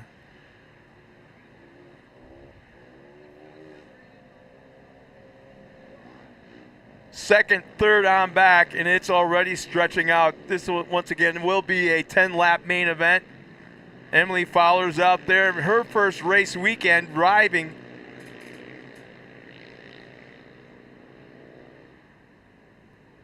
Then we got Paxton Shamlin, Stefano Calagru, Jack Smith, Damian Nava, and Colin May.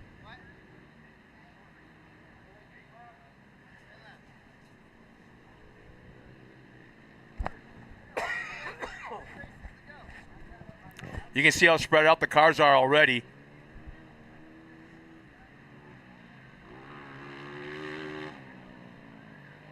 And from third on back, looks like a nice tight battle going on. That's Emily Fowler right now running in third. There's a shot of our leader, Code.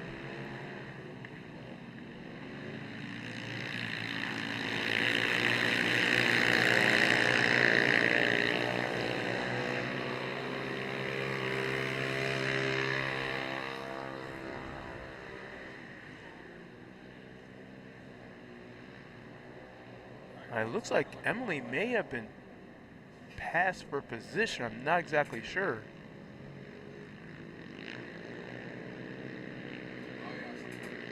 Is Code slowing down? Our leader, I believe, has come to a stop on the far back section of the race course. The yellow flag is out, and he stopped.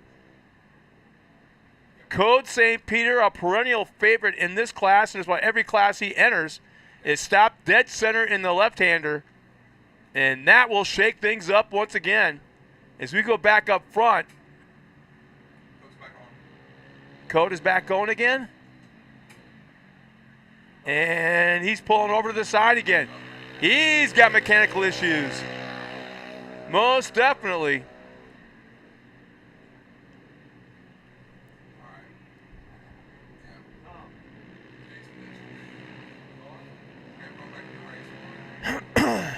So right now, Matt's talking to Code's dad to find out what's going on.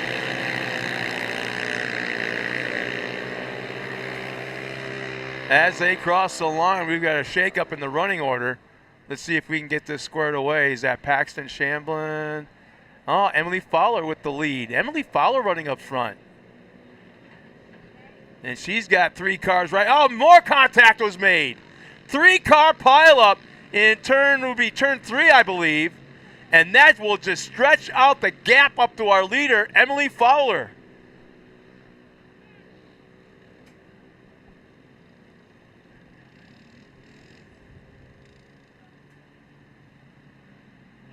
Man, what a big day this could be for her. Not exactly sure who this is right here.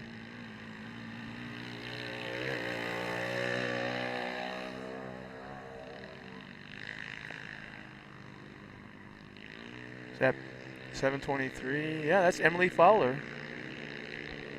She did have a big gap, but that has shrunk considerably, as I think there might be some moving forward. I mean, it was a big lead that she had at one time, just due to the fact that the cars directly behind her were piled up.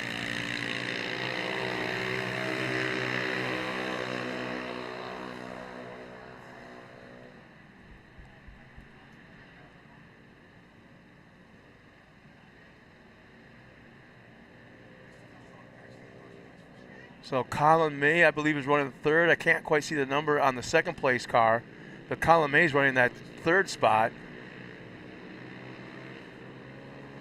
Emily Fowler running up front. Still not able to pick up the number on the second place car. But it's grouping back up big time. There looks like it's going to be past the outside as we get a car slowing. Fowler still has the point, but here comes a 0-0 of Colin May. Making some moves. Yeah, I just got a chance to talk to Tom St. Peter out there. Sounds like Code's car was just cutting off. Not sure really what's going on with it, but wasn't able to finish the race out there. So unfortunate day for them. But it looks like Emily Fowler, Paxton Shamblin, and that's the 0-0 of Colin May right there trying to make some moves on the outside. Yeah, she had a big lead because the second and third place cars actually got piled up in a corner, and she kept going, and they had to back up and separate, get back going again, and they caught up to her. And it looks like we got a nice little maneuver here for the battle for the lead, but Emily will hang on to it. Yeah, that was a good corner right there for Emily. It looks like Colin May in the 0-0 is pretty fast, though, and able to run down Emily Fowler pretty quick in the straightaway, so we'll see if Emily can hold on to it right here. There you see Emily pulling away a little bit right there, stretching out the gap. Tightening it up, though. Colin May doing good right there, the 0-0.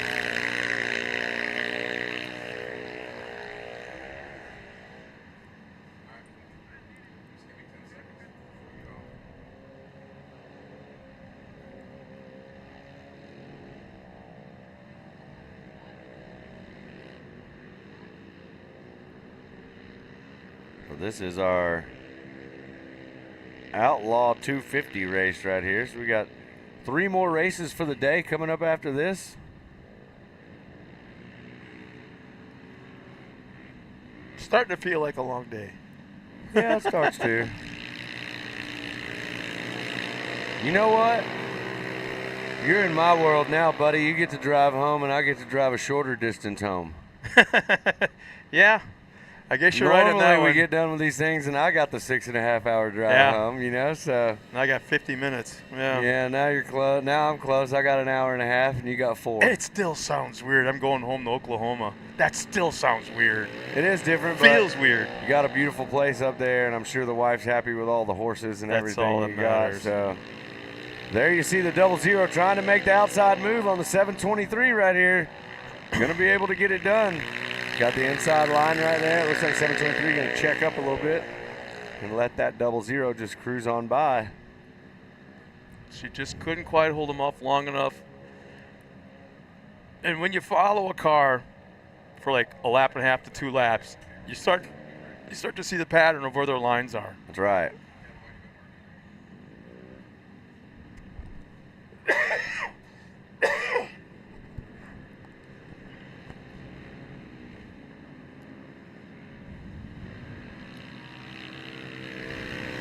So Paxton Shamblin will cross the line as our leader right now. About halfway through this race, Emily Fowler still running second, Colin May still in third. And it's a crapshoot what's going on behind. We're just going to go off of what lap 7, so we got, what, 3 more to go? Damian Nava, Stefano Calagru, Jack Smith, and Code St. Peter pulled off on the first lap or so. Yeah, Code St. Peter having that unfortunate mechanical failure on that car right there. It was shutting off. Not sure why it was shutting off or what made that happen, but boy, it better not be like a 25-cent little washer or something. You know how many times it is something like that and you get Yep. super frustrated. Oh, But, boy. you know, some days you have those days and some days you have really good days. And today was not one of those really good days for Code St. Peter. He had a rollover and then had this mechanical failure in the U250. So I'm definitely talking to the family a minute ago. They weren't super stoked about that, but it was a great weekend for them just the same. yeah, absolutely. Yeah. Yeah, they had a good time. No, I mean with Andy Yeah. got her first trophy. I just Yep. talked to Mom a minute ago, and she said she's over the moon right now about that. So, you know, I have to say I was a part of that just a few weeks ago with my son in his first ever motocross race. He's been riding a full-blown dirt bike since March, had his first race, ended up with a 3rd and a 10th. And did you put the training wheel things on him when you first got the bike, or did you Nope. even bother? nope, never. Never even. No, the Wow. only thing he ever had training wheels on was a bicycle, and he learned to ride without that. Give all the credit to Mom. Mom taught him one day during the races while I was in the booth announcing, Yeah. and the rest is history. We're 2 wheels wide open. You guys so are great parents. I gotta tell you, you guys, both of you two, are just such awesome parents. I appreciate that. There's no better job in the world than being a parent, so I'm super happy to be that kid's dad. And just like I'm sure all the rest of these Yeah. moms and dads that are out here with these racers are. Any It's, talk about it's a great a feeling. little brother or sister? Oh, no. Oh, no. No. Scott, you got to remember, I'm 41, brother. Yeah, I know. I'm ready to teach them all the cool things and not have another one to teach cool things too as well, because then I'll get beat up. They'll tag team, just, you know, take over my household. Well, you can always have a girl and just not have to worry about anything but keep that shotgun loaded by the front door. Right. White flag is out. White flag is out. So Paxton Shamblin still leading the charge. Man, he's getting some heat though. Well, that looks like Emily Is it- Fowler that's trying to hold off. Paxton Shamblin actually, I believe, is lapping the field. Because that's Paxton. No, Emily led the race. Oh, She so was- she was is a- it Paxton this is making a the fr- pass right now for first? Yeah. Okay. There we go. So Paxton going to go around the outside, going to make this pass easy. Carrying a ton of speed right there, so I believe that'll bump. Not sure exactly where the running order is right now, but Paxton Shamblin just made that pass. I believe Paxton's in first. Yep. Am I right? Yep. Or is Colin May in first? These are great questions, aren't they? If you're at home tuning Yeah. in, Let us know. yeah, tell us what you think. But I know right now that Colin May, Paxton Shamblin, Emily Fowler are doing great out there on the track. Should be checkered. Coming Yep, there around it is. checkered flag right now for Paxton Shamblin, the 37. And then I believe that's going to be the checkered flag right here for Emily Fowler. I couldn't see what number that car is. It just came through, but congrats to your winners in Youth 250. What's our next one, brother? Next class we got up, let's see right here. I believe we're going to dive back into some big car action. And it looks like we will be with women's, and the women's and 800 will be coming up next, race number 8. And then Vet 40 Plus and Outlaw NA coming up after that. And then we'll finish out our day with Pro NA. We'll jump straight into some award ceremony.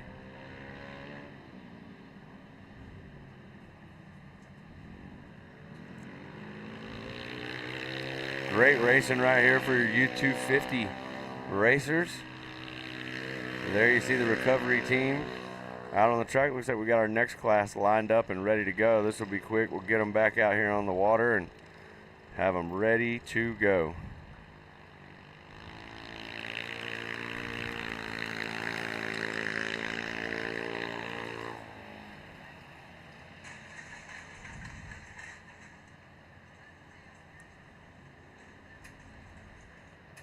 Well, there you see it.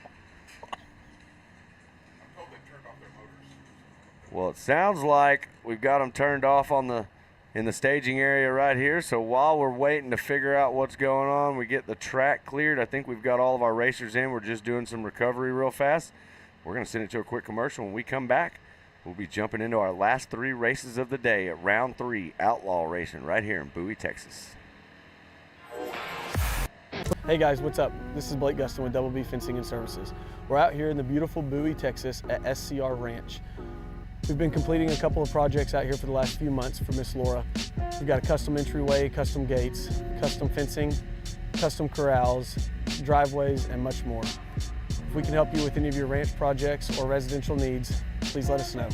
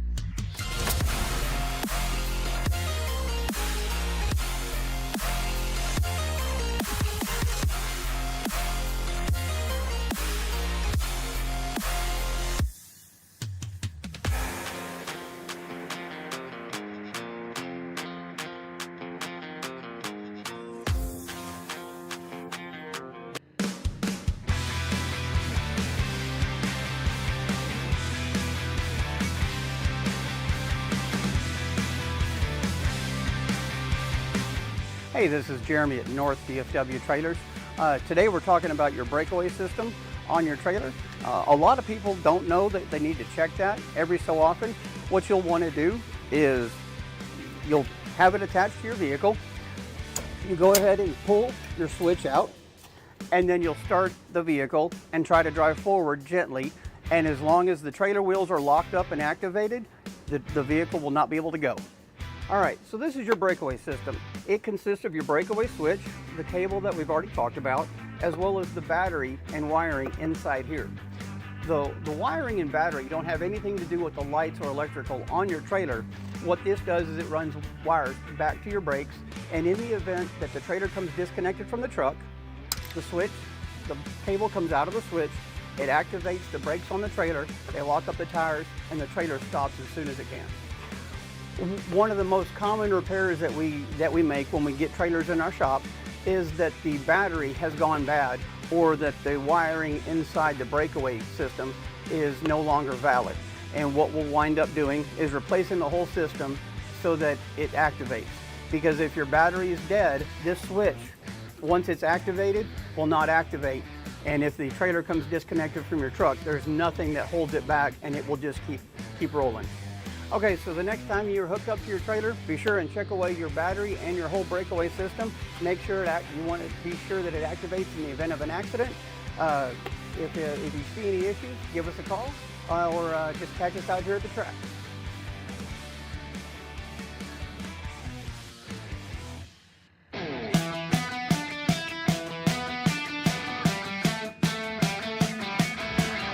Hey, this is Jeremy at North DFW Trailers. Today we wanted to go over your safety chains and what the trailer breakaway does. All right, so once you've got your trailer securely latched on here, the next thing you want to do is you're going to have your safety chains.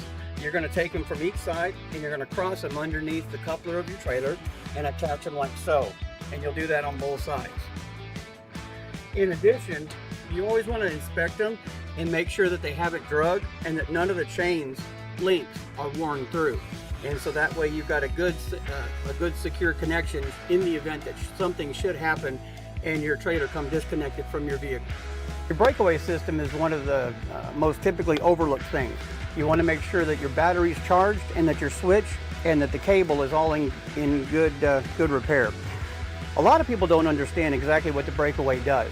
In the event that your trailer comes disconnected from your truck, this switch pulls out just like that, and that instantly locks up all the tires on your trailer. So that way it will stop as soon as it can. All right, so before you take off and head home from the track today, be sure and do your pre-trip check on your trailer. And if you see that your cable or any other thing on your trailer is damaged, come by and see us. We're here in the pits, and we always have spare parts for your trailers to help get you home safe.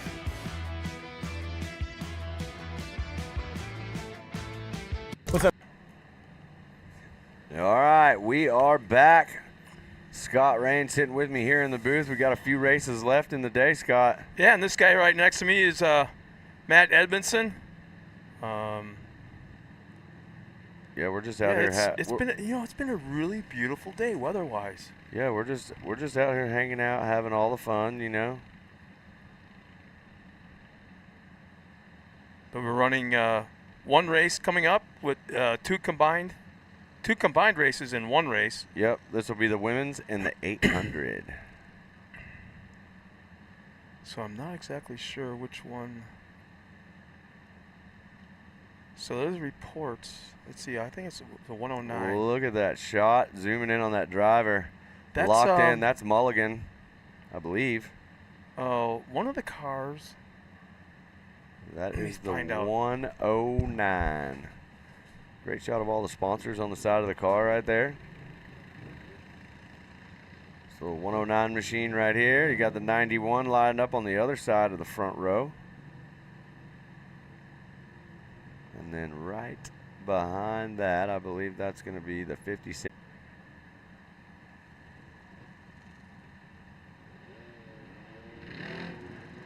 And here we go. We're getting them rolling right here. All right, green flag is about to drop. There we go. We got racing underway. So this is women's in the 800 right here. So charging right now. We'll see here in just a second who got that hole shot right there.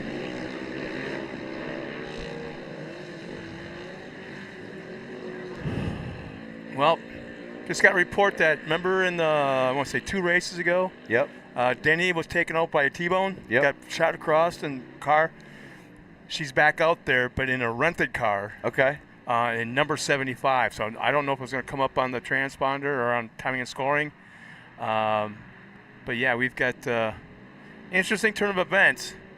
So I want to say that's her right there. So I believe Mia Cotto got out into the lead right there once again in that blue car. And it looks like Mulligan is in that second position. Camber Kurtzmeyer in the 75 machine running in the third spot right now. Avery Sides in the mix.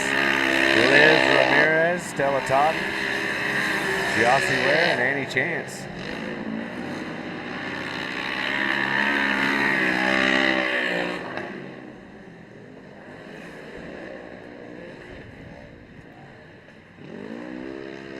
There you see Mia Cotto out front trying to check out right now. Holly Mulligan not letting go though.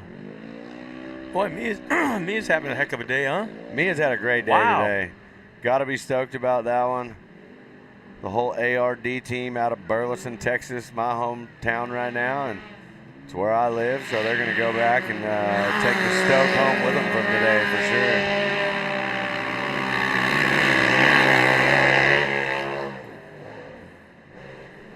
So the 109 Mulligan still hanging on tight to the 91 of Cotto.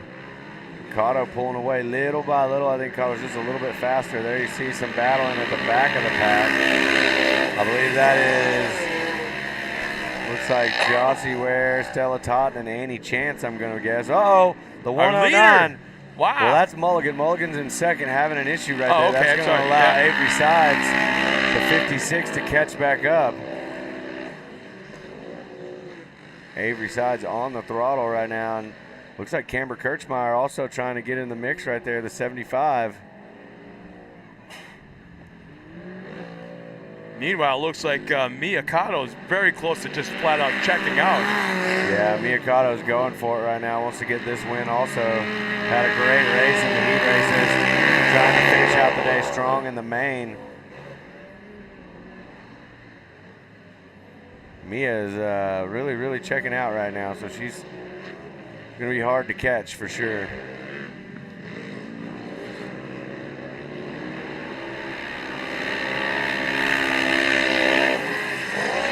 See a move being made. Looks like Annie Chance trying to make a move on Liz Ramirez on the inside right here. Gonna make it happen right there. Looks like Ramirez getting outside in that soft stuff.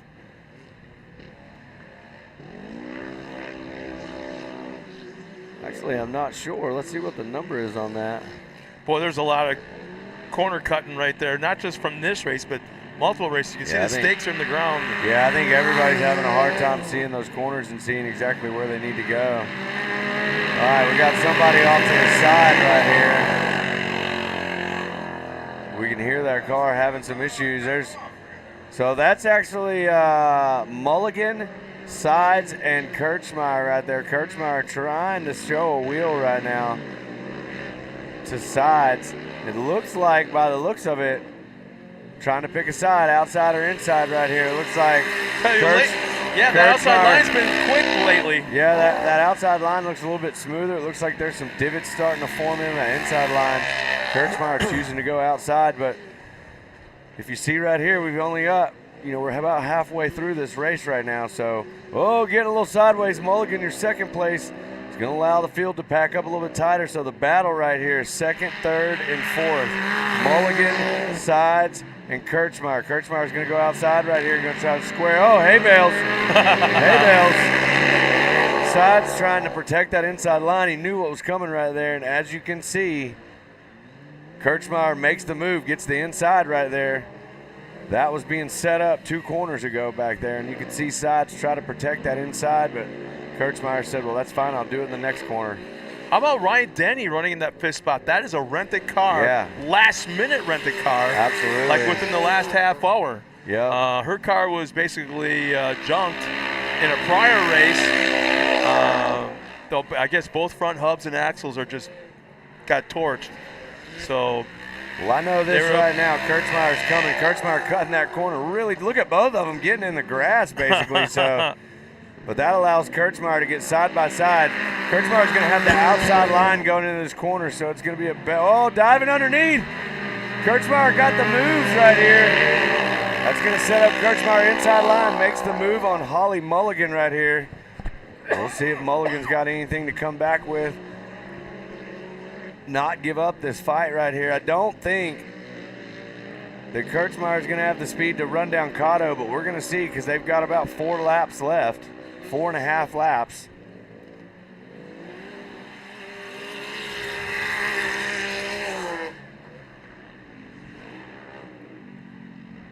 Yeah, there's blue groove forming. There's dry spots. That's right. And this has got to be really tricky because you got blue groove right there. Boom, right into moisture. Yep. And then boom, more blue groove. So your driving style has to change at the snap of a finger. Yeah, for sure. As you can see right here, Kirchmeier throwing down some heater lap times, running away right now from Mulligan. Kirchmeier going to do everything possible to run down Mia Cotto now. So running order on the field as we see it is Cotto, Kirchmeier, Mulligan, followed by Sides, Denny, Totten, Ware, Ramirez, and Chance. And as you can see right there, there's Mia Cotto, and there you see Kirchmeier tightening up the gap. Kirchmeier making a little bit mistake right there, getting too close to the inside, having to check up a little bit. And there you see Mulligan getting caught up behind a lapper. These lappers are definitely playing a part in slowing down some of these drivers out here running this reduced course. These drivers have been able to turn in some heaters and run down these lappers. But there I gotta see tell Cotto. you, I really like this short course. Yeah, I like it a lot better. The racing's a lot closer, a lot tighter. The crowd can see the whole track. Yeah, absolutely. And there you see the 109 on board. Mulligan doing her best to stay with that lead group right here. She can stay close and something happens, she'd be able to capitalize. But as you can see, Kirchmeyer pulling away, but Kirchmeyer also pulling a little bit closer each lap to Miyakato. Now, there's about a lap and a half left, Scott, so I'm not sure if Kirchmeyer is going to have the juice to go get Kato. Yeah, the lap and a half, you almost have to be within a car length or two at this point to start thinking about where you're going to make the pass. Well, let me tell you right there, that was a great corner by Kirchmeyer. Not as great of a corner by Kato right there. And Kirchmeyer's reeling in Kato, going to set up this outside, carry more speed through the corner, as you can see right here. Kato's car putting down some power, though, and grabbing that traction. So they are almost bumper to bumper with the last lap right here on our hands. So let's see if Kirchmeyer's got anything for Miyakato, if Miyakato can protect and take on this victory right now.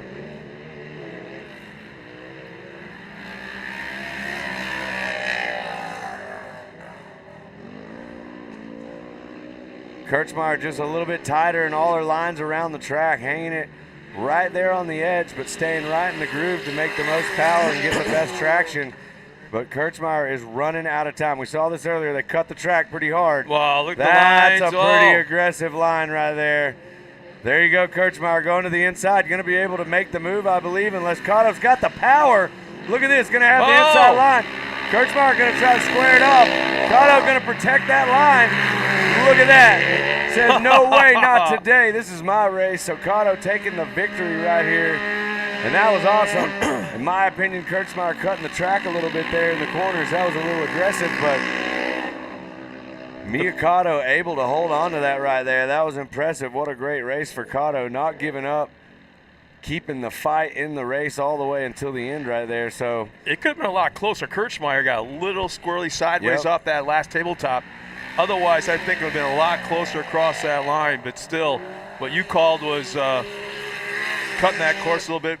I don't want to say cutting the course, but that was a questionable move in my eyes. I can almost guarantee you that from the races going back forward now, after seeing all this footage and what everybody's watching at home and what they'll watch as a race organization after this, I can almost guarantee you these corners are going to be marked off a little bit better.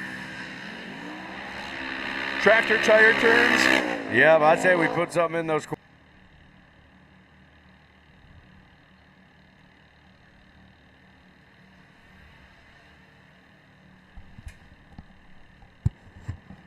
Well, here we go as we get them ready to go in this next class. It sounds like I hear some cars moving, so here we go with the vet class. We've got vets out there right now. There's the green flag. So here they go right now, around through the first corner. A little bumping right there. Third place trying to make a move on second place right here. Everybody getting through there. The vet 40 plus class right here. These vets are doing a great job.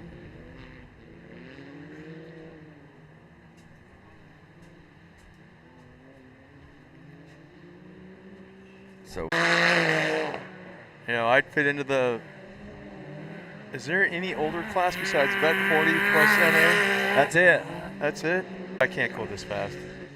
I know, I thought about racing a few times. Yeah. I thought about the fact that there's some really fast vet guys and I just don't want to do it. So instead I'll sit in here with you and I'll call the action. But right now, if I could keep up to somebody like Lee Knowles, not pass him, just kind of keep up with him a little bit, I'd think about it. But I don't even think I can do that. Yeah. And he's way younger than me. Well, I can tell you right now, Chris Donald's got his work cut out for him with Kevin Hall right there in the second spot. Angel Fontanez, too, is lurking back there in third. We'll see if Kevin Hall's got what it takes. Kevin's had a great day of racing so far. Yeah, he's had a good weekend. Yeah. The thing is, Kevin's a big guy, and that tells me he's in pretty damn good shape. Yeah, no doubt. To muscle these cars around. And that's a pretty good car, too. Yeah, part of that ARD program out of Burleson right there. So we saw Miyakato out there running some great races today. That car that Kevin Hall's driving comes right out of that same stable. So whoa! I think Kevin's going to try to show him a wheel race. Oh, braking he checked hard. up hard. Yeah, braking hard. So Chris Donald saying, hey, if you come into this jump with me, I'm going to push you off the side. That's a vet. Yeah. That's a vet right there. He knows what he's doing. Let's check up. no problem. I'm not a big fan of the idea, but I'll come back and battle with you in a lap or two. Yeah, that's right. Kevin Hall getting a little out of sorts right there. It's going to allow Angel Fontanez to catch up just a little bit. Kevin's going to regroup right here. Kind of threw him off his marks a little bit there, yeah. We'll see if he's got what it takes to run down. If Kevin Hall's able to run him down, I'm telling you, Chris Donald better start sweating right now. Well, I tell you right now, Chris Donald knows he's back there. He's obviously been the faster car so far, been able to catch up to him. So let's see if Kevin Donald can put together a smooth race. He's got about 6.5 more laps to go. If he can keep it together, it's going to be a great race and a great win for Chris Donald. Kevin Hall charging, though.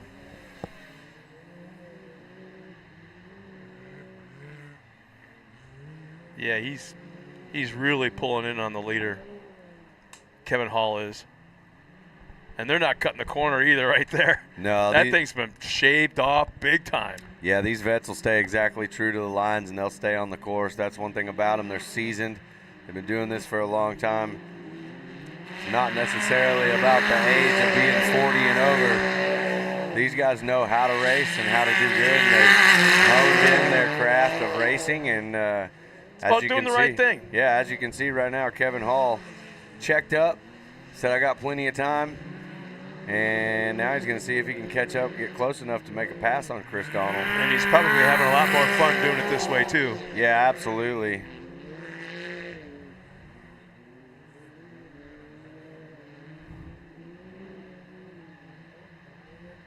Boy, how do you choose a tire on a track like this where you have the moist areas and the turns, straightaways, dry and blue groove?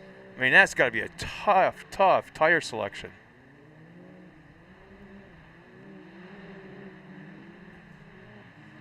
And here we go. Hall's on the outside. Top to the inside. Into turn one. He's going to try to outbrake him into turn one. And you know what? Donald gave him the room. He's actually racing him clean.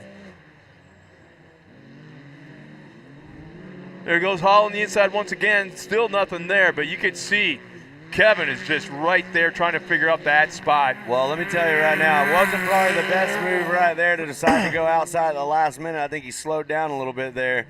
But Kevin's all over Chris Donald, and we still got a lot of racing left, so we'll see if he can get back in there. It looks like he charged super hard into that corner. One of the things we can talk about is, you know, jumping in there, driving really fast into the corner, braking hard, and maybe giving that guy in front of you the little bit of the willies, thinking you're going to come in there and having them kind of break off to the side a little bit and slide on through. But that didn't happen right here. I feel like Kevin Hall is going to have to work for this one.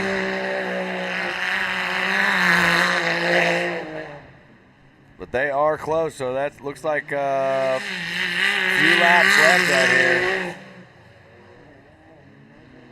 I just don't see. I don't know Chris Donald. So I'm going to guess that he, being the racer that I've seen on the course, on the monitor, he's very hard to shake. Yeah. So if you dive into the corner on the inside of him just to give him a wheel or whatever, that's not going to be able to get that same reaction out of these vets. They've been there and they've done that, so they know what's coming. And I'm telling you right now, Chris Donald's putting together a drive.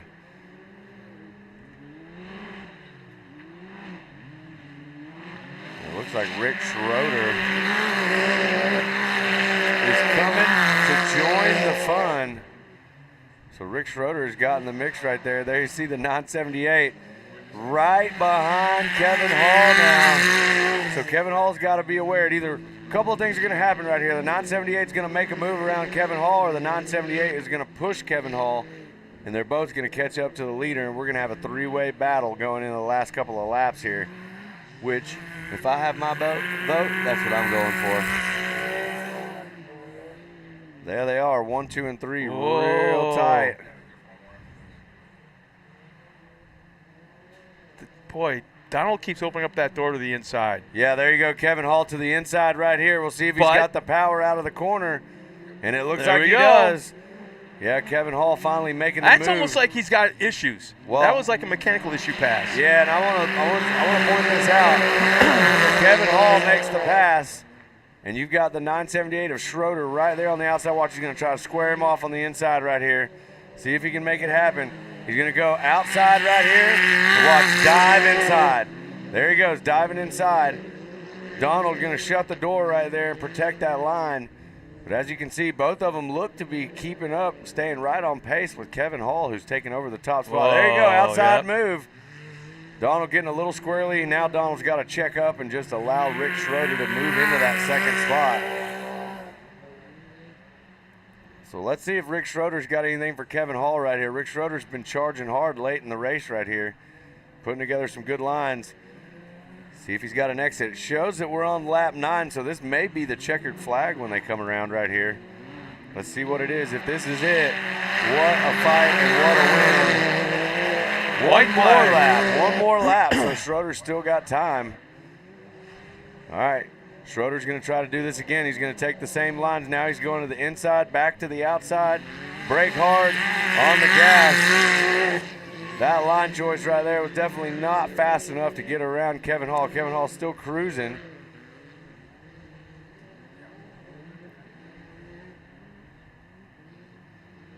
Pretty close right there, Scott. What do you think? You think the 978 machine Schroeder is going to have what it takes?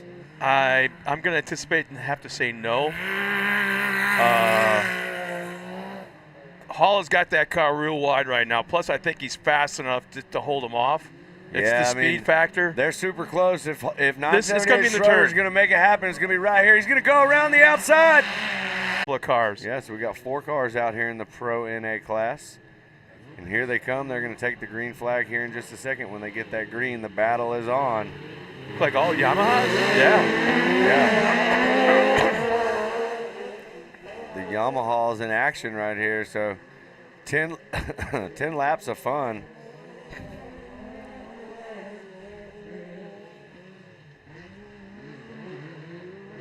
We talked about these cars earlier. We thought these Yamahas were actually doing a little bit better out here on the track because they could actually shift through a the lot manual of these transmission. points. Yeah.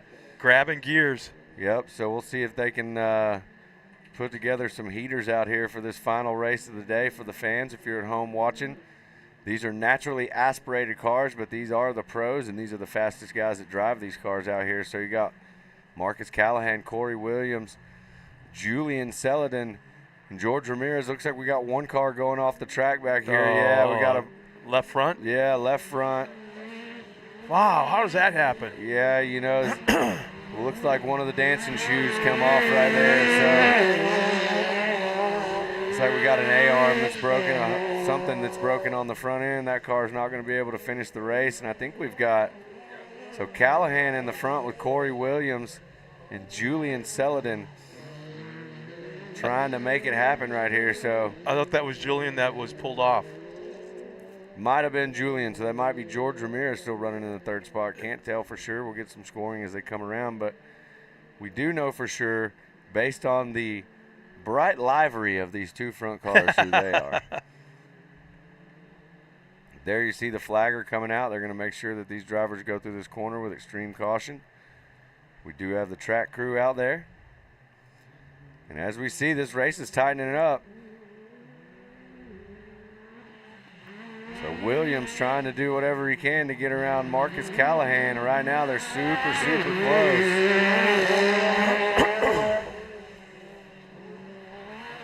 Got a big battle going on our hands right here. There you see him keeping it close in the corners. These RS1s working through what's kind of become a whoop section right there. Yeah, no kidding, huh?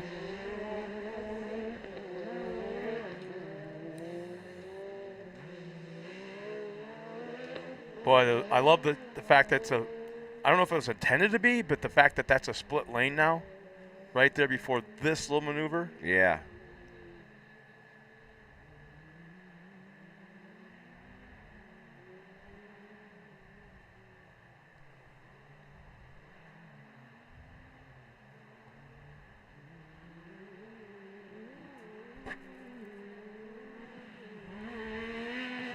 Completing lap number 2, hitting on to 3, at least I think so. Yeah, they're doing some work right now, so they're just trying to get around this track as absolutely fast as they possibly can.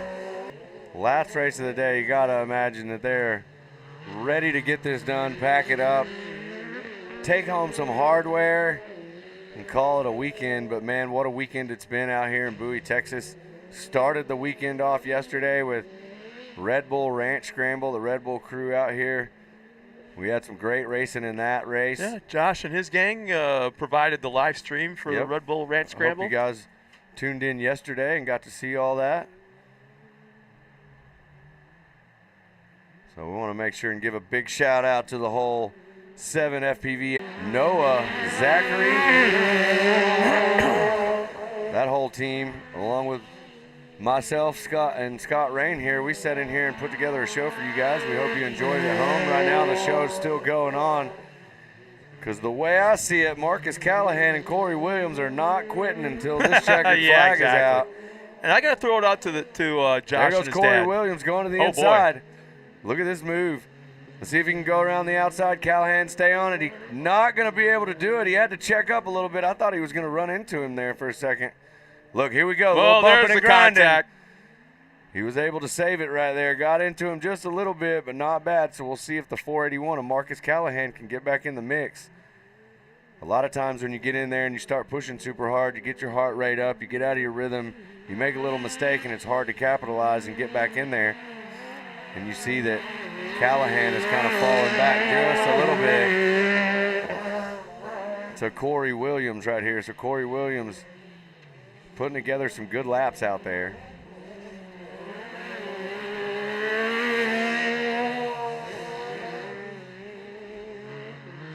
Yeah, I got to throw it out. You had mentioned the whole crew here, but I don't think anybody at home, unless they've been in the industry, understands how much work this is, because you got one guy that's the producer. It's all his equipment. And he's also a drone pilot. And then you got his dad. He's in here as the director, and he's looking at multiple screens, trying to. And what you see on your monitor at home is what Jeff Caperton is putting on the show. And then you got the camera guys, static cameras, two more drone pilots. And at one point last round, Josh was flying 2 drones at one time. Yeah, I mean, that's the thing you got to think about these drones. Skeletal crew. You're watching this footage right now from a drone. Well, at some point in time, this drone has to come in and get a new battery. So constantly there's drones coming in, changing batteries. They're toggling between cameras. They're fixing things that go down.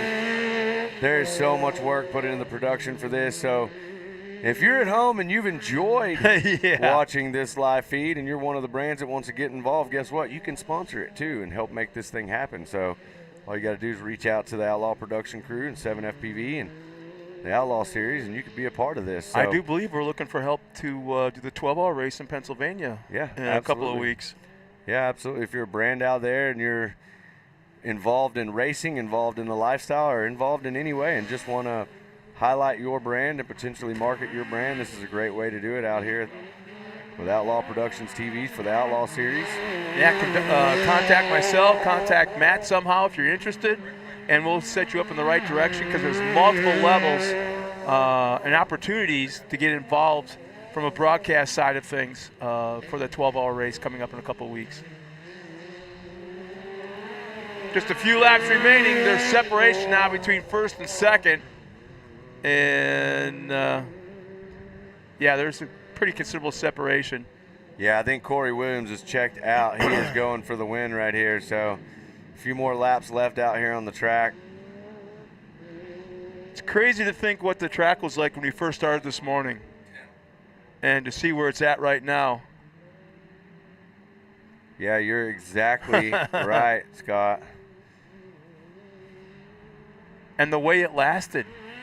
I thought there was going to be like massive ruts this morning. I want to talk about this. I can't tell, but it looks like there's maybe some cars lined up at the starting line.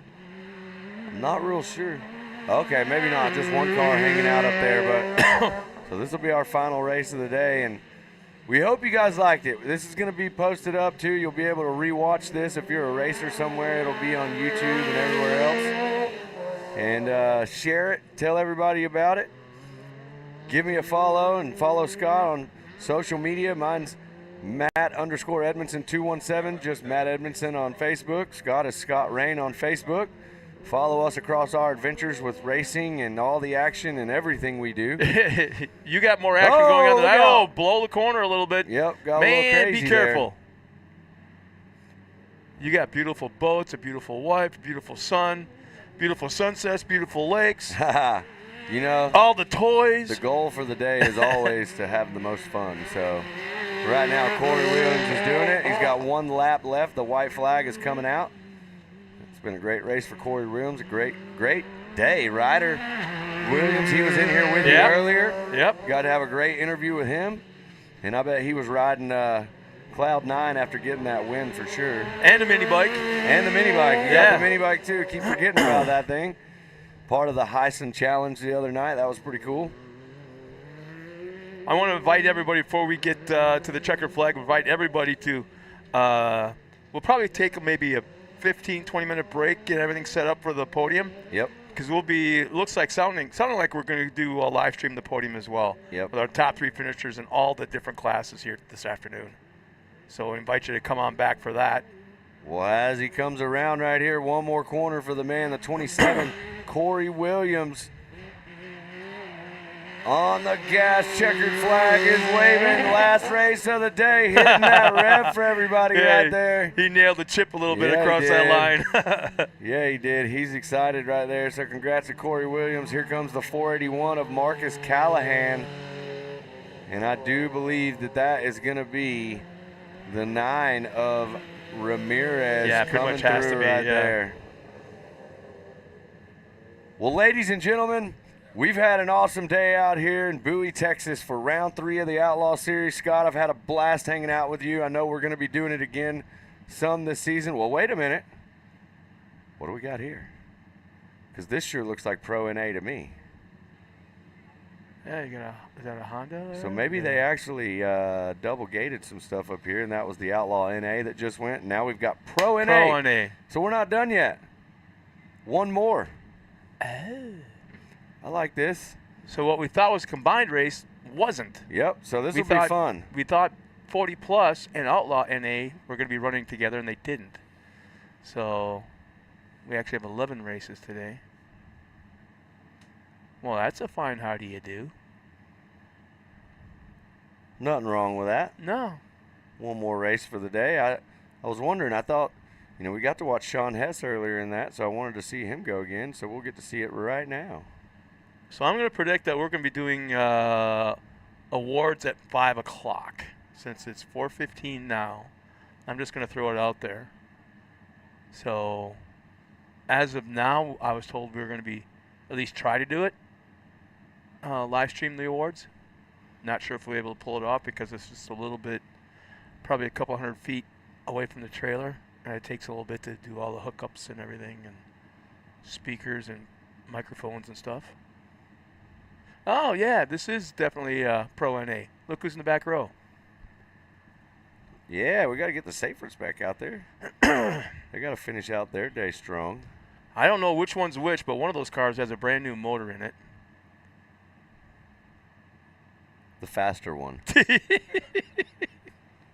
I'm just guessing.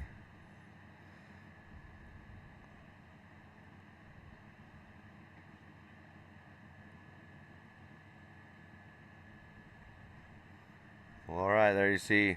Oh, that was a drone following. Okay, I was trying to figure it out if it was somebody just walking along the track. There's Mr. Hess getting all intense in there. Ready to go. That Hess car has been on point today. That thing's been looking really, really fast. See if he's got one more race in him.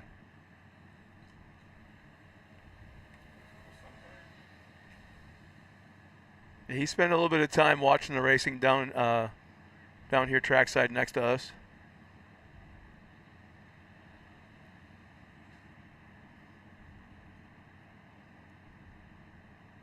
Huh. Did not know that. You're allowed to run moto helmets? That's the only thing I've ever had. I mean,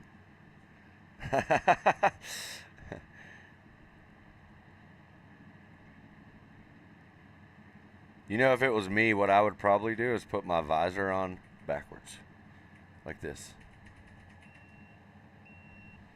I'm not. Do you want to know why? Yeah, sure. just because it would be cool, and someone on camera would be like, something's wrong with that guy's visor. Be like, nope, I'm just getting aerodynamic. I'm about to go fast. My head needs downforce. That's right.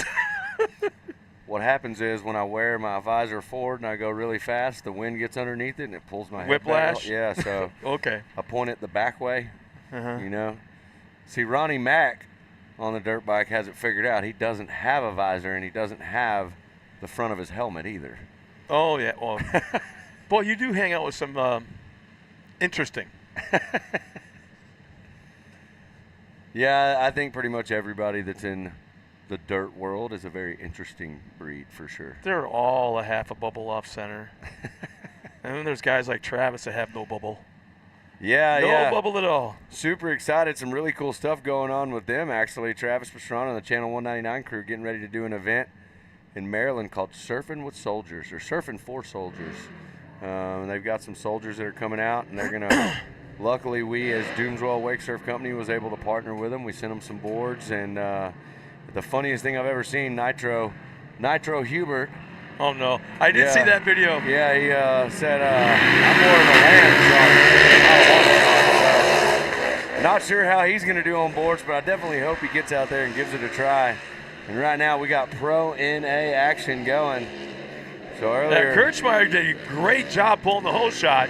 yeah, Kirchmeyer got out there earlier, ran the leader down, and Hess made the pass and got the win in this one. So he's going to try to check out now and just be gone.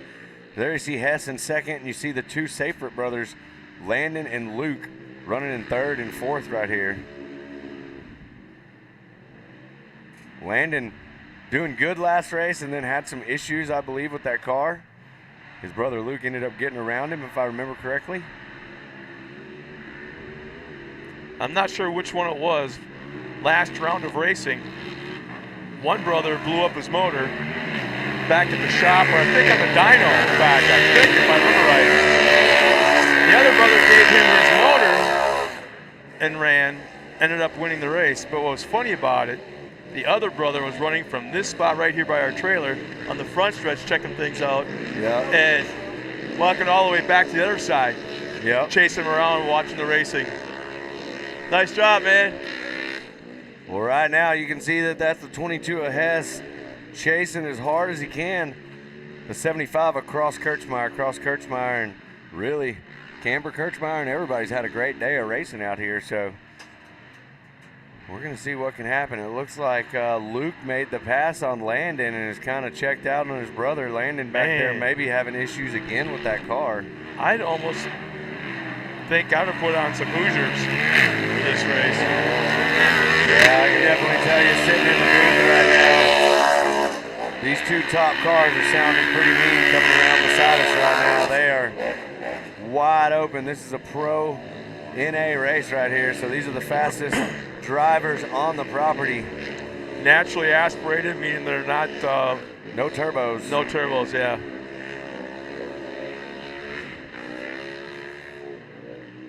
Putting the power down. This track has completely changed from what we saw this morning to what we've got right now, and the track's coming around. It's coming around in a really good way. We've had great racing out here all day long, and right now we're watching Cross Kirchmeyer lay down some heaters and try to run away from the 22 of Hess. Hess is not letting go. He's trying to track him down and stay close just in case something happens.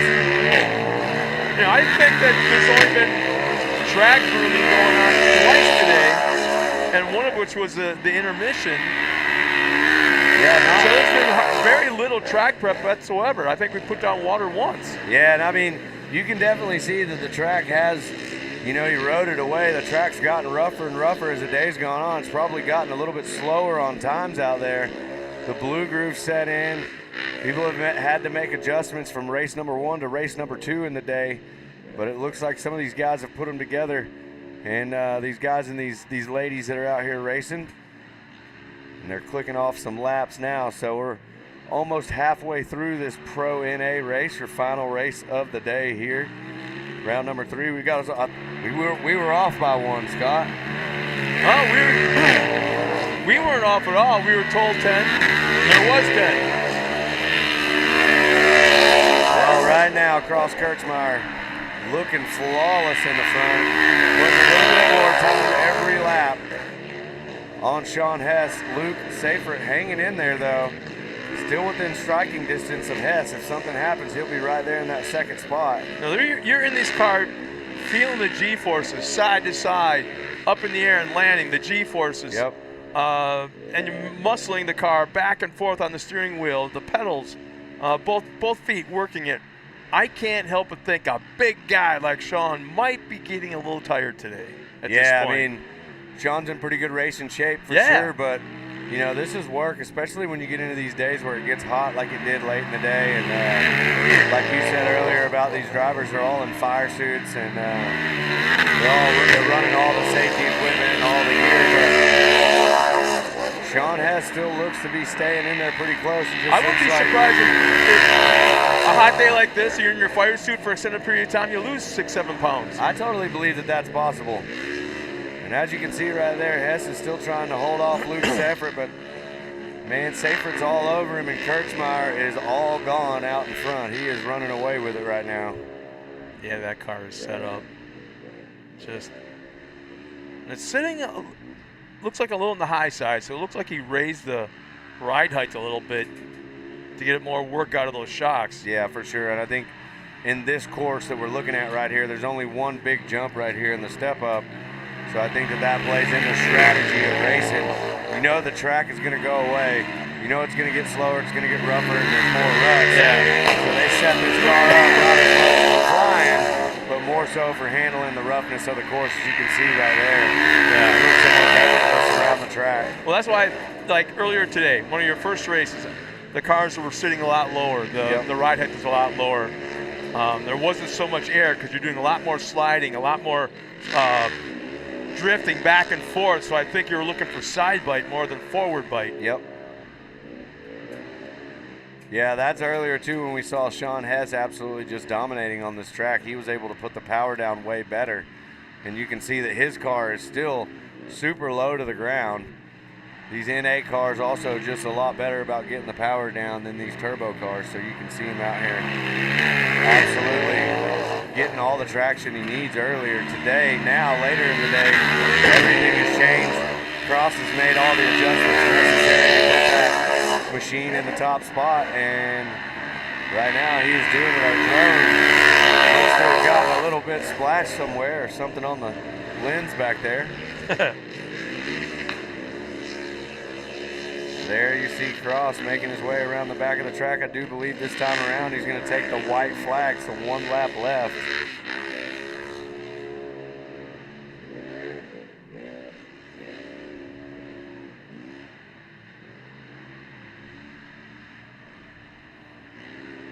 Yeah, you can see how that thing is like hopping through the turn over all those bumps, those ruts. Normally they would be soaking them up a lot better, but I think they set the car up. Ah, still no white flag.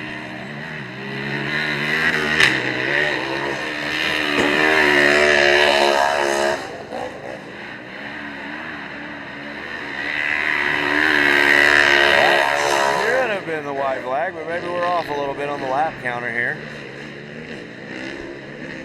Either way, they're not upset. They're still getting some lap times out there.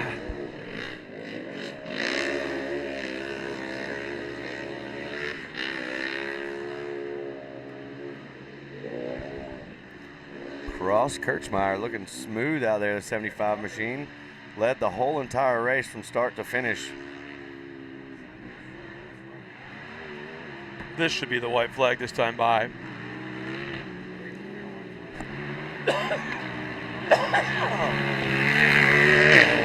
There it is, white flag is out.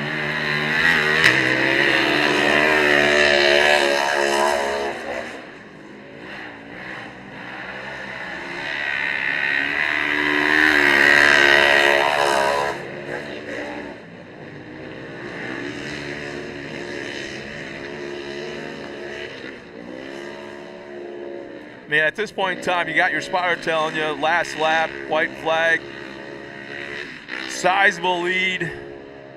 Are you able to take a breath yet? You know, I think so, but we'll see because right now Kurtzmeyer's got enough lead. I think he could probably slow down a little bit, save the car, but you know, Hess is still right there. If any mistakes are made, Hess is going to capitalize. So, and as you can see, the gap from second to third with Luke Safert tightening up. There's the checkered flag is out. Cross Bergsmeyer, Sean Hess, Luke Safert, and Landon Safert rounding out your field in Pro NA. Well, Scott, let's do this again. We thought we were done a minute ago. I think we're done now. There's nobody out there. So, Scott, I had a great time calling all this racing action today with you. It's been a fun one for round 3. I'm sure I'll see you soon. Right now, we're going to head up and do some podium action. You guys follow Outlaw Series. Make sure you stay on top of it. You want to get into racing, come out here in Texas, do some racing with us. There's big announcements coming in the future. Big high five to all the production crew and everybody here on staff making this awesome day happen. Yesterday was incredible with Red Bull. We loved the whole entire weekend. So big shout out to the production crew, everybody else. Scott, you got anything before we leave? No, man, it's one of those situations where I had a great time. I'm starting to really, really, really love the state of Texas and Oklahoma. I've had a great time with you as well. I always look forward to working with you.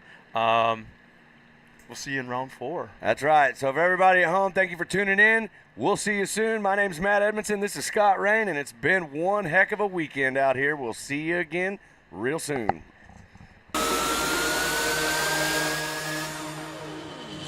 Coaching.